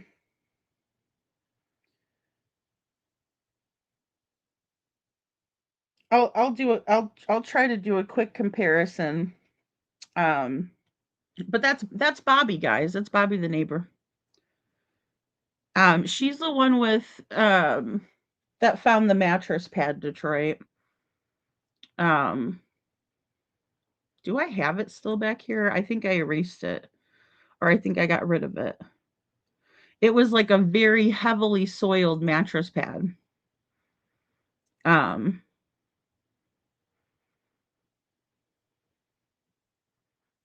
oh, see, you guys are saying no. See, that's what I don't. Oh, see, I know it. Well, it's sad. That's what ticks me off, Liberty. I mean, um, oh, hmm. You guys want me to, which the premiere one, Detroit? I'll play it. I know it is for a fact, Veronica, because I told you guys I had to edit her video with JLR to put it out, right? Because like I had to transform it. Um, and I did a whole video on Bobby. So I listened to her over and over and over and over during the editing process. And then we've reviewed her video with JLR on the channel. And then also there was a leaked phone call that UA Crimson Tide recorded without Bobby's knowledge, and Crabtree was also on the call, and he was very low and mumbling, and I had to turn his volume up. I had to fix Bobby's volume to be more of a middle, and then I had to turn down UA Crimson because she was so loud in the audio. I worked with that audio for a week before I put it out. And then I had to save it, and then I had to listen to it again, and I had to mess with the volume and enhance the parts that were low and put the parts that were high, and adjust the audio there as well. So I know for a fact, unequivocally, that it's Bobby.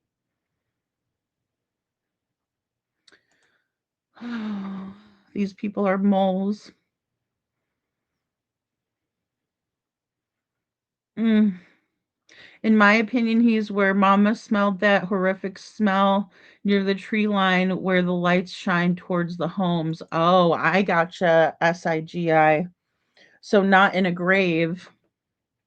I see.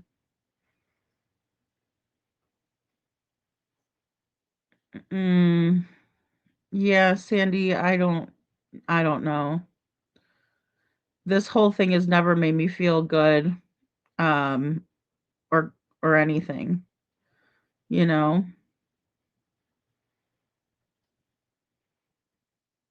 It just ugh, ugh. I thought it was Silver's wife, Silver's too, that said, that's it. She's the one in the car, but the one that, here, I'll play it again. Hold on one second.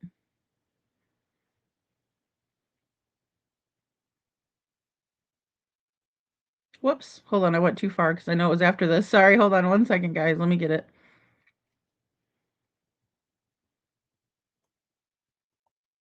lights and why they are facing west. Okay? So, with all that, let's roll the footage. We're going to let it play in its entirety. You have two clips that are going to come together. The first one's going to show going by the Columbarium, coming back by the Columbarium, making the loop so you get an idea of the layout. And then you're going to see what we see as we take the loop and circle back around. Here we go. There it is. What do you see now? I see what looks like a reflector on the bench, the base of the bench. Did you hear that voice right there, guys? Quit yelling at me and getting upset with me in the chat, please. Order in the chat. We're all going to have different opinions of things, but that's okay. There's nothing wrong with that, right? But listen to me right now and listen to this. This is Bobby on the walkie-talkie. And circle back around. Here we go. There it is. What do you see now? I see what looks like a reflector on the bench. I see what looks like a reflector on the bench, right? So Bobby, is on the walkie-talkie and she is supposedly looking at the camera, right?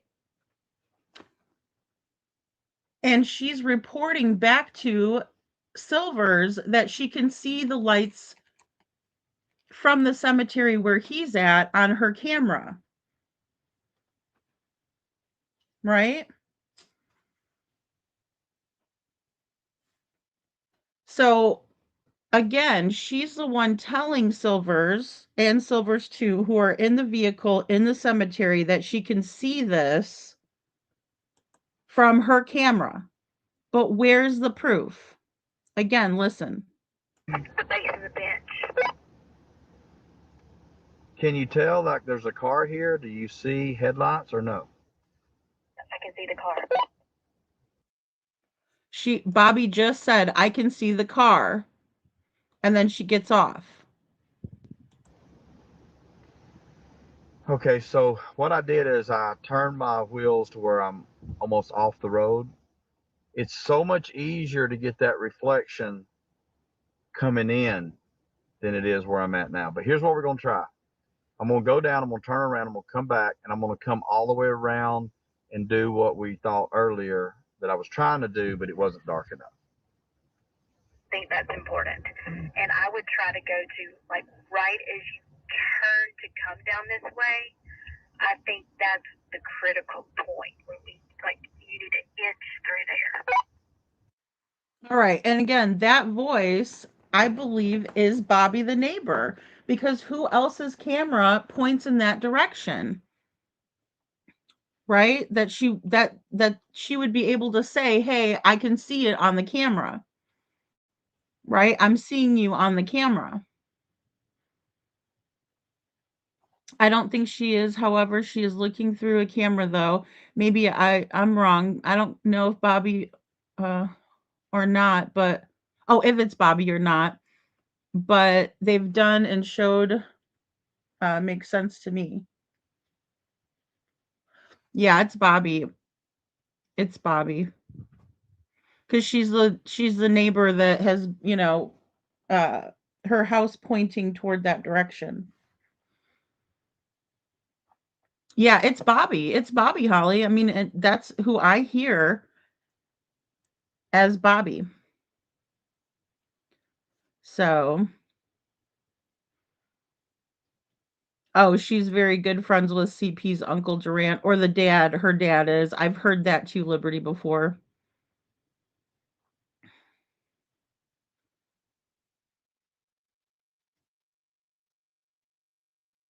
Yeah, Nancy, I believe it's her. I do.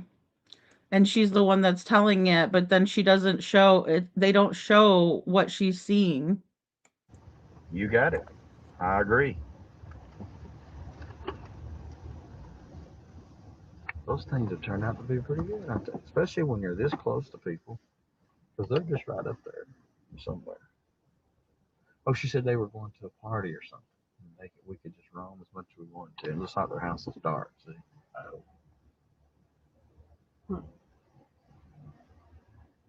Look, every time, I can get 2 or 3 different spots where it does it. We can see your car. Tell her I'm waving. He's waving.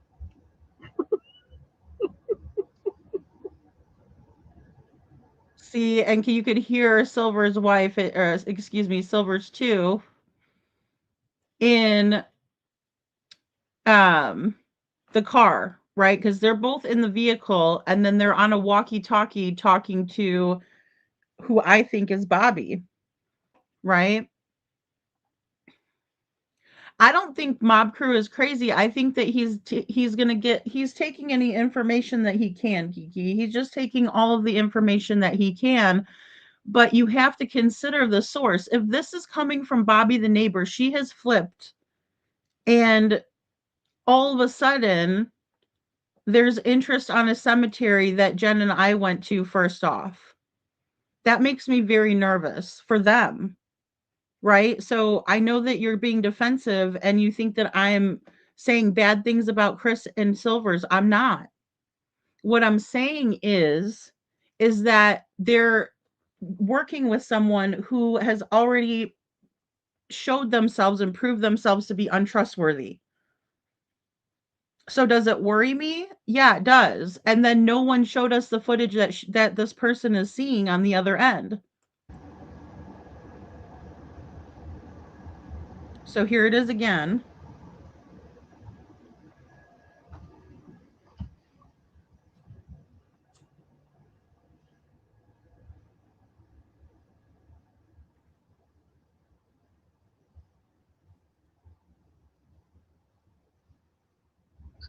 Stuff. Oh, come off the road.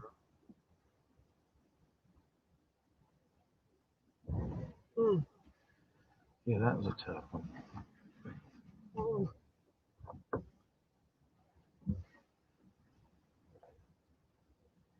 This thing just drops off. It wouldn't have done that back then. Yeah, they were in Detroit.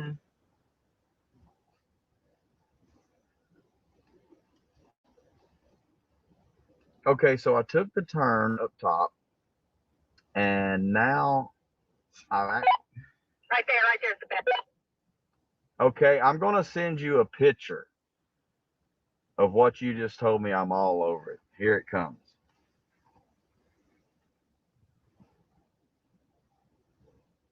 That's it. That is the spot.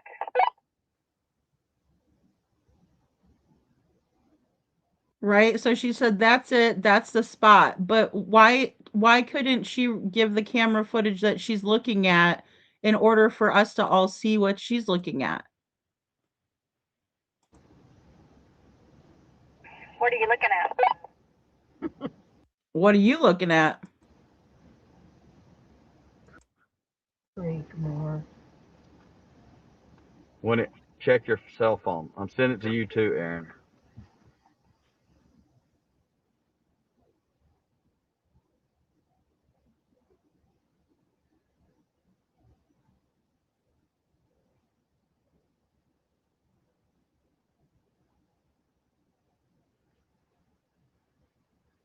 We're done. I don't see anything else we need to see. No. And he knew the car was up on this road. He knew it. Who? Chris. Oh. Yep. It's absolutely amazing because I told you can't bring the car completely across the street. It's not wide enough, even for a small car. Angela's got a Honda Civic, and that wouldn't work.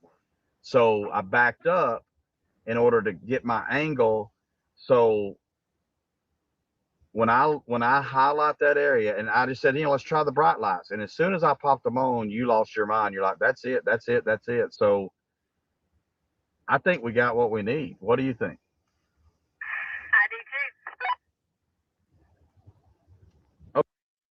So wait, let me just clarify. Veronica says, sorry, let me go back. I'm sorry. Veronica said that they didn't record it. So how are they going to prove that to law enforcement though? You guys see what I'm saying? They're not proving anything. It's just somebody saying they're seeing something at the same time. Right? They didn't record it. They just looked, Bo.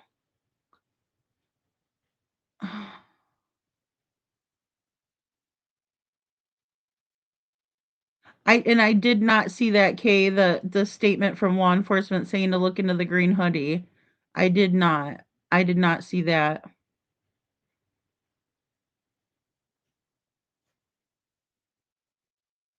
I don't know. If it was a bigger cemetery, I would think that maybe people would feel comfortable going in there to like hide out or something to have she says they have an affair, but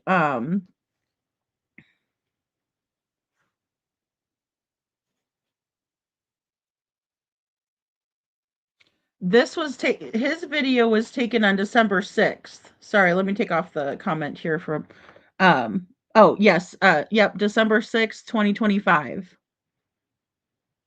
Right?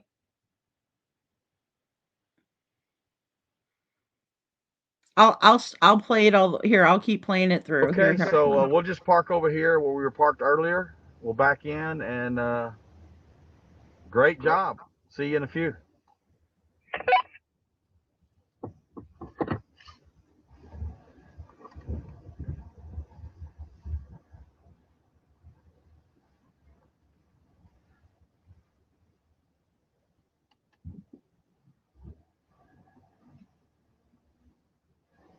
See if I can do it before they get here.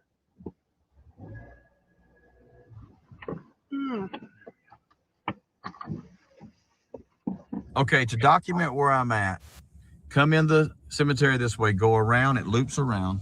I took the turn right here and I've come down to where I'm sitting right here. So watch this. Of course, when my light's off, you can't see anything. If I turn my lights on, I can see just graves and grass. But imagine for a moment that somebody was there and said, hey, I can't see. Turn your high beams on. Of course, it opens up the whole area. I see more. And what do I see? The monument. And they're telling me they can see it on the camera, just like the footage we've been looking at. Boom! So they had to have recorded it, guys, if they're looking at it from the camera. Right? It's being recorded as they're looking at it. I'm so confused. So what do you think? What are your thoughts telling you? What you just witnessed, Silvers 2 and I in the car attempting to recreate what Chris from the mob crew is seeing from the video footage from a home in Sebastian Rogers' neighborhood. We had a couple of spotters set up trying to see and duplicate that light from the Columbarium with me using my car headlights. Still missing Sebastian Rogers. Say his name, Sebastian Wayne Drake Rogers. Let's keep his awareness alive. Let's discuss. So here is a still from that.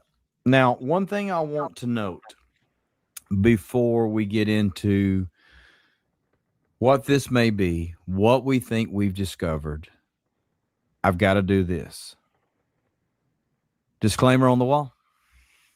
The content in this video is intended for informational purposes only. Everything you see in this video is alleged and, in my opinion, not to be taken as fact. It is all my opinion. Please enjoy this video. Thank you for your support. That is big. Thank you for your support. This is also in my description on the video where we're about to go. Theories, allegations, my opinion of what we believe based on our tests, what you just saw, and what we have other footage of seeing that, and you seeing it from my car, what we believe may have happened the night. Okay, guys, here is where Silvers is going to give his theory. So just listen up here because he does talk about Sebastian being buried here. So just listen up, please. Before Sebastian went missing and the night he went missing. Okay? Allegedly, you'll hear me say it. In my opinion, disclaimer on the wall. Okay. So one thing I want to note right off the bat, and I don't know if you caught it. You can go back. That video's there for you now. Me looping around the entire cemetery. If you'll notice on the time, there's about a 20-minute difference. And the reason for that is we're doing one test and then we're doing another test. The reason you're looking at what's on the screen now is I want to highlight this for you, okay? We're going to do a couple of things here, but let's take a look. Can you see how my lights almost have a yellow appearance, okay? And you can see the dark sky and all that. This was at 7:15. It's actually, I think it was 6:15, the 7:15, and that is now my time in Atlanta, but... And then here you have it 20 minutes later. But notice how brighter everything is, right? Notice how brighter everything is. We'll even go ahead in this video and right here, okay? Now watch what happens here. Did you notice that? Let's take it back. Did you notice that? What do you think happens there? What is the difference in that brightness and then that not as bright? That is my bright lights. Okay. You'll hear me in the video mention as I sit here. Okay. I turned on my bright lights. Without my bright lights on, here is the Columbarium, the monument thing structure that we were trying to illuminate. I could not even see it. If you go back here, I could not even see it.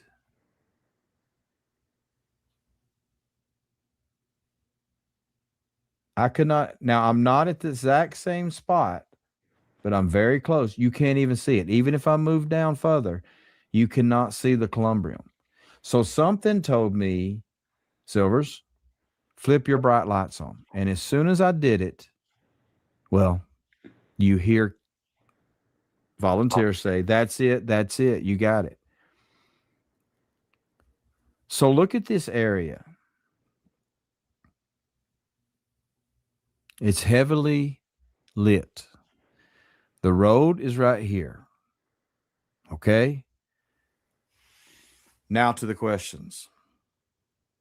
What, on the night before Sebastian went missing,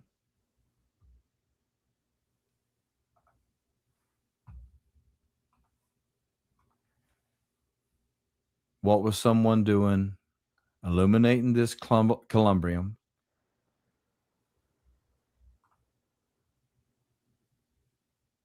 What are these headlights doing facing this? 3:45 in the morning. Ladies and gentlemen, we know no matter where you are, no matter what time zone, somewhere around the hours of 2 a.m. to 4 a.m., I would say just about anywhere in the world, the whole world is asleep. That time zone is asleep. There's not much going on at 3 in the morning. What was someone doing at 3 in the morning in this cemetery, less than a half a mile, approximately 400 yards, 1,200 feet from Sebastian Wayne Drake Rogers' home? What were they doing? What were they doing? Something else I want to point out when you look at this still frame from my video, you see the lights from the school. You see the dark area. Okay? So we go back to the dark area, the lights from the school. The dark area, the lights from the school. Do you see how that relates to where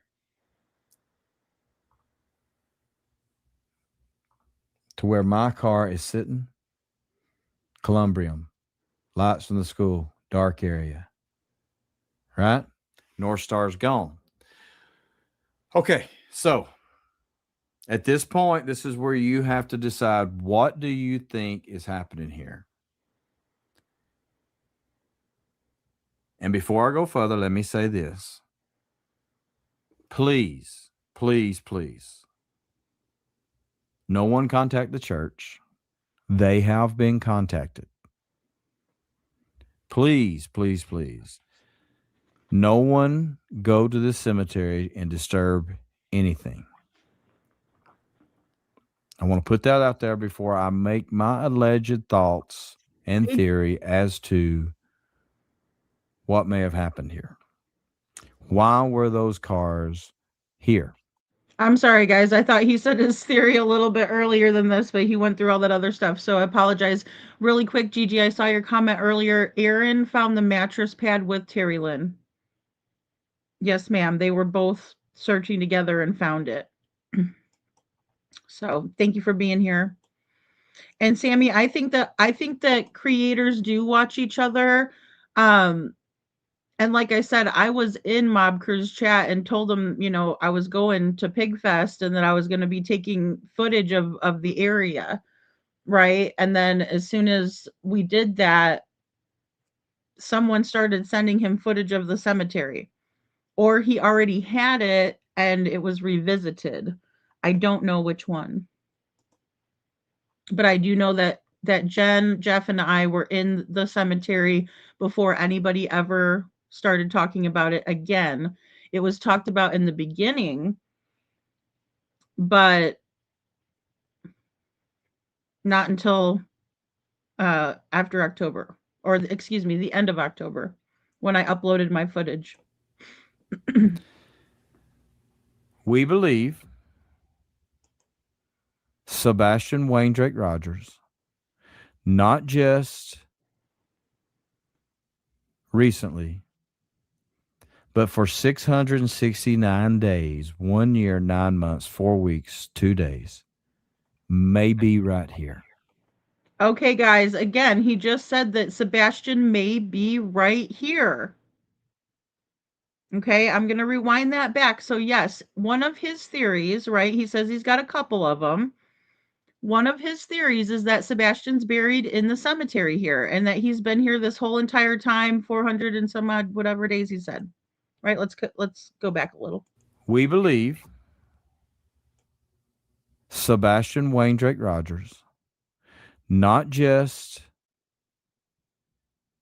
recently, but for 669 days, 1 year, 9 months, 4 weeks, 2 days, may be right here. Allegedly, in our opinion, Sebastian Wayne. Okay. So, no, he said that he met the volunteer in May, Kiki. Let me tell you something.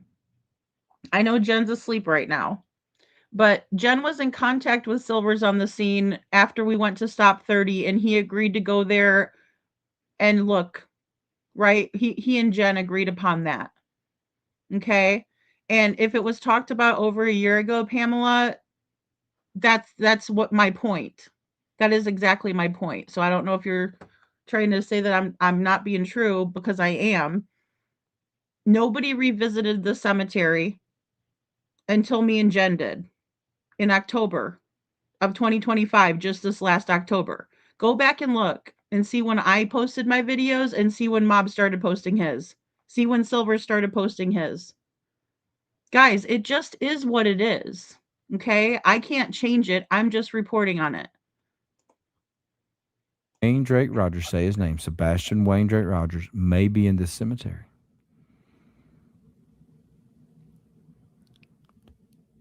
Evidence of Sebastian Wayne Drake Rogers may be in this cemetery.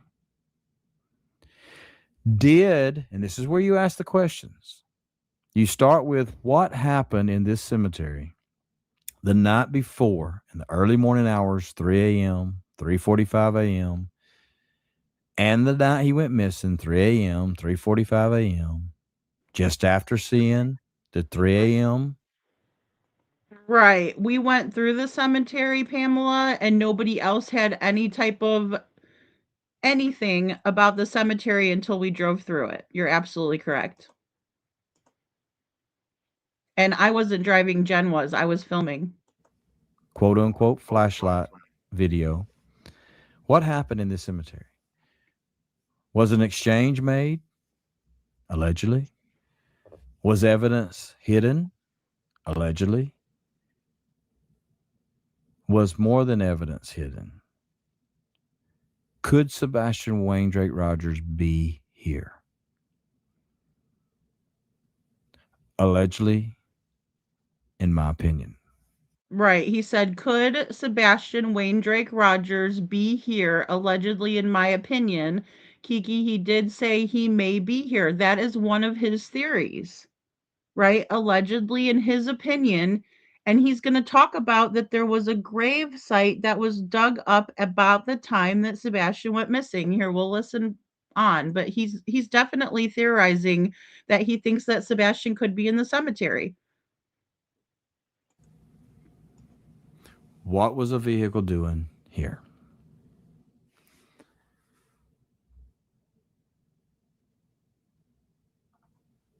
When you take a look at this Columbarium being lit, it is being lit from a vehicle's bright lights hitting it right here.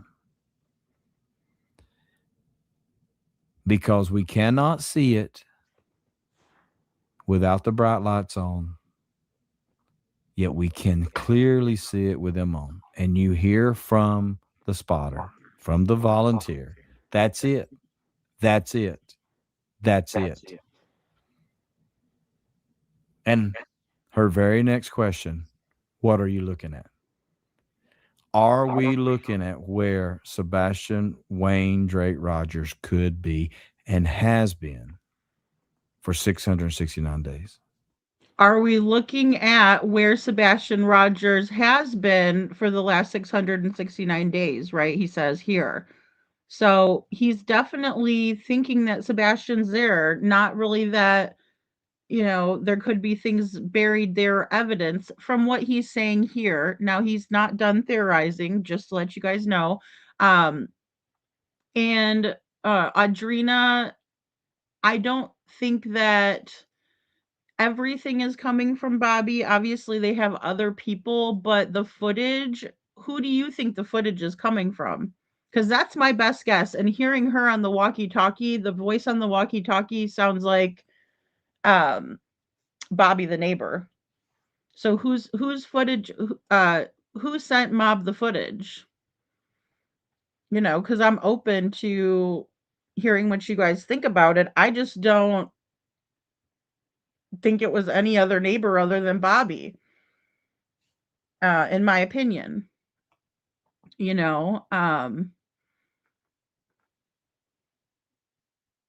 Pam says I need to look at Mob Crew's last video.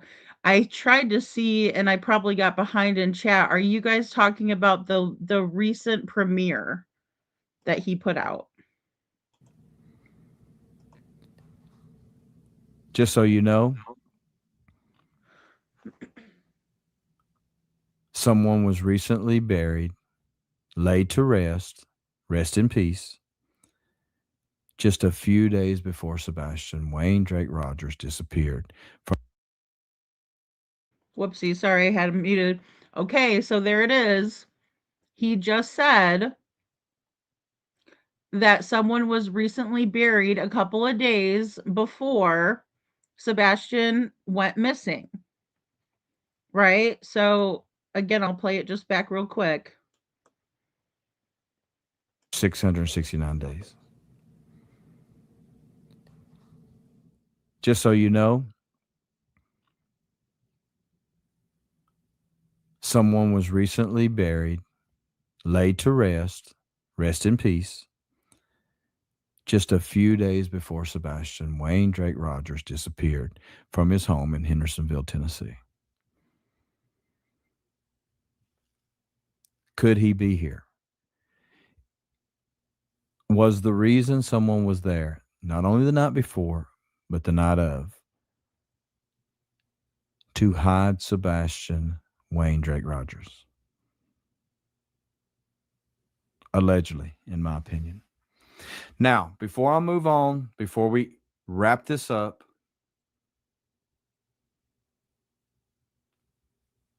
I want you to take note of some of these headstones here. And right here, you see how these don't have headstones. Now, I'm not 100% on this, but it tells me those were most likely newer graves. Here is a photo from a creator's video. You can see those headstones here, which are, let's keep his awareness alive, which are these headstones here. Take a look to the right. You will clearly see there are nothing. So when you go to the mob crew's 2 headlights, ladies and gentlemen, we'll give you a theory. Allegedly, in my opinion, you see it's not paved. There's no lip like my car went off. Did a car drive through here, stop about here, back themselves into this area, and as they back themselves into this area, there's a rise, there's a hill. As they back themselves into this area, did we see this? 345.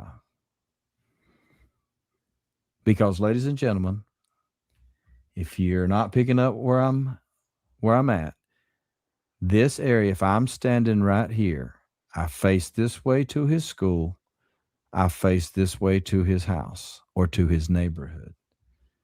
These lights are facing towards his neighborhood. Did a vehicle back themselves down right here to do something? And if they did,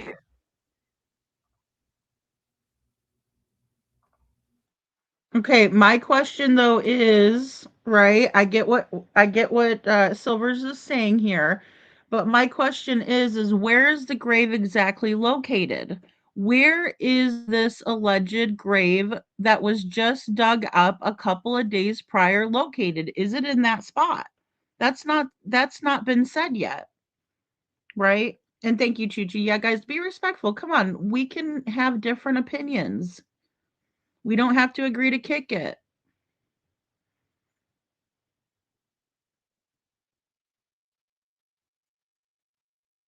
It doesn't matter. Could you imagine being a father of a missing child and hearing this the day after Christmas, 2 days after, 3 days it doesn't matter.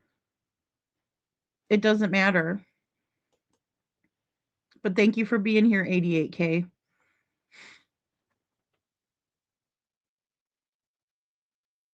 So that's why I'm like,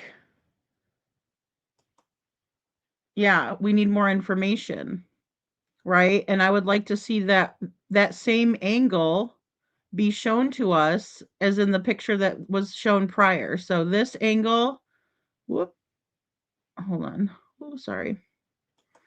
This angle is different. We're looking at the gravestones straight on. The other angle that was shown is not looking at them straight on. Right? It's not looking at them straight on at all. It's looking at them from that view. See? From the paved down view. They're not showing it from the same area, so it's not an accurate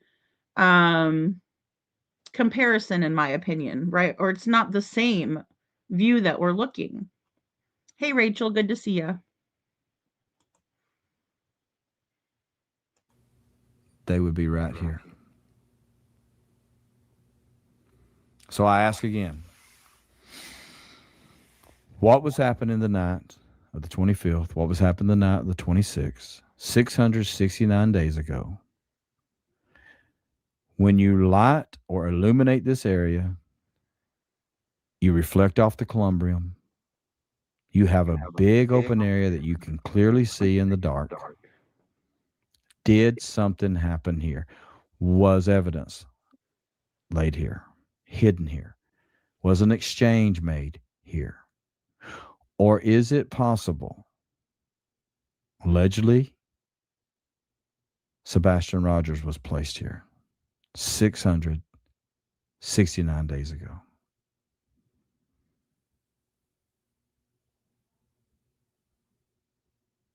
My videos are to spread his awareness, keep his awareness alive, invoke thought, and bring us together as a community to find Sebastian Wayne Drake Rogers. How did we get here? How did we get to this point? And what I'm going to do here is turn the volume down. Yeah, and you know, that's how it was, Veronica. Veronica says there's no pavement in the one and the other one is paved. Yeah. So because that other one, even, and there was no date on the photo, so we have no idea, you know, like when it was taken, but you can tell that it was taken obviously before they paved the road, because it was all just like that, you know. Um and guys, yeah, I mean, debating is a healthy, but yeah, don't argue, please. And go back and let this play. How did we get here? How did we get to here? The mob crew, Chris, and I started talking a few months ago. Back in May, I met the volunteer, the local in the town. They are both phenomenal people, great people. Chris learned I was going to go to the cemetery to check the dirt. You saw that search video. He asked, can we do some night tests? I said, we can do whatever we need to do to find, say his name, Sebastian Wayne Drake Rogers. Local joined. Another local joined. Thank you. Our first time to meet her. During our day search, the local I've known since May says someone was recently buried just a few days before Sebastian goes missing. What if? What if? So that led us, as we did our test, to focus in on a specific area of this cemetery. And we had already done a test. But as you'll see my bright lights go off here, we were doing them without the bright lights on. So look how lit everything is. Okay, guys, and then I do want to point out that Silvers just said that he and Mob Crew started talking a couple months ago about the cemetery, right? So a couple of months ago was when I was at the cemetery with Jen, right? Because Silvers also helped out with going to check out Stop 30 as well, right? So there's that. And right here, you see that? So what you just saw was me after turning the bright lights on. The Columbarium lights, a space is illuminated. What happened here? So thank you for the local, for us to focus on this spot. Thank you to Chris, Mob Crew, for bringing us here. I just turned the bright lights. So who gave Chris from the Mob Crew the footage? So I saw Bo saying that's what we probably need to figure out. That's what I've been trying to figure out. And then hearing Bobby, or who I perceive to be as Bobby, on the other end of the phone or the walkie-talkie, it makes me wonder. And guys, be kind to each other in the chat, please. I understand this is a touchy subject. I understood before I got up here today that I was gonna have differences of opinion from you guys, and I knew that was going to happen, right? I understand, right? Yeah, no, he said a couple months ago that he talked to him, Pamela. So I'm quite over trying to prove my point. And as I said before, these are spots that we went to and Silvers was helping us out, right? But in the interim, someone started sending Mob Crew these photos or this footage, footage of the cemetery where we had already been. Um, and also Mama Mayo was over there too, you know? And so, yeah, and that's a good thing. I want everybody to think out of the box. I want everybody to, meow, thank you for chilling in the bushes. Um, yeah, please be nice to each other, guys. We don't have to be rude about our opinions. We could just say, and sometimes we agree to disagree, right? I mean, you know, children belong to God. Good to see you. A neighbor in the neighborhood gave Chris the footage of his ring camera, and he was looking it over, and Chris seen all the lights going on over the cemetery. Okay, so he might have given him footage before.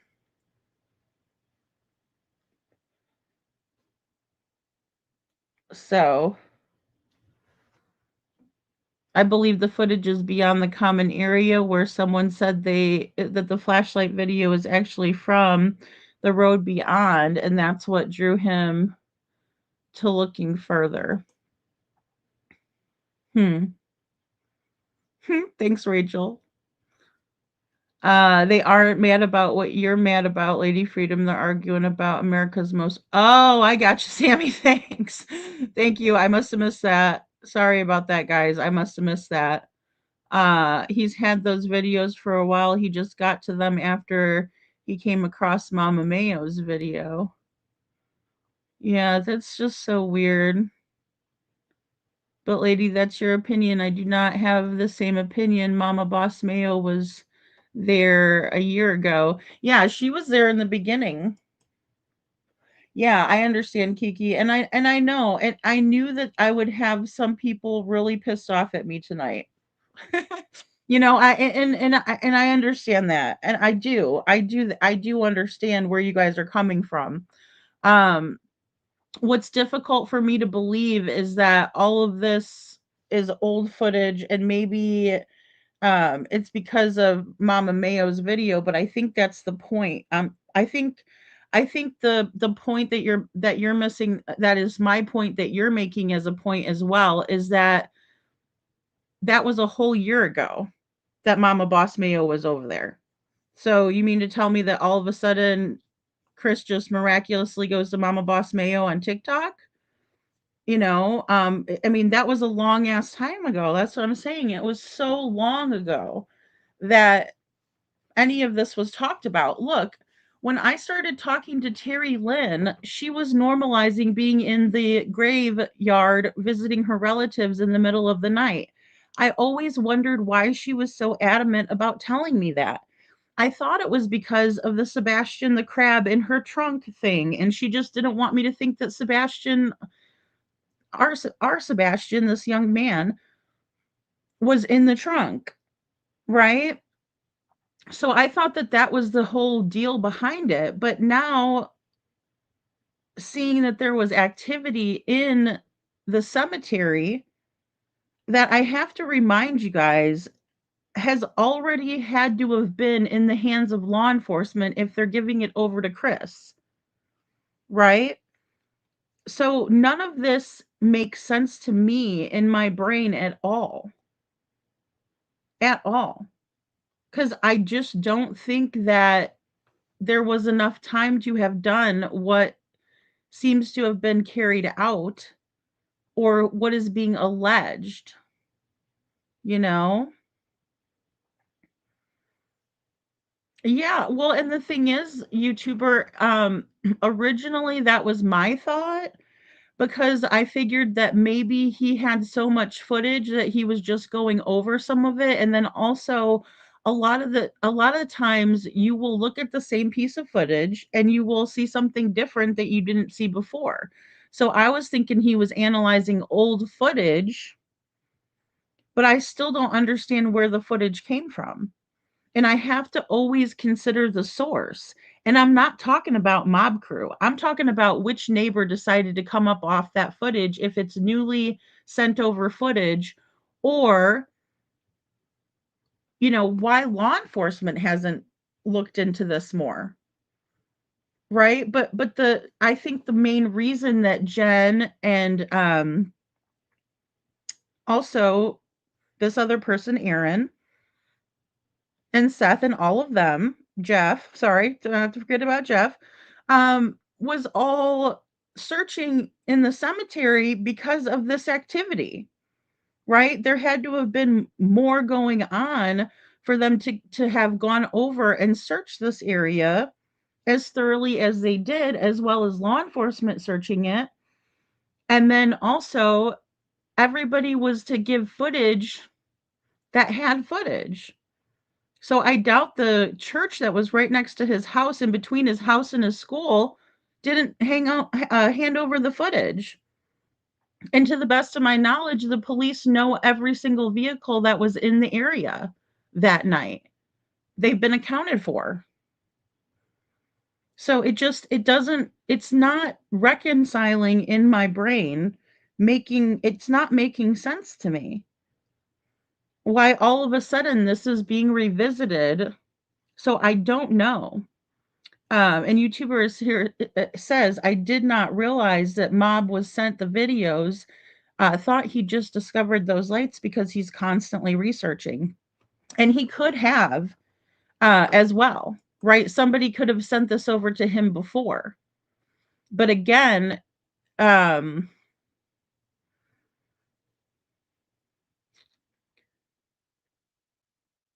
Kiki says it was sent to him. Sorry, thank you. Thank you, Kiki. Thanks. Thank you, Karina. I just didn't want people to be pissed, I figured people would be, you know.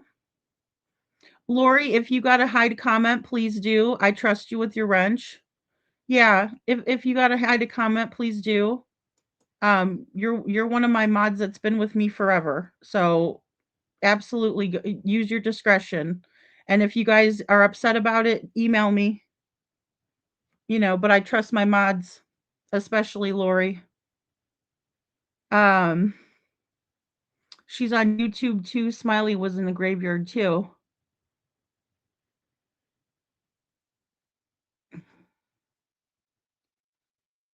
And again, in the beginning, there was a lot of talk about the cemetery in the beginning. So one of the locals had to have been talking about it at some capacity if they're willing to send it to Chris. See what I'm saying?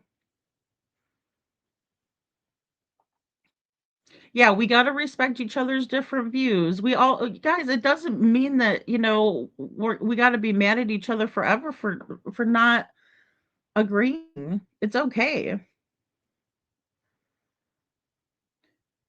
I'm wondering if it is YouTuber. I'm worried about the whole situation. It makes me kind of sick to think about it, honestly, because it just seems like if they were going to try to hurt Seth, they would do it at this time of year. It just makes me wonder what the hell is going on here. And then why law enforcement hasn't descended on that area if they think that there's an actual grave that was dug and they have proof of that exact area, plot, everything. Why is that not being looked into? Right? Why is that? I mean, yeah, because if it was just sent in after we went there, that seems like very staged in my opinion. Right? Like, oh, let's send them down a wild goose chase because, Lady Freedom and Jen were over there. in the cemetery. Let's bring that up again. Let's dredge it up again. When, law enforcement has had all of this footage, I'm assuming, and maybe I'm wrong about that. Maybe law enforcement hasn't had it, but I would think the church would give it up. All of that. Unless we're to believe that the church is super corrupt and they don't, they did something like somebody paid off the undertaker or something like that, then we're assuming that the undertaker is, someone who needs to be looked at. Right? So, good to Joe. Joe, oh my goodness. There's a message allegedly from Ellie that I saw. Hey, Maui. Okay, that recently said, okay, so somebody was talking about that earlier about if we want to look into Green Hoodie, look into him. Why would law enforcement look into it? They do nothing. Well, and I mean, I'm just surprised. I'm just surprised. I sure hope it's not IML. I hope it leads us to exactly who we need to find, and that's Sebastian. Because I can see maybe a handoff happening at that time. Yeah, sure. I mean, that to me seems more feasible than somebody digging up a grave and putting Sebastian in there. Lord help me for saying it. Um, I don't even like to talk about it like this, guys. And I know, um, I know I shouldn't have gotten so close to it, right? So I get that as a creator, as a person in true crime, that but to me, Sebastian, it's a little bit different with Sebastian. I don't like talking about him like this. It really upsets me. I'm sorry, it does. And, it doesn't make sense to me why they're bringing this shit out now, 2 years later. They had plenty of friggin' time to do it. Absolutely, Lori. Of course. Thank you for being here. YouTuber says, but LE was misleading with the 3 a.m. video, called it a trash truck. See, and they've lied about it. And then they said it's too, I know. Called it a trash truck, and it's possibly possible LE knew about the cemetery video, but have hidden it. And see, that's the big problem here, YouTuber, and I'm glad that you brought that up. And I've seen you guys talking about it in the chat. It's very difficult to trust law enforcement when we have a sheriff snuggle struggles at the helm of the boat or whatever, at the wheel. It kind of is, very, it just doesn't sit well because none of us believe anything, and then they come out and they say it's a trash truck, and then they say it's lights up on a hill, and I mean, they've told us everything but what it really is. So that part's frustrating, and that makes us not believe law enforcement, not trust them. We don't even trust them to do their due diligence because really they haven't. Right? They think Sebastian just walked off.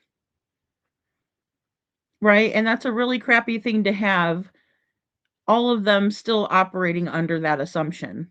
Because at the end of the day, are they going to check into it? I mean, I would imagine they would have to do something about it. So let's just say Chris did exactly what he said he did, which I believe he did. So he takes and sends it all to law enforcement. He sends it to FBI. He sends it to TBI. He sends it to the, Snuggle Struggle himself. And then after that, we're expected to believe that none of these agencies will look into it. I'm sure the FBI will. They have a $50,000 reward out for anyone who helps, right, bring him home. Sebastian. So, I mean, are they not going to do their due diligence even at the federal level? And Sumner County has jurisdiction in this case. Sumner County has jurisdiction. And then we're stuck with that. Seth's stuck with that. Hell, we wouldn't be planning on doing a 2-year protest in front of the Sumner County Sheriff's Office if we thought they were doing their job. Right? It was just sent to him after the dust up with SF. It's from the same location that SF used to say that they were kids looking for the lost cat. That makes me feel really horrible. 88. So are you talking about like the most recent one where he was where SF was like striking Chris's channel, which he's a real friggin' jagoff for doing that. Maui says, "Lady, could it be like the message LE sent out recently saying, hey, if you want to further research Green Hoodie, go ahead. This is well after they told us they know who Green Hoodie is, in my opinion." I have not seen that, Maui. I've not seen that. No, I'm surprised no one sent that to me.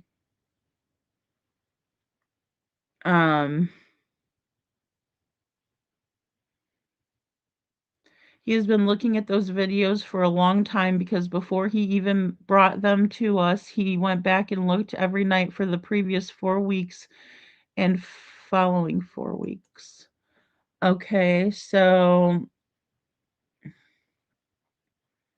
I mean, and the video, the one I reviewed of Mob, he had files and files, and I was saying, law enforcement has to have that much, if not more.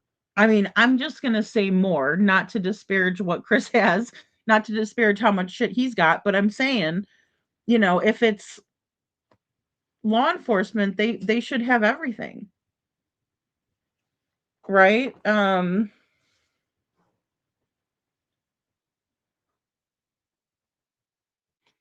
Okay, so Veronica says this video was given to Chris when he was going over it.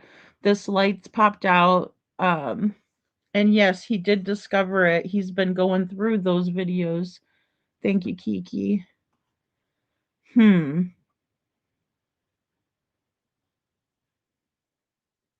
Joe, don't you? Oh Lord.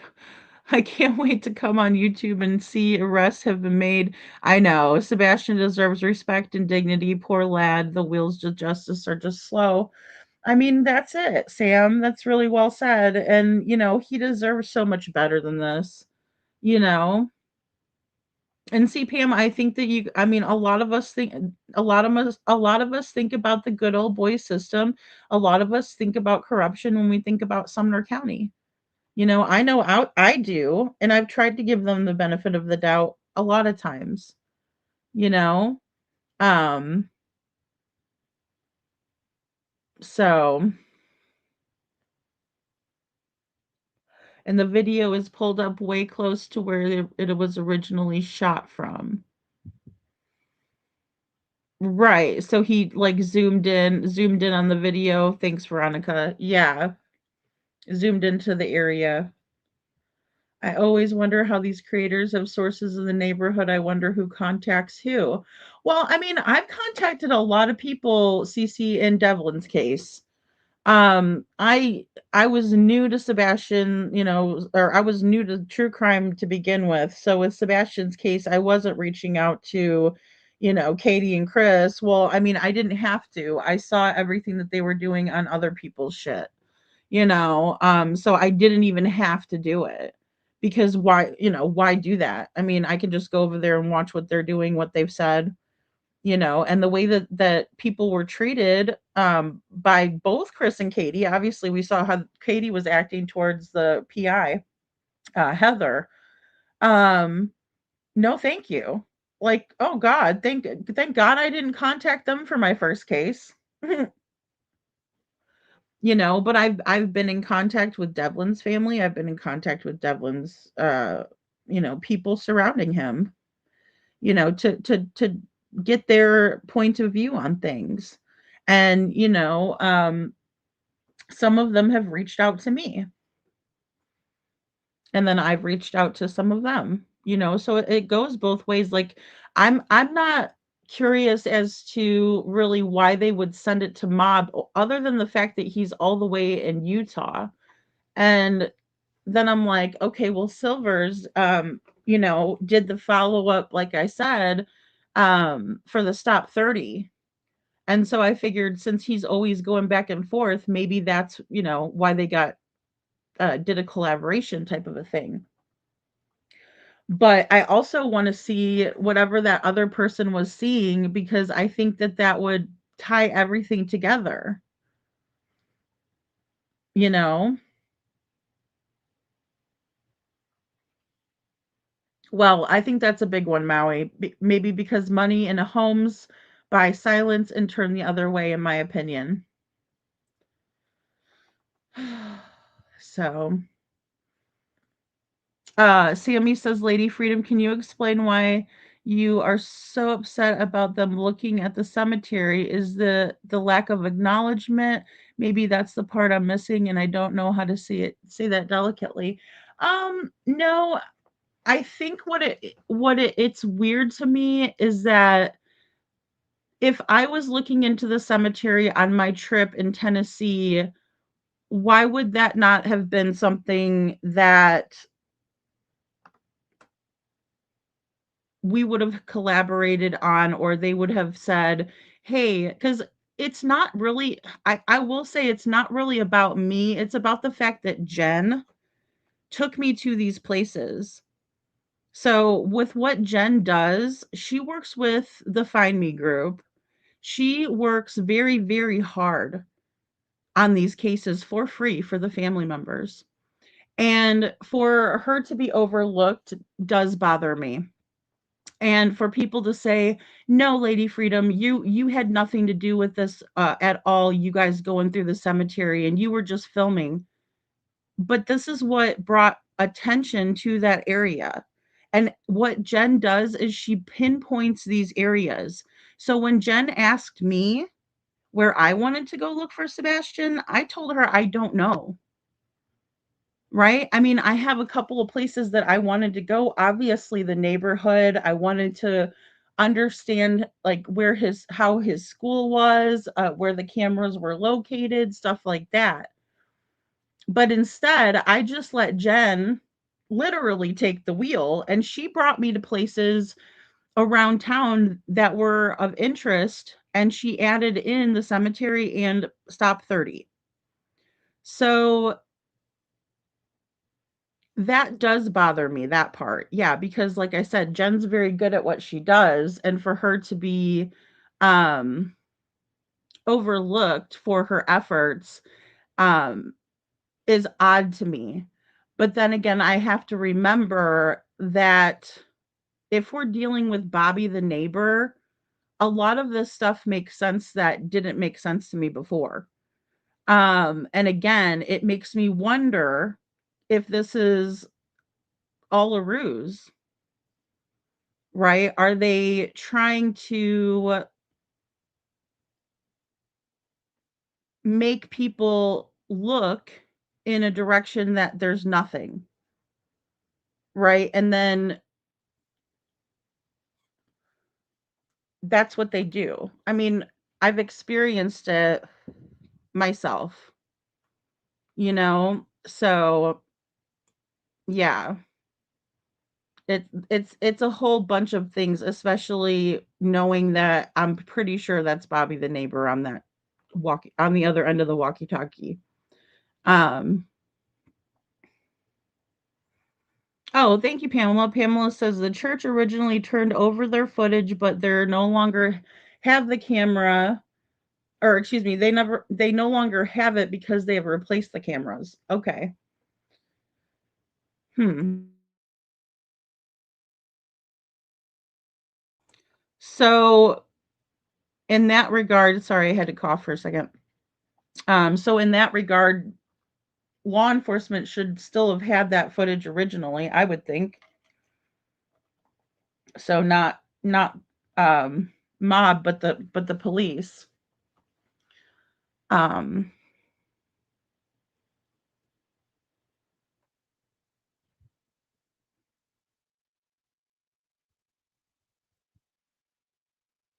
Sammy says, speaking for the whole chat, I think many of us are confused about why you seem so upset that you were the first said with the most love and respect possible.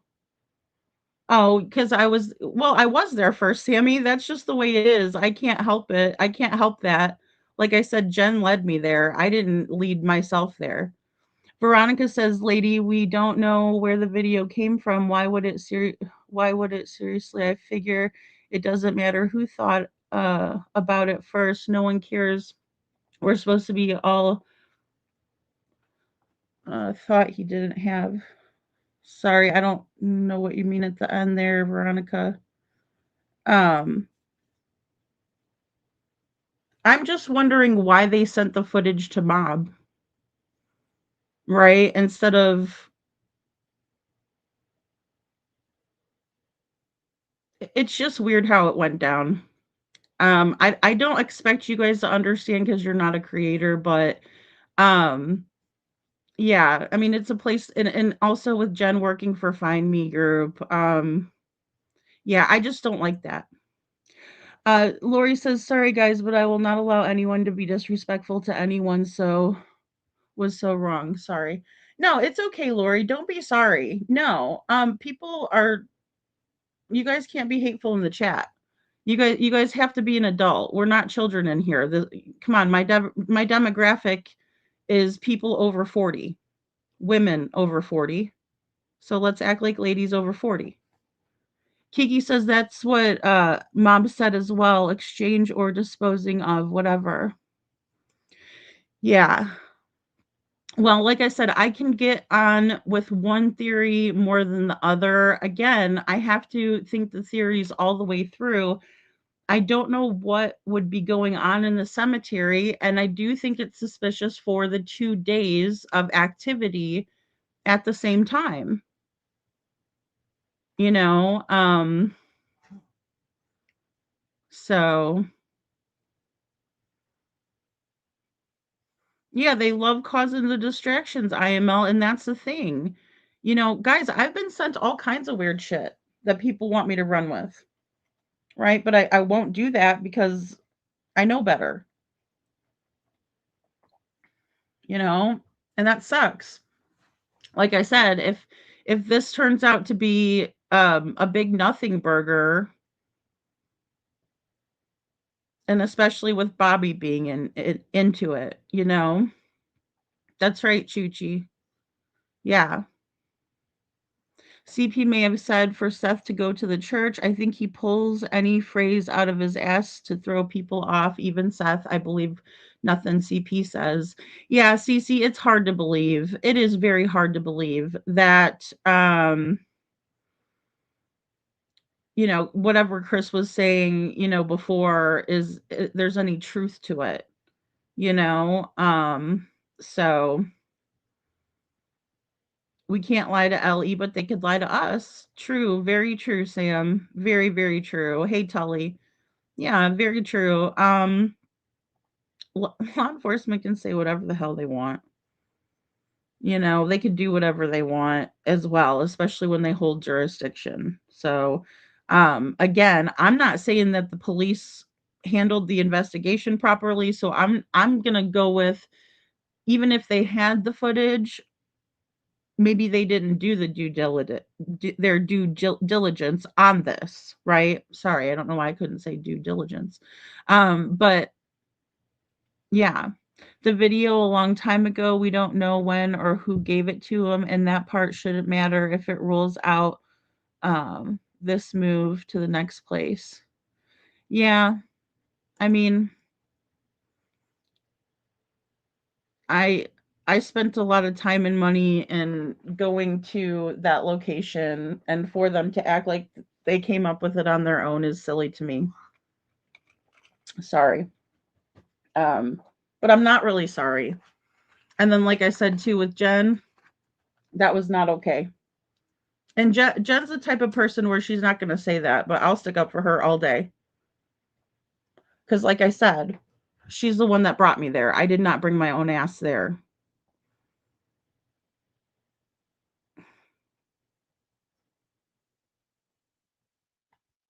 Pam says, oh, it's only been a couple of days since they had the information. Yeah, I gotta go with the proof. I will say SIGI. Okay, so I have to go with the proof. And if they would have showed me at the end what the other person was confirming on the walkie, I would have been a lot more apt to believe it. I've never put any credence into anything CP says. He's just full of himself. He is. He is Coffee Crime and Cats. Um, well, he might have a strategy. Joe, he might. I mean, he very well could, you know. And I think Seth deserves the truth. Yeah. Yeah, I do. I do. And Sam, I'll always stick up for Seth, and I also, like I said, I know that I'm a lot closer to this case than you know, some other people are. And so I'm going to have that like protective thing over Seth and Sebastian, cuz like I said, I've got to see firsthand how hurt he is. How he just wants his son found. And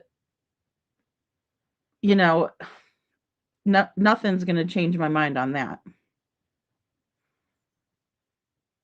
So,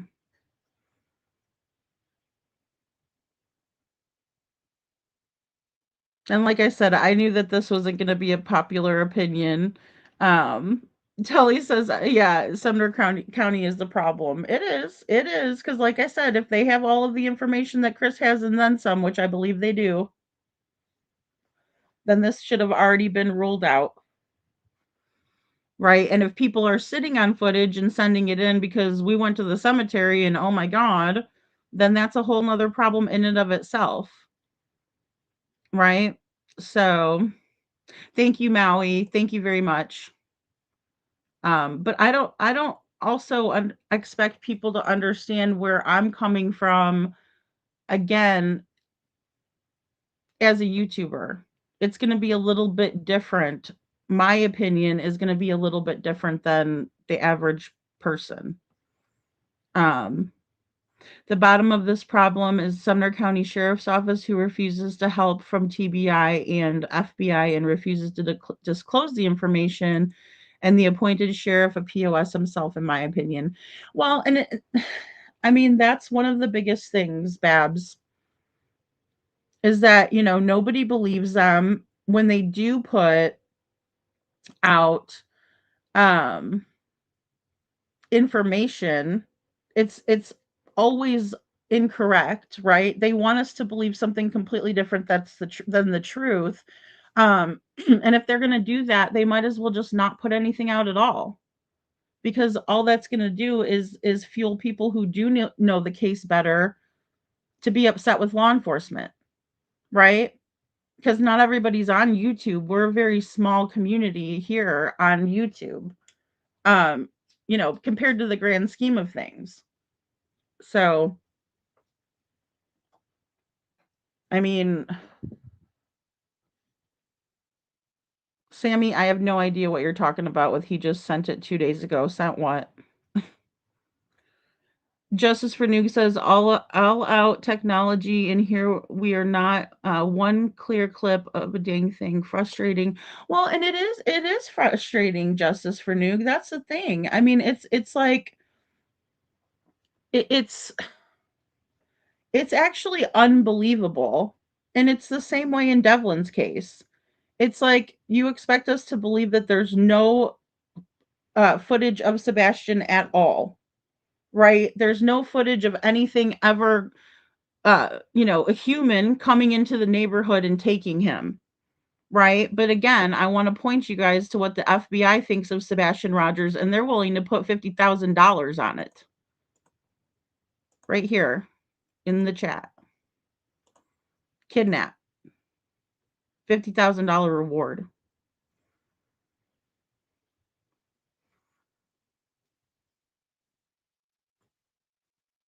Yeah, and I mean, and the thing is that people are going to have differences of opinion. I changed my opinion on Bobby.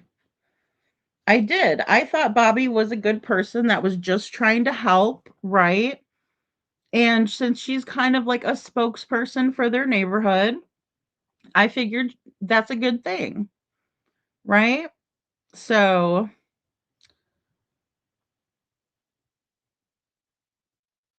I think at the end of the day, if it comes from Bobby at this juncture, unless maybe she flipped the other way, I'm not believing it, right? Because she's already proven herself to be working both sides, and we all know what happens with working both sides.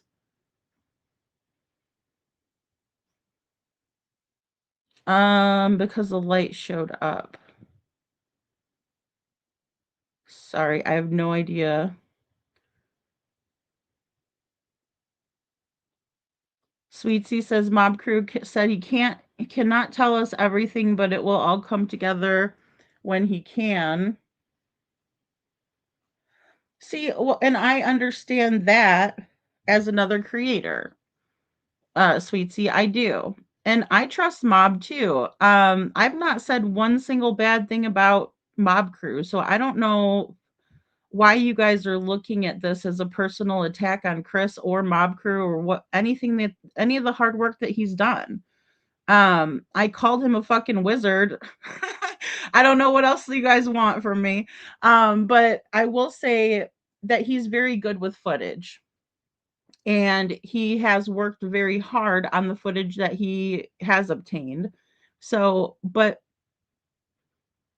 what I'm saying here is if we have Bobby the neighbor who is flipped over, we have this other person who I've never had an issue with, but other people are voicing their concerns about this other person working for both sides. So I already know that Bobby flipped over and started working with UA and Crabtree, and now she's flipped over again and is working with Silvers and Mob Crew. That's concerning to me. That has nothing to do with Silvers or Mob Crew, right? And I understand that there's things that people tell you that they don't want out. I mean, period, point blank, that they don't want out, period. So as a creator and as someone who's working with a family member, you have to take that and respect that and understand that there are certain things that are off limits or off record, right? Because you're talking to them about their missing family member and you have to be respectful. And so the information that they say you can share, you share it. But if you have information that they give you and they say, please don't share this, you would be an asshole to share it. Now that's an integrity issue. That's an ethics issue, right? So altogether. But how I am, if somebody tells me do not share this, I'm not sharing it. I'm just not going to do it. So I understand that there's certain things that he cannot tell us, I'm sure. But as I said before, all of this attention has been brought to a spot where Jen and I went. After we went there, it makes me a little bit worried that people are coming out of the woodwork if they're just sending him over this video and saying, look, there was activity in the cemetery, right? And it could be a multitude of different things going on in the cemetery. Somebody could have drove over there and put flowers on someone's grave and then drove away. We don't know, right? We just don't know.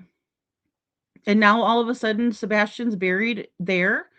Could you imagine how Seth has to feel hearing that?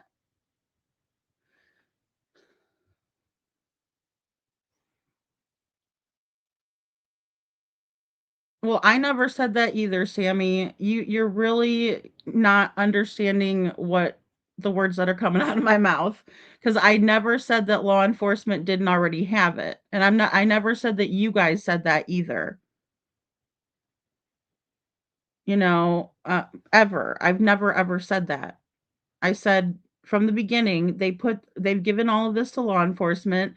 I've said even when I reviewed Chris's first video, I'm like, wow, he's got a lot of files of footage. I bet you LE has way more than that. And the fact that they haven't done anything about it is ludicrous to me. Right? If they have that much footage in 2 nights of activity in a graveyard that doesn't have activity otherwise.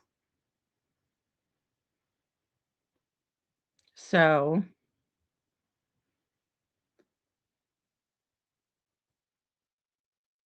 yeah, Devlin's case is crazy, Sandy.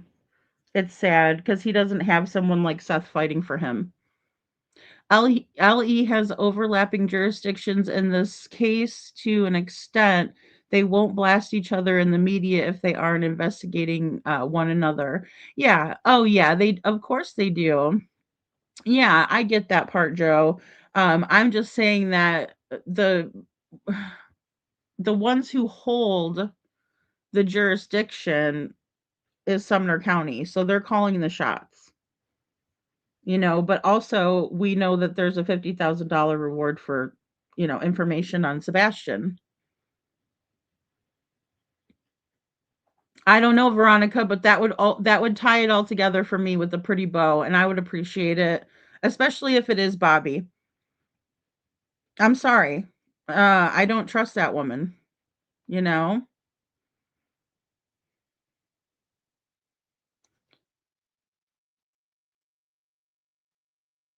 Thank you, Lori. This is true. They might not know Jen. No, Silvers knows Jen. Silvers and Jen were in contact with each other. That's the reason why he went to Stop 30, Veronica. I was under the impression that they didn't. Sorry, Tully. I must have missed something up there. No, Kiki, they know about Jen. Aaron searched with Jen. Aaron searched with Jen in the beginning in this area. Silvers worked with Jen when I went down for Pigfest. After we went to Stop 30, Jen was like, "Hey, if you're coming out to the area, could you please go check Stop 30?" And that's when Aaron, I think it might have been Aaron or it was another local, and Silvers on the scene went and looked at Stop 30 and went back into the wooded areas some more. Because I just took you guys down the path. I didn't go into the woods. It's not what I'm meant to do. If I knew that we were going to do a search or a grid search, I would have, had boots on and, that's why they call it boots on the ground, I suppose. Uh,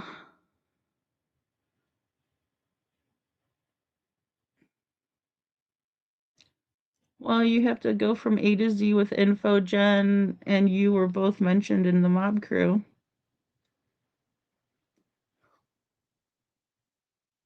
I have no idea. Like I said, I haven't watched Mob. I just know that Jen took me to those spots. And she does a really good job of finding spots. So, you know.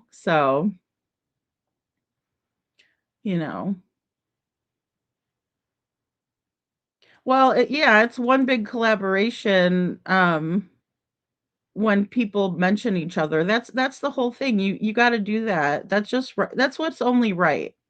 That's only right. If you're a team, there's no I in team. It's everyone who is involved.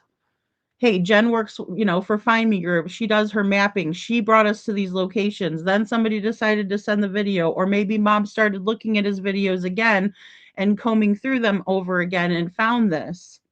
Right? That's a collaboration, Sammy. If we acted anything like the hate channels, we'd all be successful. Because they share each other's stuff out, they do all kinds of stuff to be appreciative of each other, right? And they're not talking crap, about each other, right? They do it to other people, they're big fat bullies for sure. But what I'm saying is they support each other. And that's how channels grow. Jen and I don't have the following that these two bigger channels have, but she's the one that brought us to the location. Period. With a capital T. Period. Right? Whether you guys like to believe it or not, it's the proof is in the pudding. Look at the videos and when they're dated. I can't change that. That's just the way it is. You know?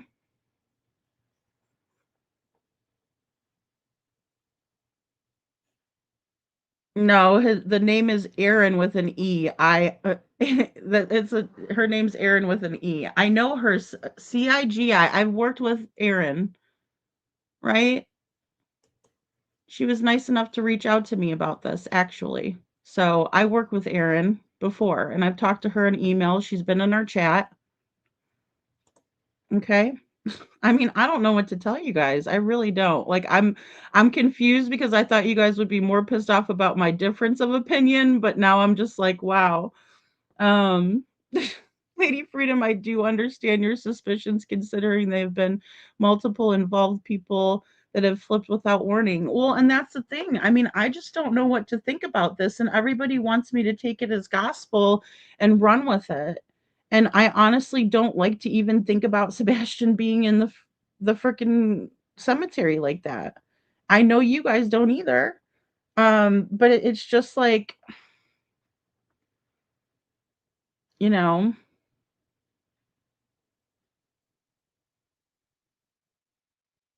it's very odd and heartbreaking for sure. I do not trust her, Tully. I do not trust Bobby. Mm-mm. And especially that she wasn't recording the footage or doesn't have it all of a sudden, but she could see exactly what was going on in the cemetery from her camera. I don't like that. That's no good in my opinion.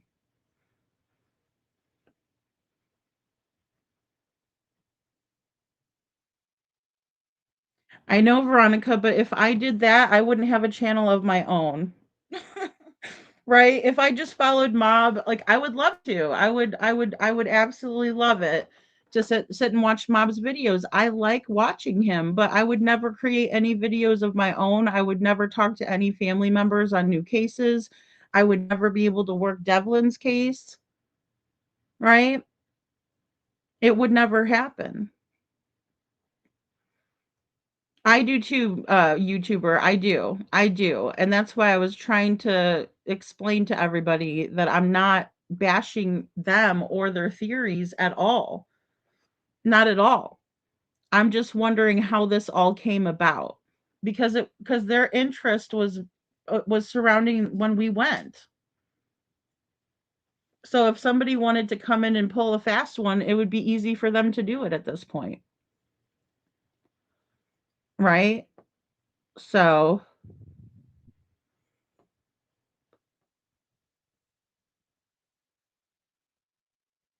I'm not saying Jen's upset. I'm upset for Jen.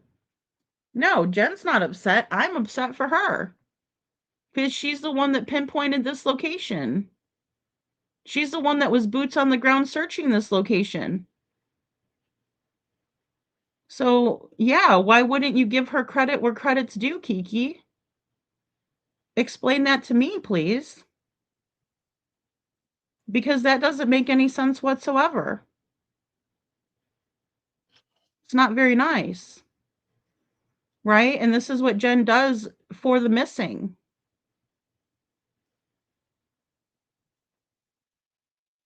Thank you guys. Thanks guys. I appreciate it.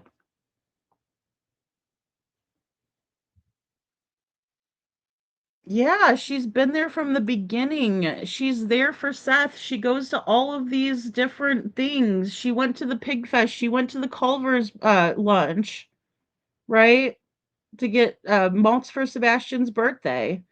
Her and Jeff are there, guys. They deserve to have the credit too. That's the problem that I'm having with this. Right? That it's not adding up and it's not making any sense. And then all of a sudden, let's go work, with and confirm things with Bobby that aren't even fully confirmed. right? Like I can be on the other end of a walkie-talkie and say, "Oh, I see it. I see it." Well, show us the video. Well, I don't think LE did their part. No, I don't. And she searched the area. She searched the area. And that's still an area of interest for her because she wouldn't have brought me there if it wasn't, is what I'm trying to say. And you guys are so focused on Mob Crew and his feelings and not considering other people that are involved in this. And it's not that Jen is upset, it's the fact that I know what happened and I know what's right, and if I don't stand up for what's right, then it's going to bother me.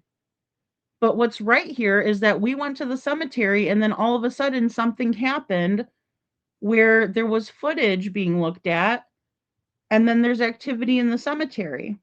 But I believe that that has been known for a long time because many people have visited the cemetery, even um, the Hatfield and McCoys.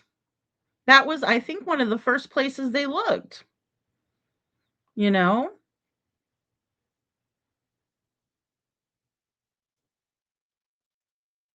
Yeah. I don't think anybody's trying to hurt Seth on purpose except for the other crapheads in the situation, you know? Good night, Karina. Thanks for being here.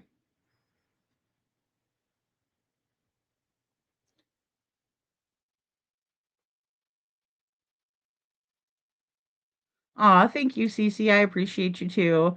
Yeah, I mean, it's just different for me because, I've been there, I saw it, you know.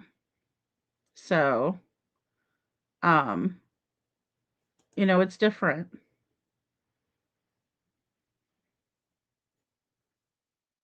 Yeah, and then she's in cahoots with UA and Crabtree. Whose truck did we see at the Proudfoot residence? Mr. Crabtree. Come on. Guys, it's just like all things considered, I have to go with that, right? Um, so Valley Gale says, "Hey, lady, do you know the connection with the Masonic Lodge and the church?" I don't know if there is a connection with that. I know that there was like a lot of activity over at the Masonic Lodge when we were there on a Saturday morning. Um, so I don't know. Um, and I even said when we drove past it, like I think people will put on their tinfoil hats when they see this because obviously, the Masonic Lodge is a point of interest, especially because it's right next to the cemetery. And again, if nobody is presumably coming forward with footage from there, or they gave it to law enforcement, there might be something to this. So,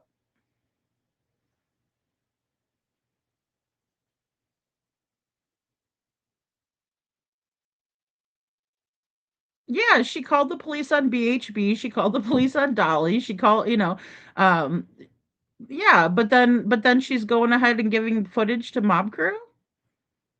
That's weird to me, you know?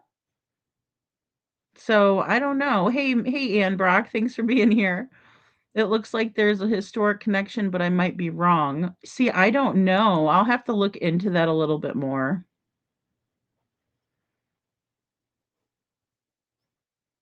She didn't prove it either though, Kiki. Where's the footage that she was looking at? Or whoever was on the other end of the phone. Because I know some people say, oh, that's not Bobby. Well, whoever was on the other end of the phone, why didn't they turn their footage in to Silver so he could show it at the end? Right? So he could be like, and this is what they saw. Guys, as a creator, that's what we do. We show you guys so that way it's convincing, right? It would have been more convincing for us to have seen the footage, especially if it's coming from Bobby, because she is a liar. She's been proved to be a liar and then proven to insert herself in with, certain people. It's a little bit worrying. No, there wasn't any reason to call. Well, and I mean, I was accosted in the neighborhood too. Not by Bobby, you know. And then, two grown ass men came out, and followed me. So I told Sammy, you've been here all night, girl. I told Chris in his chat, I'm a member of his channel, by the way, guys. Just so everybody knows that. I'm a member of his channel also. But yeah, they knew because I told them I didn't tell anybody where I was staying, but I told Chris that he's more than happy to, or I'm more than happy to let him use any of my footage for my trip. That was before I left for Pigfest. On the way to Pigfest, I was listening to Chris from Mob Crew. Okay? So I think there may be some, underlying hostility because you might like Chris more than me, and that's fine. I'm not in the slightest worried about that, right? Because there's certain people I like better than other people too. But for you to keep bringing it up like, oh, they didn't, he didn't know, and da da da da da. No, he knew damn well. He knew. I told him. I said, Chris, I'm going for Pigfest, and I'm planning on getting footage of different areas, and you're more than welcome to use it, right? And he's like, oh, thanks. So yeah, he knew. I said that earlier too.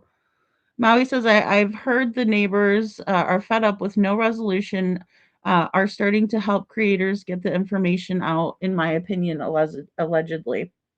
Yeah, Maui, I don't know about that either because I was wearing my full on Sebastian, you know, um, hoodie in the neighborhood. And the minute that they spotted me, they wanted me out of there.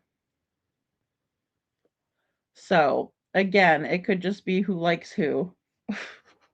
Which is fine, but don't act like, you guys just thought of this all on your own, because it's not true. Then who's it coming from, Sandy? Who is the footage coming from if it's not Bobby? If Bobby wasn't on the other end of the walkie-talkie. She's definitely, a Miss Kravitz over there. Yeah. Oh, Freemasons are non-denominational. Yeah, I knew they weren't affiliated with a church per se, but they're right there. I never said she was, Kiki. I never said she was. Where is her proof? Right? Where is the footage that she was seeing the lights pop onto? LE does keep things close to the vest. So, in my opinion, the bottom line is Sheriff Snuggle Struggles needs to be investigated, and the FBI needs to completely take over the case. Otherwise, we will never have the truth verified. I agree with that, YouTuber. I do. I do. I think they should take over, especially if this is not looked into thoroughly, right? Because again, they've had this information. So, if anybody was taking the time out to really view any of the footage from, the night when Sebastian went missing, as they said they were going to. Because what they said when they scaled back the search was that they're going to go to the investigative side of this, and that would be looking into all of this footage, all of the digital evidence, everything. And it seems like they dropped the ball. I thought it was now speaking to CP and was at the house or something. In my opinion, I don't know.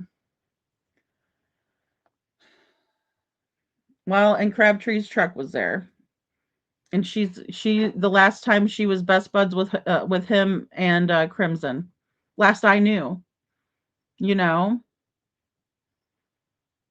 Oh geez, Terry Lynn's probably sitting over there in the car.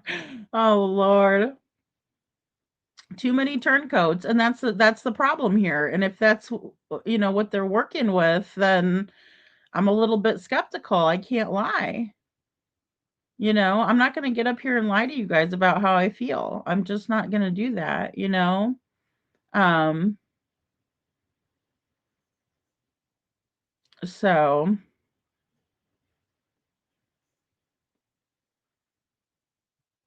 yeah, see, I don't know. I've heard that the keys are the same, but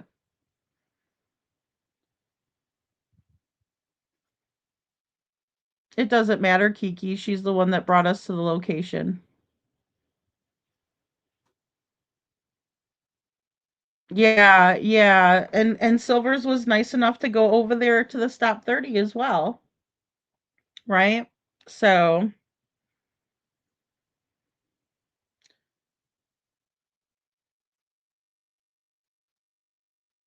well, and I'm upset for a lot of reasons, Sammy. I am. I am because again, like right before Christmas, let's do all this crap. When, you know, we've had it for a while, you know?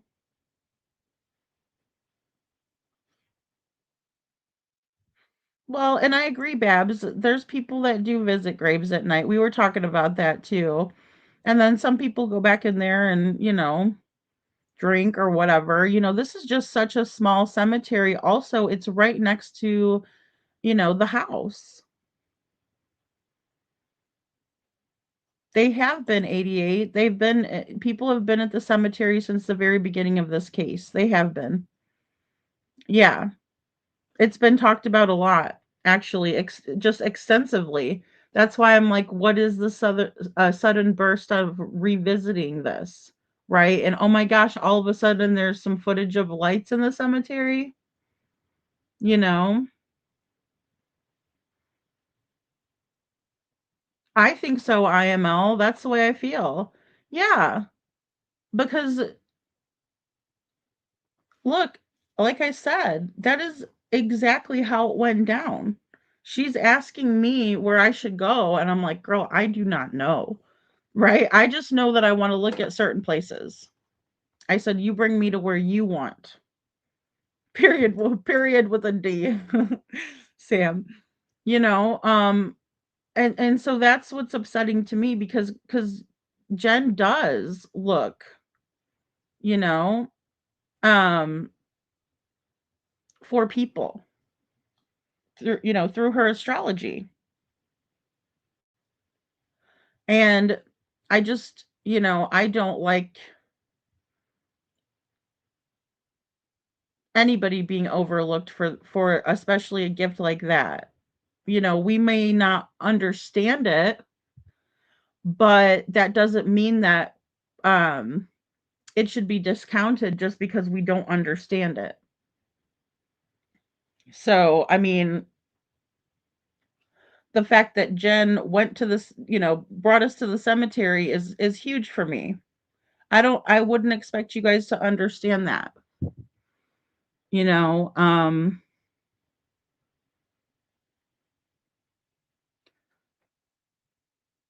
yeah, yeah, no, and I just don't have time to do it, Cece. I really don't. Um, you know, I wouldn't have a channel if I just, you know, went on to every single thing that Mob was doing and, you know, like I catch a live when I can. And that's with anybody, you know. So and like I said, if you guys um you know, wanna go back and look at the videos that I posted with Jen, and I collaborated with her on that. It was a collab that I posted the collab on the channel. Um, you know, and then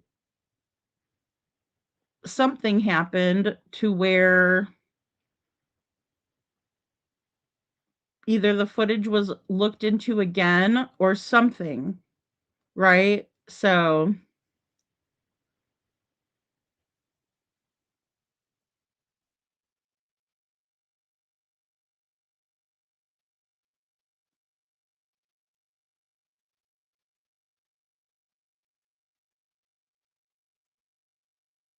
yeah, I'm gonna think about all of it. I'm gonna consider all of it. Um, because everything is important in my opinion. When it comes to Sebastian's case.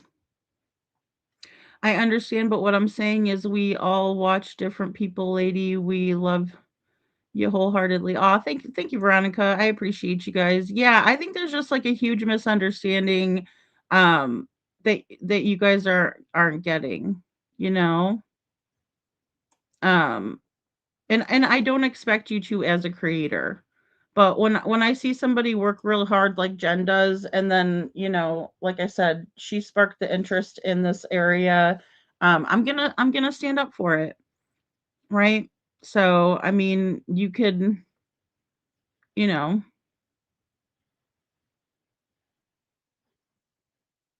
I'm not criticizing it, Sandy. How have I criticized Mob Crew? What have I said that's offended you the worst? Because I would really, really like to know. Because I feel like you guys are not understanding at all what I'm saying. Do I think that they could bury Sebastian in a grave that's already been dug up in 6 minutes?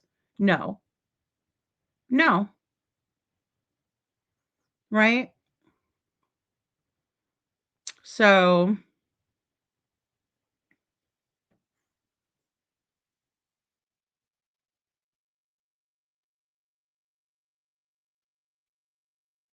no, I don't think anybody wants credit for anything, but I think it's important to note how all of this went down, especially when we know that there are people who don't have the best intentions that are involved in this. And I'm talking about Bobby the neighbor.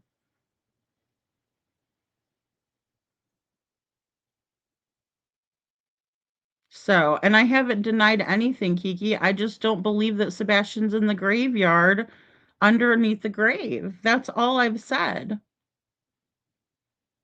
You know, and I think that if Bobby would have, or whoever was on the walkie-talkie would have shown the footage, it would have been more believable.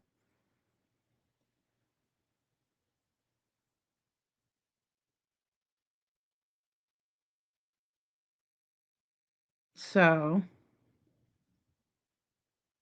I never said it was Mob's fault. I think that you're just defending, him like for no reason.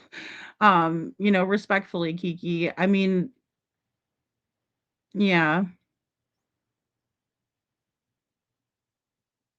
crab foot. Yeah, that's pretty much it. Yeah, and I've never said anything about it. I watched the premiere and I keep asking you guys if that's the video you guys are wanting me to show or even wanting me to go watch, which I did watch the premiere.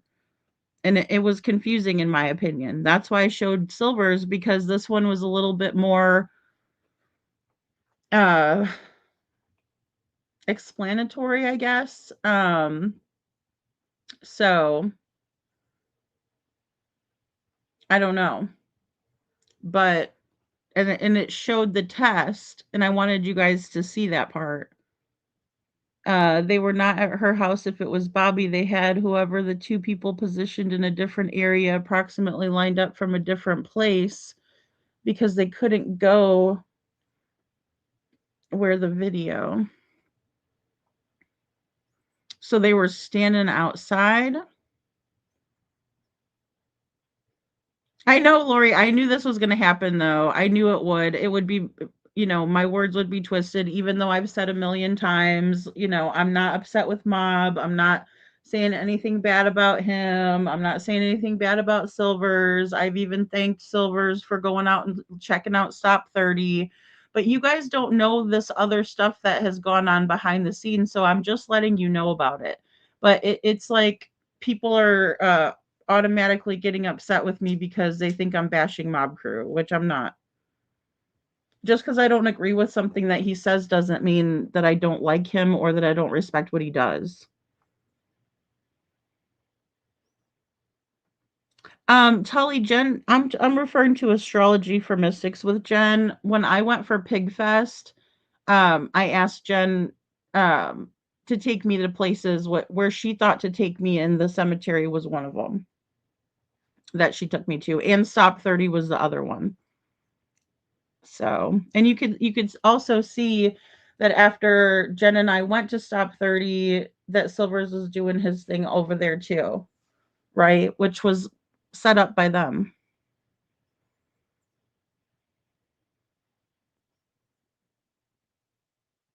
Well, thanks, Sandy. Yeah, I mean, you guys should be able to say whatever the hell you want to say as long as it's not disrespectful, you know?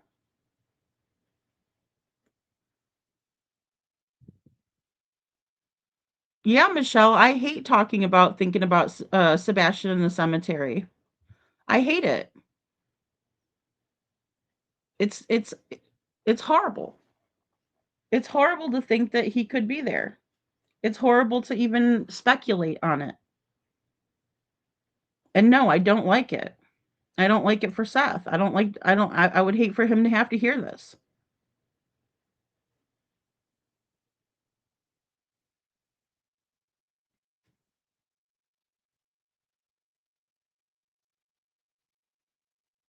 Yeah, Poppy, I will always go with my gut and I will always go with what I believe is right. Yeah, I will. I will always stand on that because I also think that it's important to know the whole story, right? So, hey Jude. Hey girl. Thanks for being here. Thank you for gifting a Lady Freedom's Raw Narratives membership. If you got a membership from Hey Jude, make sure you say thank you and welcome to the Dragon Tribe. Also, thank you, Hey Jude, for being here.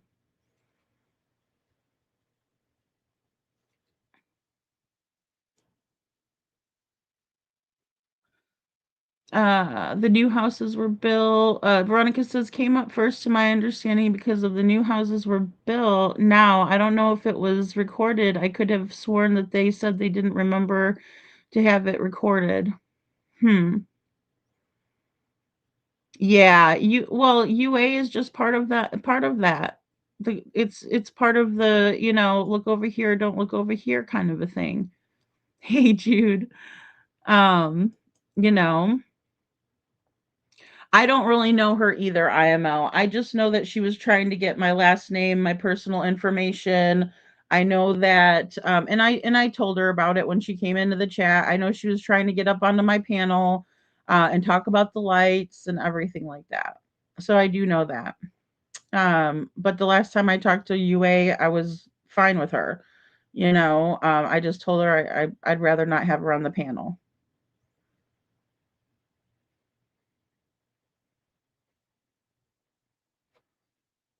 Oh, sorry, I'm just going through.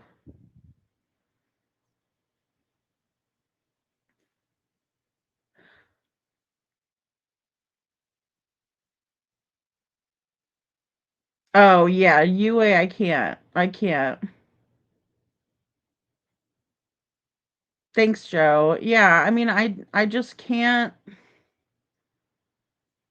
I just can't believe that in that short amount of time. Now, I don't know um about a handoff is possible. I just don't know why they would do it so close to the house. Um, it's all curious to me. So it's all very curious to me. And like I said, it doesn't make a whole lot of sense. I did not reach out to Mob at all recently. I mean, I've reached out to him before and we've talked on email, but um I don't know what you're talking about, Kiki, and a reply. No one director has been worthy of the position because they are appointed by politicians. That's the biggest problem. No party should play these games. Well, and I think it's par for the course with the crappy government situation. Well, it doesn't make sense to me either, Laverna. It doesn't make sense why they didn't record it if she had her camera. I thought she had a walkie. This is the first time on here. I've never heard of Jen. All props to all of you that's out for good. Thank you, Laverna. Yeah, and that's what I don't understand. If she's witnessing it from her camera lens, why wasn't she recording it? Why wouldn't they show that at the end? You know? Yeah, they only allow certain people to be in there, I suppose. That's what I can come up with, you know? Yeah, she is the self-appointed person for the neighborhood, and that's why when she first came out, I was like, "Oh, good." So, yeah, I said that too, SIGI. I said that, and I don't even need to research it because apparently they're gonna tell us at a certain point, where this grave was, right? But if they know the exact location of the grave and where it is, um, they haven't pointed it out, right? And they said a couple of days before Sebastian went missing, this person supposedly was, um, laid to rest. So, I mean, they would know the exact grave, you know? So So did they say where exactly it was? Because law enforcement should absolutely be on that, right? So, thank you, YouTuber. I know it could be some people meeting up. It could be like a quick, you know, a deal or whatever, you know.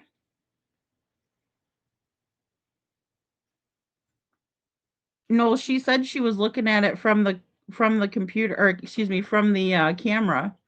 She said I see it on camera.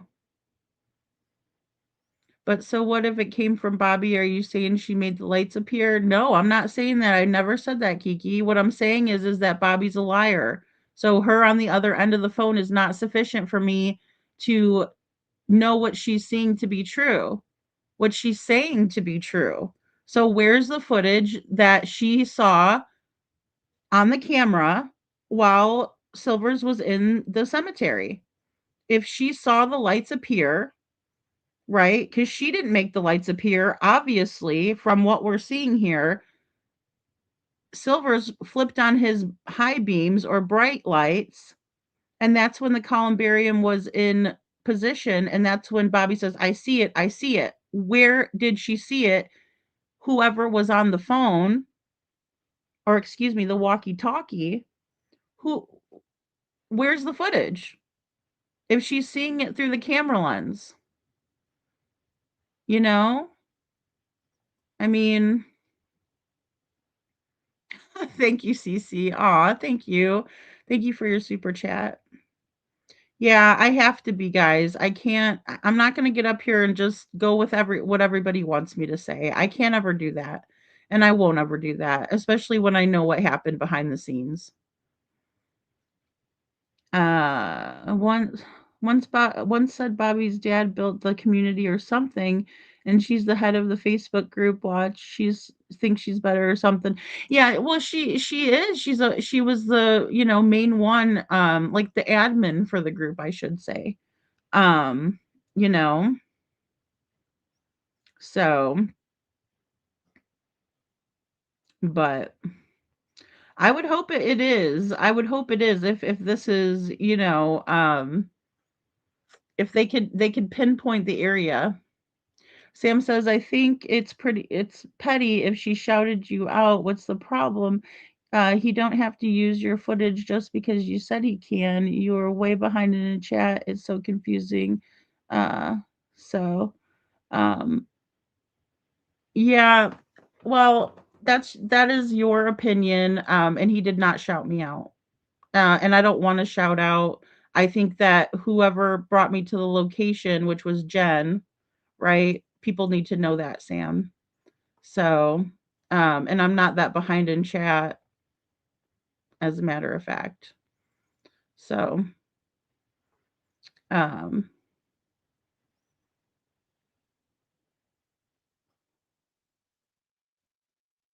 yeah, well, and that's the problem, YouTuber, is we don't even have the exact time, right, for the lights video because the camera,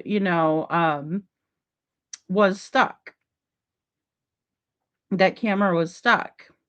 So,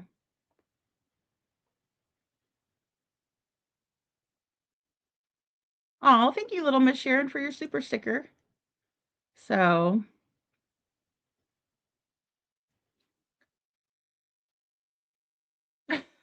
Sammy. Well, it's I get it. I get it. I get the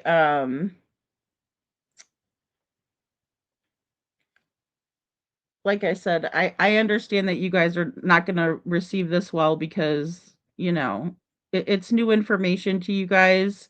Hey Jocelyn. Um so but I'm always going to say it. Um the way it happened. So, just popping in to respectfully say that there are no indicators for the cemetery in astrology. Hey, Psychic Sleuth. There would be a Capricorn or other things. There isn't. He had a shit ton of water. Thanks, Psychic Sleuth. Yeah. Well, and the thing is Jen just brought me to the area. That's all I know. I think that could really be a possibility, MST. Thank you for being here. I really do. Um, so Katie walked, she means drove that have anything to do with this when she said this. Possibly. Possibly. It could be. Did she say I thought she said it? Hey lady, the girls didn't view it through a camera. She said she did. She said it in the video, Sandy.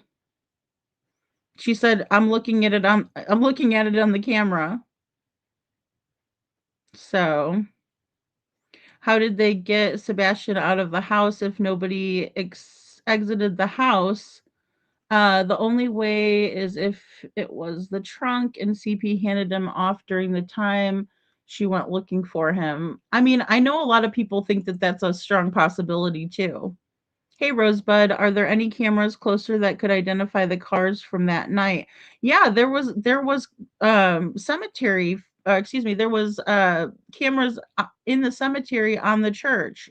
There's also that Masonic lodge right there, and across the street is the Shackle Island fire station. Like directly across, you know? So,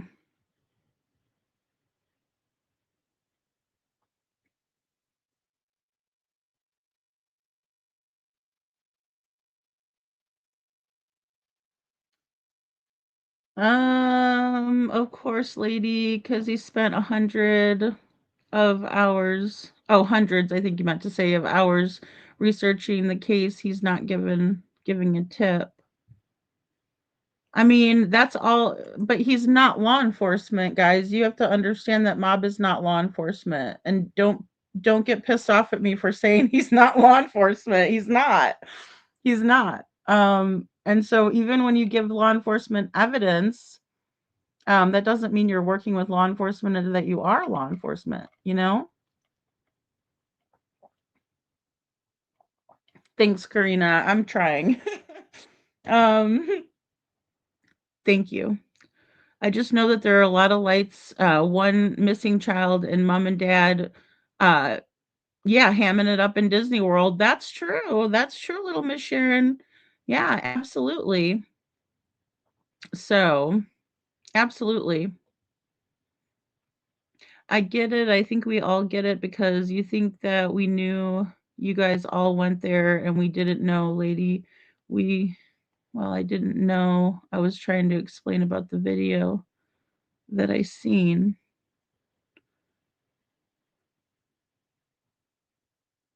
Justice for Nuke says, I'm sticking to the idea that the in-laws movements weeks prior and after need reviewed. I think so too.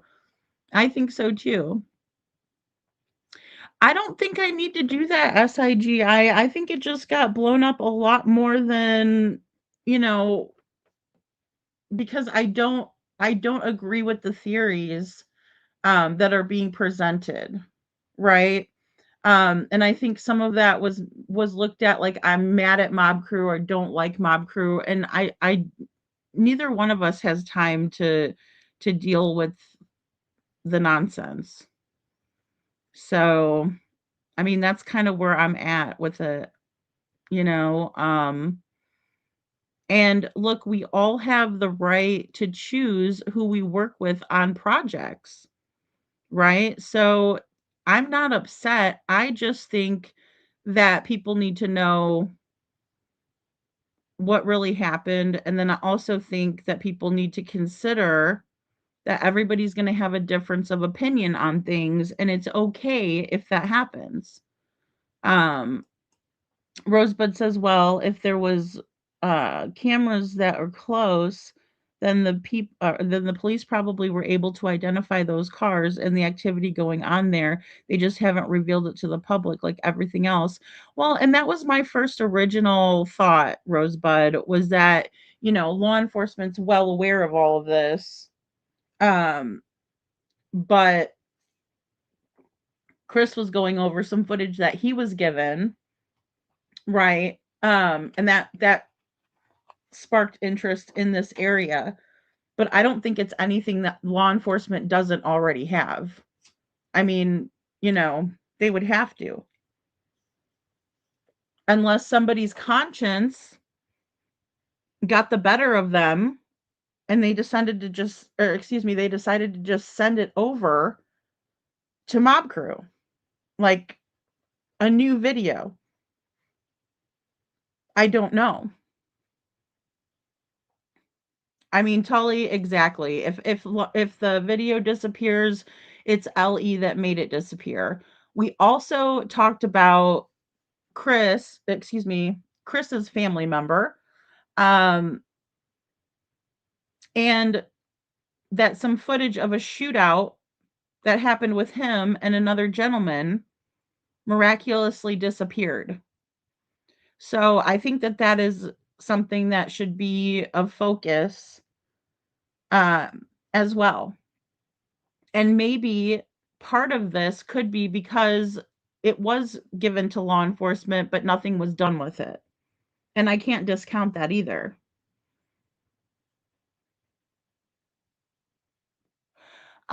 Sandy, I cannot confirm or deny that. You know,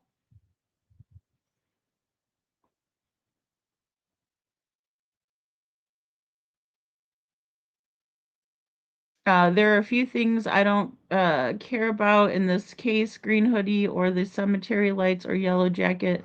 Those are just side notes for me. Yeah, no, I get it, Cece. And that's the thing. I mean, I examine the footage from the Texas Roadhouse with the yellow jacket guy. I still don't know how he plays into all of this, but I do believe that, you know, he was sent Sebastian's picture. You know, so, and I know that a lot of YouTubers have solved cases or have helped solve cases. Um, you know, we've talked about it at length here.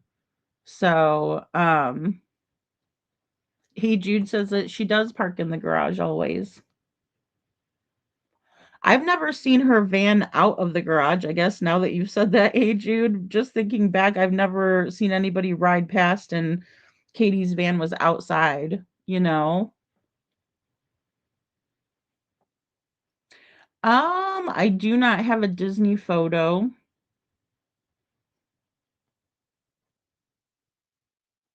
Yeah, well, and that's another thing that I don't think people were listening in on about the cemetery too, Rosebud, because like, you know, again, I have to say Jen and Aaron were both in the cemetery looking around the area, and so was LE. Rosebud says the reason why I say the cops probably have this is because it's the radius of the search that took place, so those cameras should have been a part of that. It's still an open investigation. We get it. Yeah. Yeah, I agree. I agree. And it just could be something that has been stumbled upon, right? Or that somebody again decided like there's a lot to this. Thanks, Hey Jude. You know, that maybe law enforcement isn't moving as quickly as they want them to, so they are sending it over. Now that makes sense to me, right? Again, it's very confusing. All of this activity all of a sudden on the cemetery.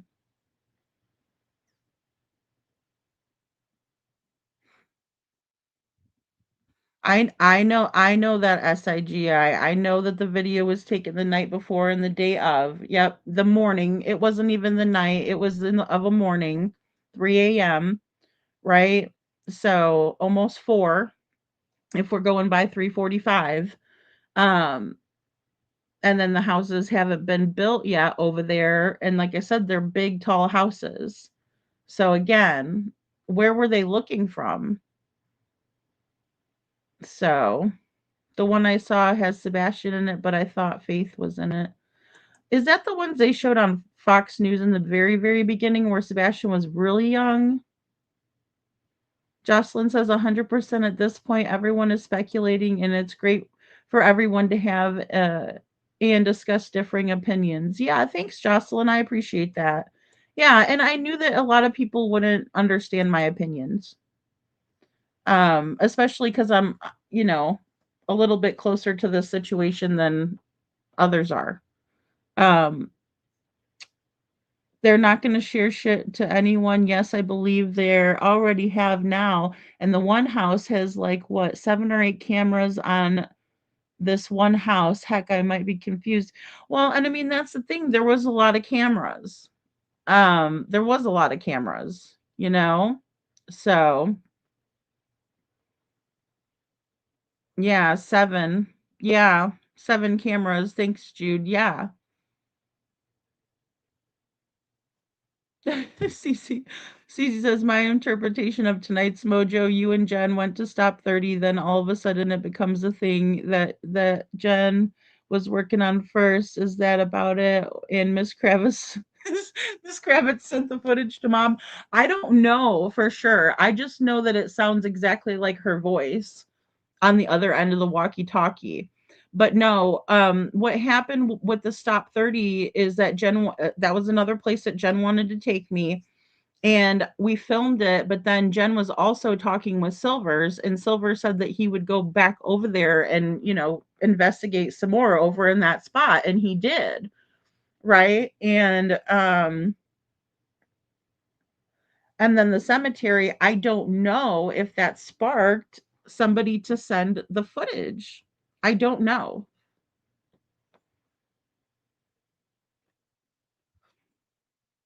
Aw, thanks, Veronica. I would like to know if that family member who has the record had any contact with Sebastian in the past. I would love to know that too, Rosebud. I would love to know that because he has cruelty to animals. He's got, he's an RSO for a child. Um,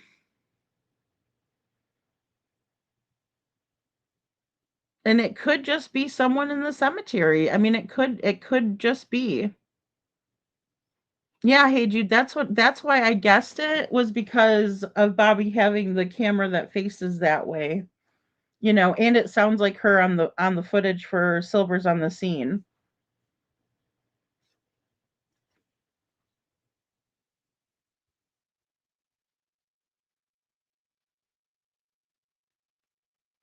I mean, maybe so. Maybe so, SIGI. I don't know. I don't know. Aw, thanks, Lori. In my opinion, if they're friends, they didn't even get any. I don't know. I'm going to go a step further with the truth. It's a possibility that Sebastian is deceased and that's on his mother, but I would rather him be found and put into a proper place of rest regardless. Yeah, I know, Cece, and I think that's the biggest problem is that, it's never going to be fast enough. And like I said, if they've already pinpointed the exact area where this person was buried before Sebastian went missing, then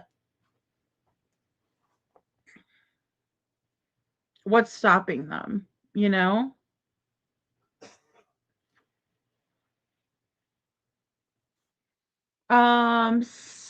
Rosebud says another way to look at this, the neighbors released the videos with the okay from LE because nothing substantial was found from the videos. I'm sure they called LE and asked if they could release them. I don't know because I mean I get what you're saying too, Rose, but I'm wondering because it's their personal camera footage if if they even need permission. Like, if somebody was to just send me their Ring camera footage, I could play it with their permission. I don't think they'd need to ask LE, you know? Um, so, Lori.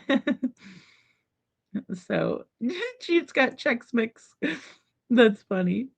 CC, yeah, I'm an angel mom, and she doesn't act or plea like a mother of a lost child. I definitely vibe that. Yeah, a true mom vibes that in a woman. Yeah, and I understand that too, Justice. And the thing is that Katie's always talking about other kids. This is what Sebastian would have wanted. She gives us all of those little clues, you know? I mean, she did. She completely switched sides, you know? That's true, Michelle. They do that. They only have one shot, but if they thought Sebastian was there, then they should be on it, right? All eyes should be on the cemetery. They should have a guard there, a marked guard at the cemetery, right? In order for them to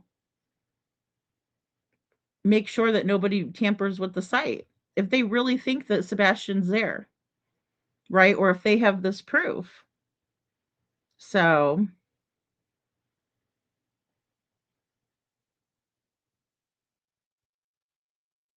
you guys got Fritos, Magic Bar.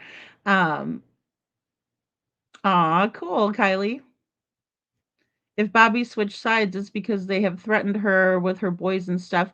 Well, and that's true. I mean, SF Investigates was definitely, causing her a lot of issues. And maybe with this recent, issue that was caused with Mob Crew, that could have been a reason why she decided to send it there. Um, or maybe flop back. I mean, who knows? You know? Um, okay, guys, I'm just going to play this rest of this video here just so we can finish it out. And illuminated this entire area.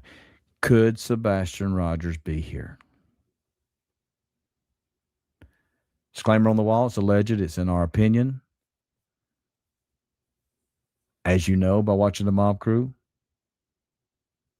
we have reported this. We have turned in the evidence we believe. We are waiting on approvals to move forward to investigate this further.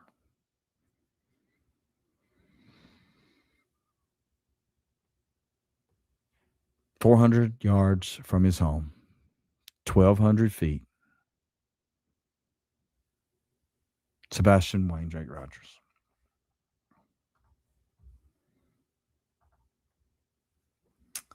Still missing. Could he be in this cemetery? Could evidence of him be in this cemetery? What happened in this cemetery? Check out the Mob Crew as he will follow up, lay more things out.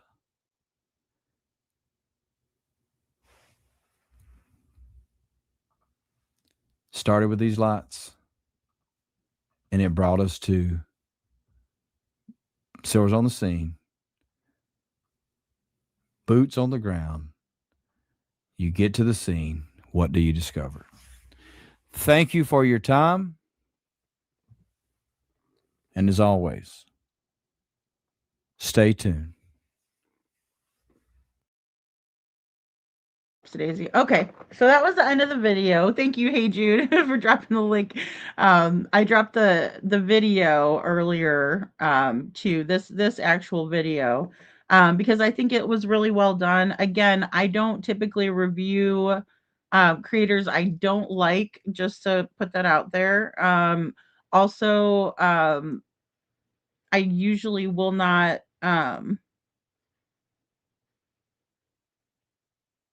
shout people out if unless I like them, right? Or give a good I should say give a good recommendation. Um so I'm going to go to really quick. Let me see if I could do and I hopefully it wasn't on a members only because I don't think we're allowed to share the members only. Um All right, so this is the one I think that you guys wanted me to watch. Whoops. So hold on a second.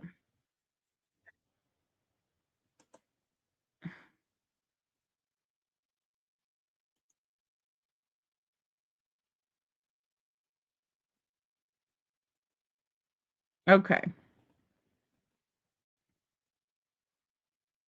And I hope he doesn't have any copyrighted music. I don't think he does in this one, I don't think. Okay. Thank you, little Miss Sharon. Thank you. Oh, it wasn't supposed to start yet. Hold on, I'm sorry. One night before, 15-year-old autistic teen, Sebastian Rogers, suspiciously disappeared. Approximately 500 yards away, just beyond the construction site, a bright light was captured on surveillance.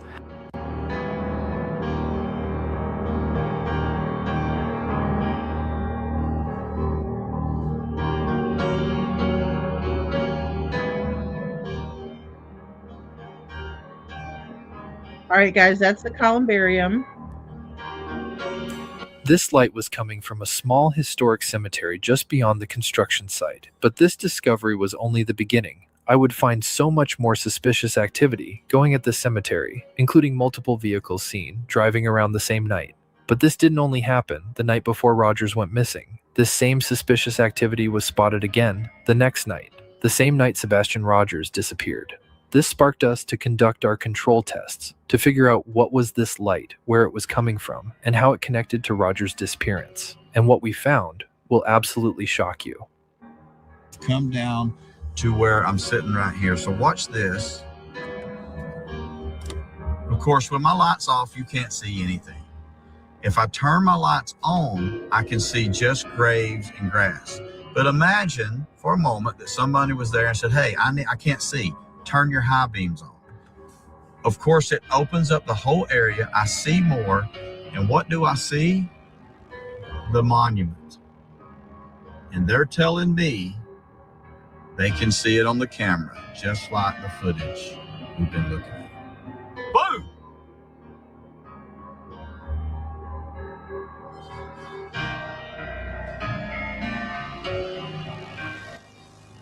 Sebastian Rogers was last physically seen on camera leaving the Texas Roadhouse with his mother Katie Proudfoot on Feb 25th.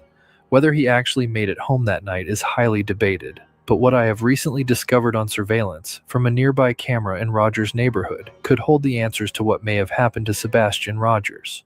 Sebastian Rogers' home is located here. The surveillance camera that captured the suspicious activity is located approximately here, with two cameras pointed towards the east, overlooking the construction site and further. The suspicious activity seen on these cameras took place here at this cemetery and also school.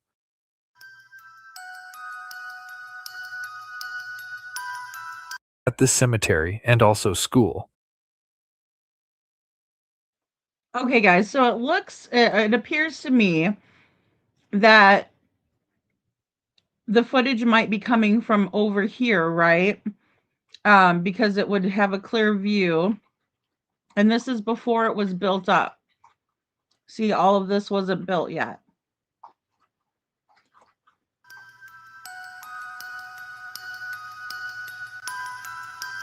Just after this suspicious light illuminates for approximately 6 minutes, a little before 3:30 a.m. At 3:32, a headlight of a vehicle can be seen moving south in the cemetery.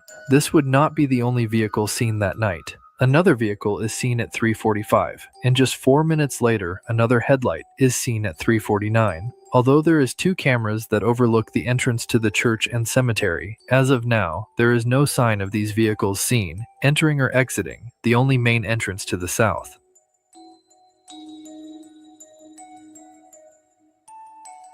On the night Sebastian Rogers disappeared, the suspicious light can be seen again at around 3:40 a.m. It is illuminated for around 6 minutes, just like on the 25th. Then after it's done being illuminated, minutes later, multiple vehicles can be seen, driving in the cemetery and at the school.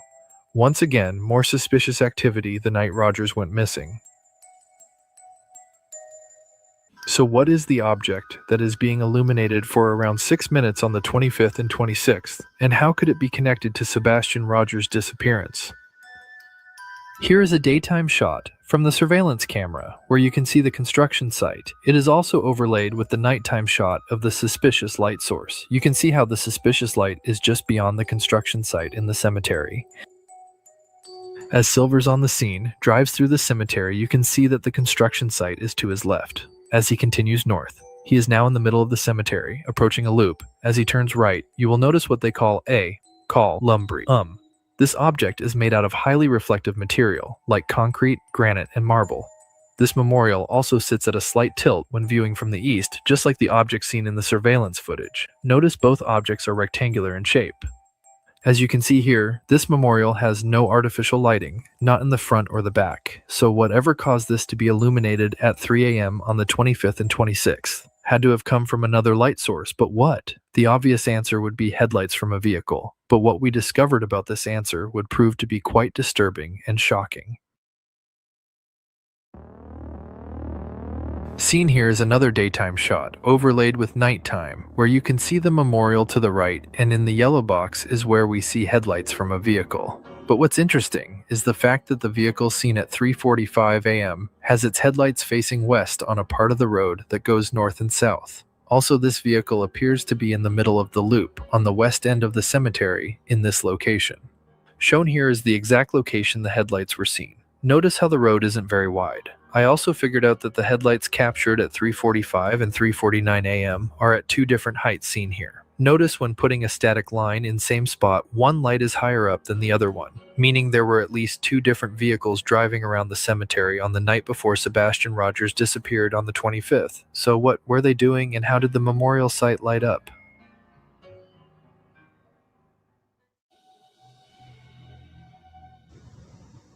There it is. What do you see now?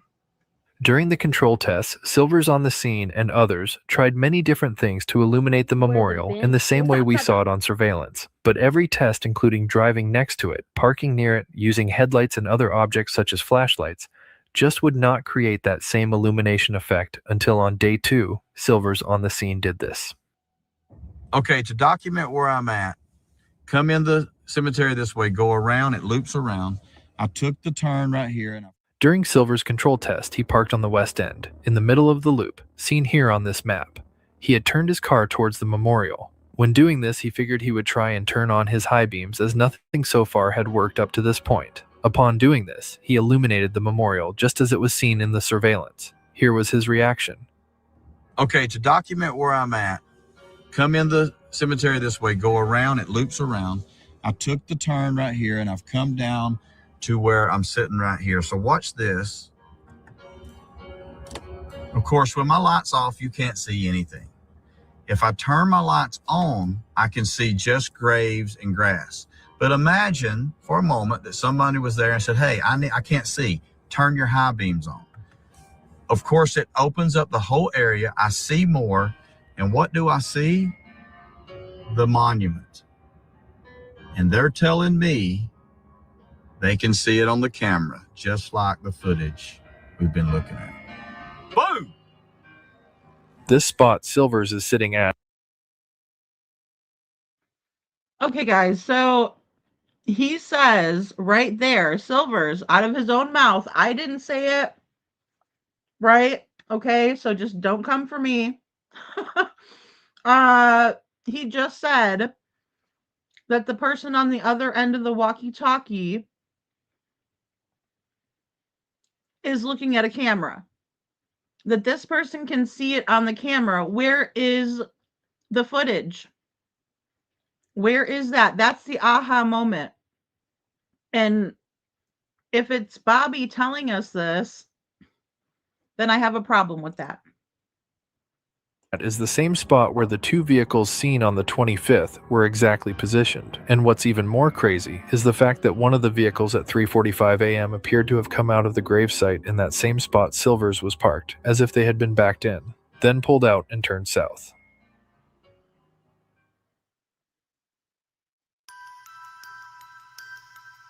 Before we put all the pieces together, let's go over the night of the 26th. Sometime around 3:10 a.m., the suspicious flashlights in Rogers' neighborhood are seen along with an unknown vehicle doing a three-point turn. Not long after, activity at the cemetery begins to happen, where we see the memorial light up again for 6 minutes. During this same time, we then see a vehicle at the school near the stadium, first heading north at 3:47 a.m., near the same time the memorial is just beginning to fade out, seen here in this overhead view. A few moments later, we then see that same vehicle head south at 3:49, just minutes after the memorial is no longer illuminated. Then literally 2 minutes later, we see another vehicle heading south, leaving the cemetery at 3:51. We first see this vehicle in the cemetery located here in this overhead view. Then a few moments later, we can see it exiting the church parking lot at 3:53 a.m.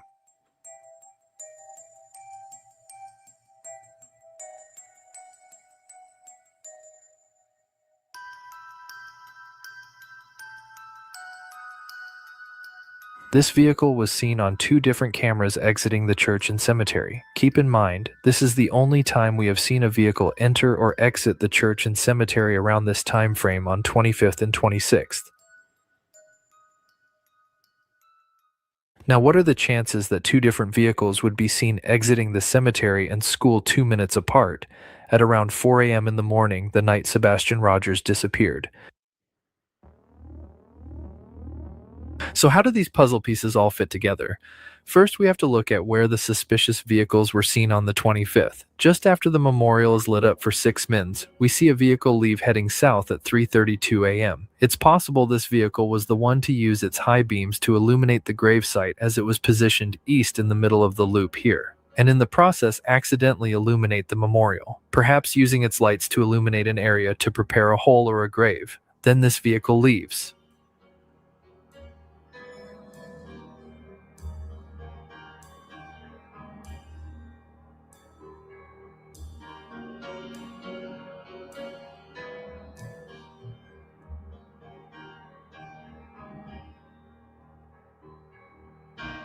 Then a vehicle parks in the same area, but this time backs up into the gravesite, perhaps to haul some dirt or something else nefarious. Then when pulling forward to turn south, we see 2 headlights. Unlike the other lights we see, it's clear there is 2 balls of light, meaning this vehicle is likely facing west, in an area it shouldn't be unless it was backed in. This vehicle then goes south around the loop.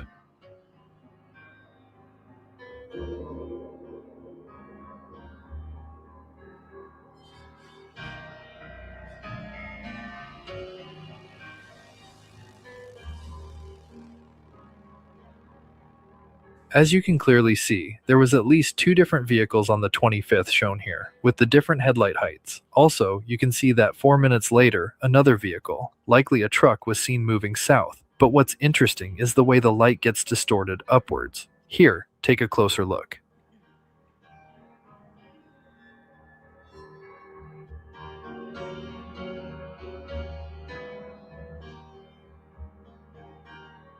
Notice how the headlight ramps up behind the tree, as if it was getting elevated. We believe it's possible that when exiting west out of the gravesite, it hit this bank next to the private drive seen here in this photo. Whatever caused this light to distort like this was caused by something extreme.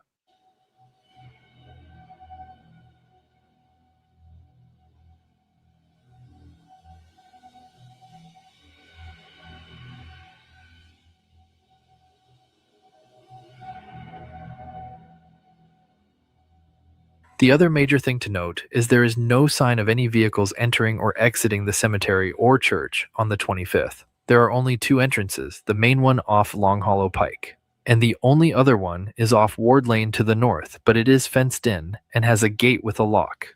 It appears these vehicles likely entered off Ward Lane, or somewhere off-road, like between school and cemetery. This also adds to the mounting evidence of nefarious activities.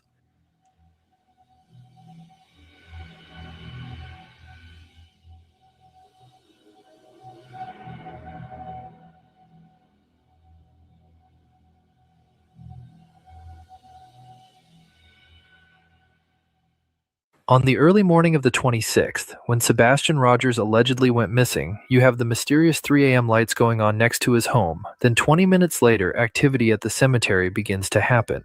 What are the odds of that in true crime? I believe they could have been preparing the night before of the 25th at the cemetery, perhaps getting a hole or even a fresh grave ready one night before. Then on the early morning of the 26th, the parties responsible for Rogers' disappearance move him to the cemetery with things all ready from night before. This would make sense as to why the timeline and order of events lines up with what we've seen in this overhead view.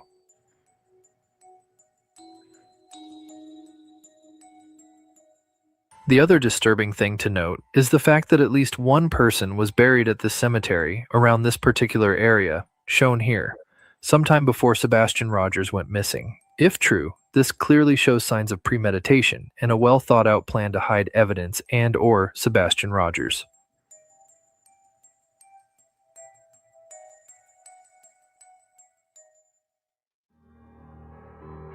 I was able to figure out which vehicle was at the cemetery and which vehicle was at the school. I did this by noticing that one vehicle blocks a street light near the cemetery shown here, meaning it's closer at the cemetery.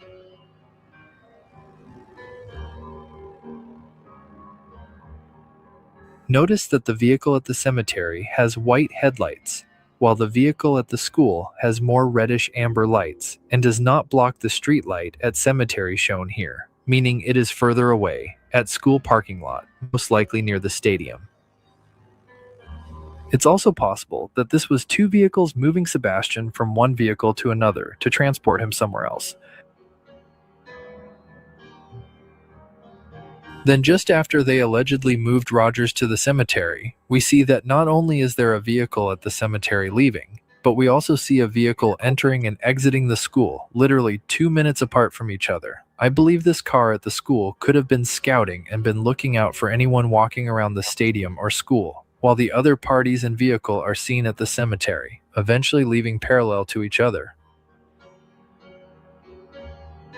Before I share any more information and final theories, I just want to mention that different law enforcement agencies and the church themselves have been notified about these suspicious lights and activities and what happened at this cemetery. So please do not call the church or law enforcement about this video, as this has been tipped in and they have been made aware about this possible lead.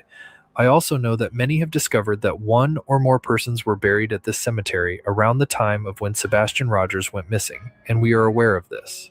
It is disturbing to think that there is a possibility that this could be all connected to Rogers' disappearance. I also want to thank Silvers on the scene and the team that helped behind the scenes doing the control tests, as this was a huge help in figuring out what may have been going on that night Rogers disappeared. Also keep in mind, we are aware of the dirt mounds that were scattered around the cemetery, as some of those have been searched by Silvers himself. We are now waiting for law enforcement and other agencies to hopefully take this huge tip and do the right thing by following up and clearing this potential lead. Please share your comments down below, please smash that like button, subscribe to the channel, and thank you so much for watching. Okay, guys, so I just wanted to play that through. I was going to stop it for a second, just to, commentate, but then I wanted to be able to show you guys exactly what Chris was saying. I don't know if his newer live, which I believe happened last night, I think. Hold on. I could check really quick. Let me grab his link too. Okay, yesterday. So a day ago. Hold on a second. Oh, sorry, more links. There we go. There we go. So he did that a day ago, right? Chris from Mob Crew. So I know it's like oh wait, that's the one we just watched. Um Live. Let's go to live. Two cars spotted at the same time. Okay, yeah, so that one's like over an hour. We can look at that one another time if you guys wanted me to look at that one. Because I know that you guys were asking me to look at a certain video, and that's the one that I had already watched prior to seeing Silver's on the scenes video. So what so if they were approximately 20 minutes later, what were they doing for 20 minutes after they took Sebastian out of the neighborhood? Where again, I don't understand everything there. Um and then again, the 6 minute time frame, I can see a handoff, something like that. I definitely could see that in that amount of time. Thank you, Sammy. Um, but I don't know. It's really tough. And then Silver's saying that he um checked some of those dirt mounds is a good thing. But again, I don't know if they would.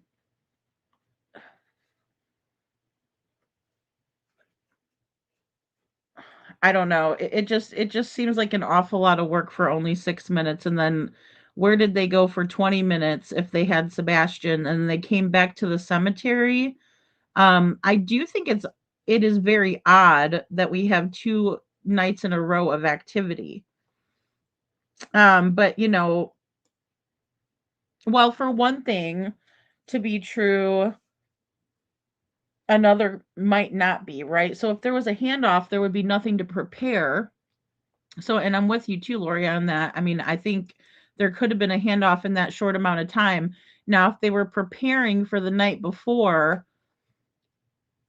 again, with them being there on a Saturday, um, I just don't see them leaving things for overnight. If there was a fresh grave that was dug, I would think that the church would have a liability to absolutely make sure that Sebastian Rogers is not there. So that's interesting to me as well. I didn't hear Chris say that he spoke with the pastor, but maybe he said it in the live stream. So I don't know. Part of the theory is they put the missing license plate back on in the cemetery. Oh, I see. Hey, Jude. So that could be what were they using their high beams to look at though? Is my other question, because I'm trying to think of what they what they could have been doing to have used the high beams, because that just draws attention. That just draws more attention to oneself when they put their high beams on. So, Cece, Bailey Kravitz. I think we're all a little bit of a Kravitz, have a little bit of that. Um, so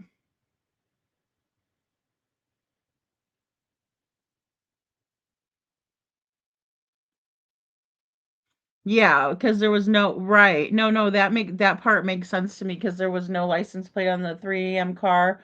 Um,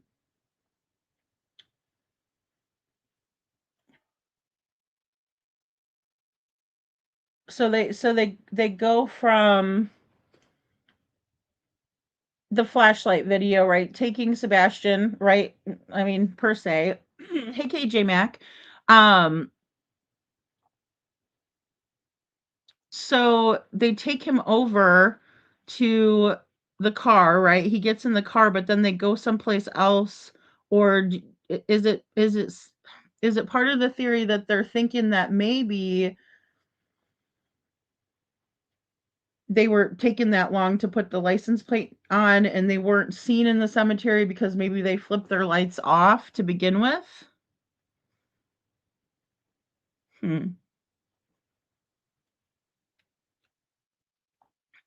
So I wonder about that.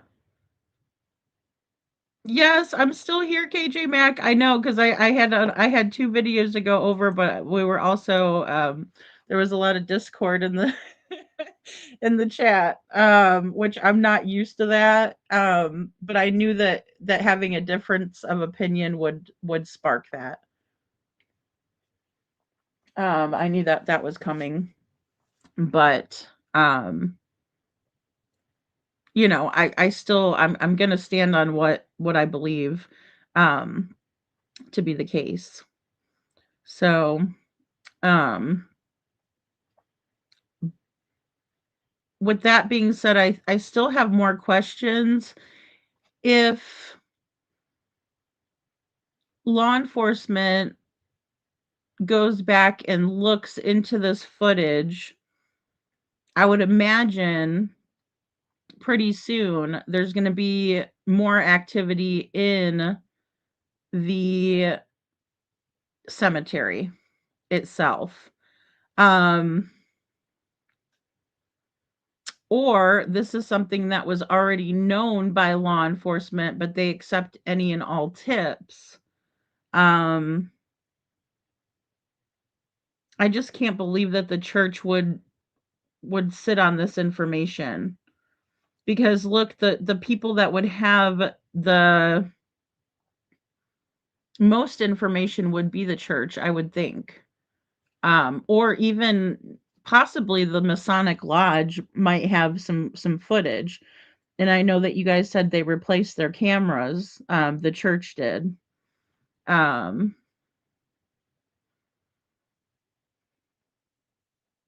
If you look at the map and they entered from Ward Lane, what route is there to Ward Lane from Long Hollow Pike?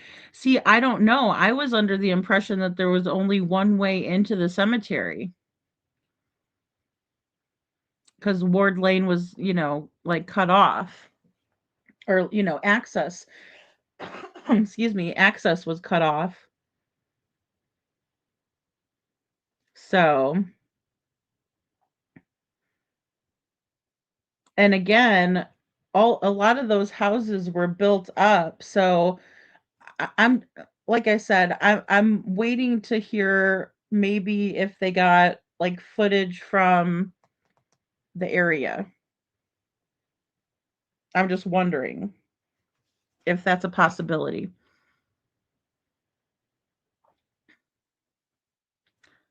So I don't know, but if you guys have info to send to me, definitely send it over and I'll consider everything. Ward Lane runs off of New Hope slash New Shackle Island. Okay, so they could have came in through that way. It runs right behind the school. Thank you, 88.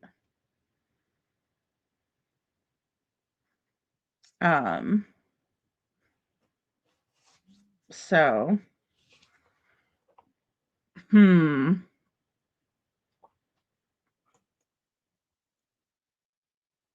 I know that that area wasn't paved, and then they also showed that with Silvers on the Scene had shown that.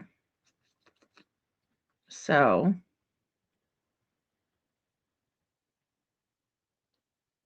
oh no, Chuchi. I know. I thought Michelle was talking to me. She's talking to Kylie. At first I thought that too. I almost said something. I'm like, oh no, I read the other comment. So but yeah, guys. I think that that'll probably wrap it up for tonight because I do have a 2:00 live that I'm gonna be doing with um Cindy Vidal, who is Zachary Vidal's aunt, and he's been missing for 3 years. So we're definitely going to go over that tomorrow. Um, and I might do a live, about the Mob Crew video once I can get a chance to watch it. Um, so yeah, I'm guessing that there may be more information coming out, and I would imagine that something will be done at the cemetery, because um if the owners of that property, which is the church, to the best of my knowledge, think that Sebastian Rogers could have been put in one of their graves, um I would think that they would have an obligation to move forward in a timely fashion, you know. Thank you, Lori. Oh my goodness. I know. I just knew it was like, I just had that feeling. um the little intuition that, oh boy, it's not gonna my opinion probably won't go over as well as it usually does. Thank you, little Miss Sharon. Thank you. And to everybody that was new here, or, new to the chat, I really appreciate you guys coming in. Um, I think it's Lori. I think it's important for us to discuss all of this stuff, and um, just so everybody knows, I don't have any issues with Mob or Silvers. Like I said, I know that you guys didn't know what was going on behind the scenes, and so I just wanted to make you guys aware of that. So do you think the cameras went over to the area or reached to that area? I don't know. I don't know, Sammy. I wish that they would have, given the footage over of the camera that they were looking through to give Silvers the okay. Right? I mean, that's the thing that I'm stuck on, is that, um I mean, I could be on the other end of something and say anything I want, so having that footage, I think that they should have um shown what they were seeing on the other camera would have been most effective, don't you think? I mean, and I'm asking a real question too. I'm not being hostile. I'm asking a real question. Um, you know, because that's my problem with believing this all transpired the way that it's being portrayed. If the other person on the other end, say it was me and I was looking at my camera footage, I would turn the camera footage and show everybody, right? Look, this is what I'm seeing on my end that's going with what I'm saying, you know? So, oh geez, KJ, yeah, yeah. I think I became an enemy to many of my friends tonight, which is sad. But there's not much that I can do about that, because I'm just being honest with you guys. So Sammy says, I thought I heard them talk about there being a private road with a lock gate or needing to go off road. Not sure. All this just adds to the puzzle and sparks so many more questions. Like, is that where KP's truck was allegedly? You know? So gosh, Lori, I hope not. It's and the thing is that, here I thought I was doing a really good thing for Pig Fest, and it just, I don't know. I was really hoping that some good would have came out of it, but I don't know. It's this is a weird YouTube is a weird platform. But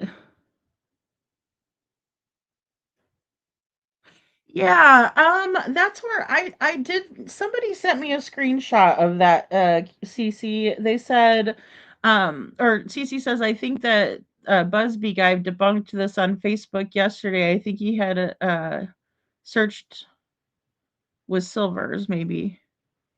You know. Um thanks IML. So, you know, I saw that where there was a camera like right pointing towards. Yeah, I know. No, don't be sorry, Kylie. You guys didn't do anything. Like I just knew that I was probably going to have a difference of opinion. Yeah, and I think so too, KJ. I think so too. And and that's the thing. We all get to say what we want.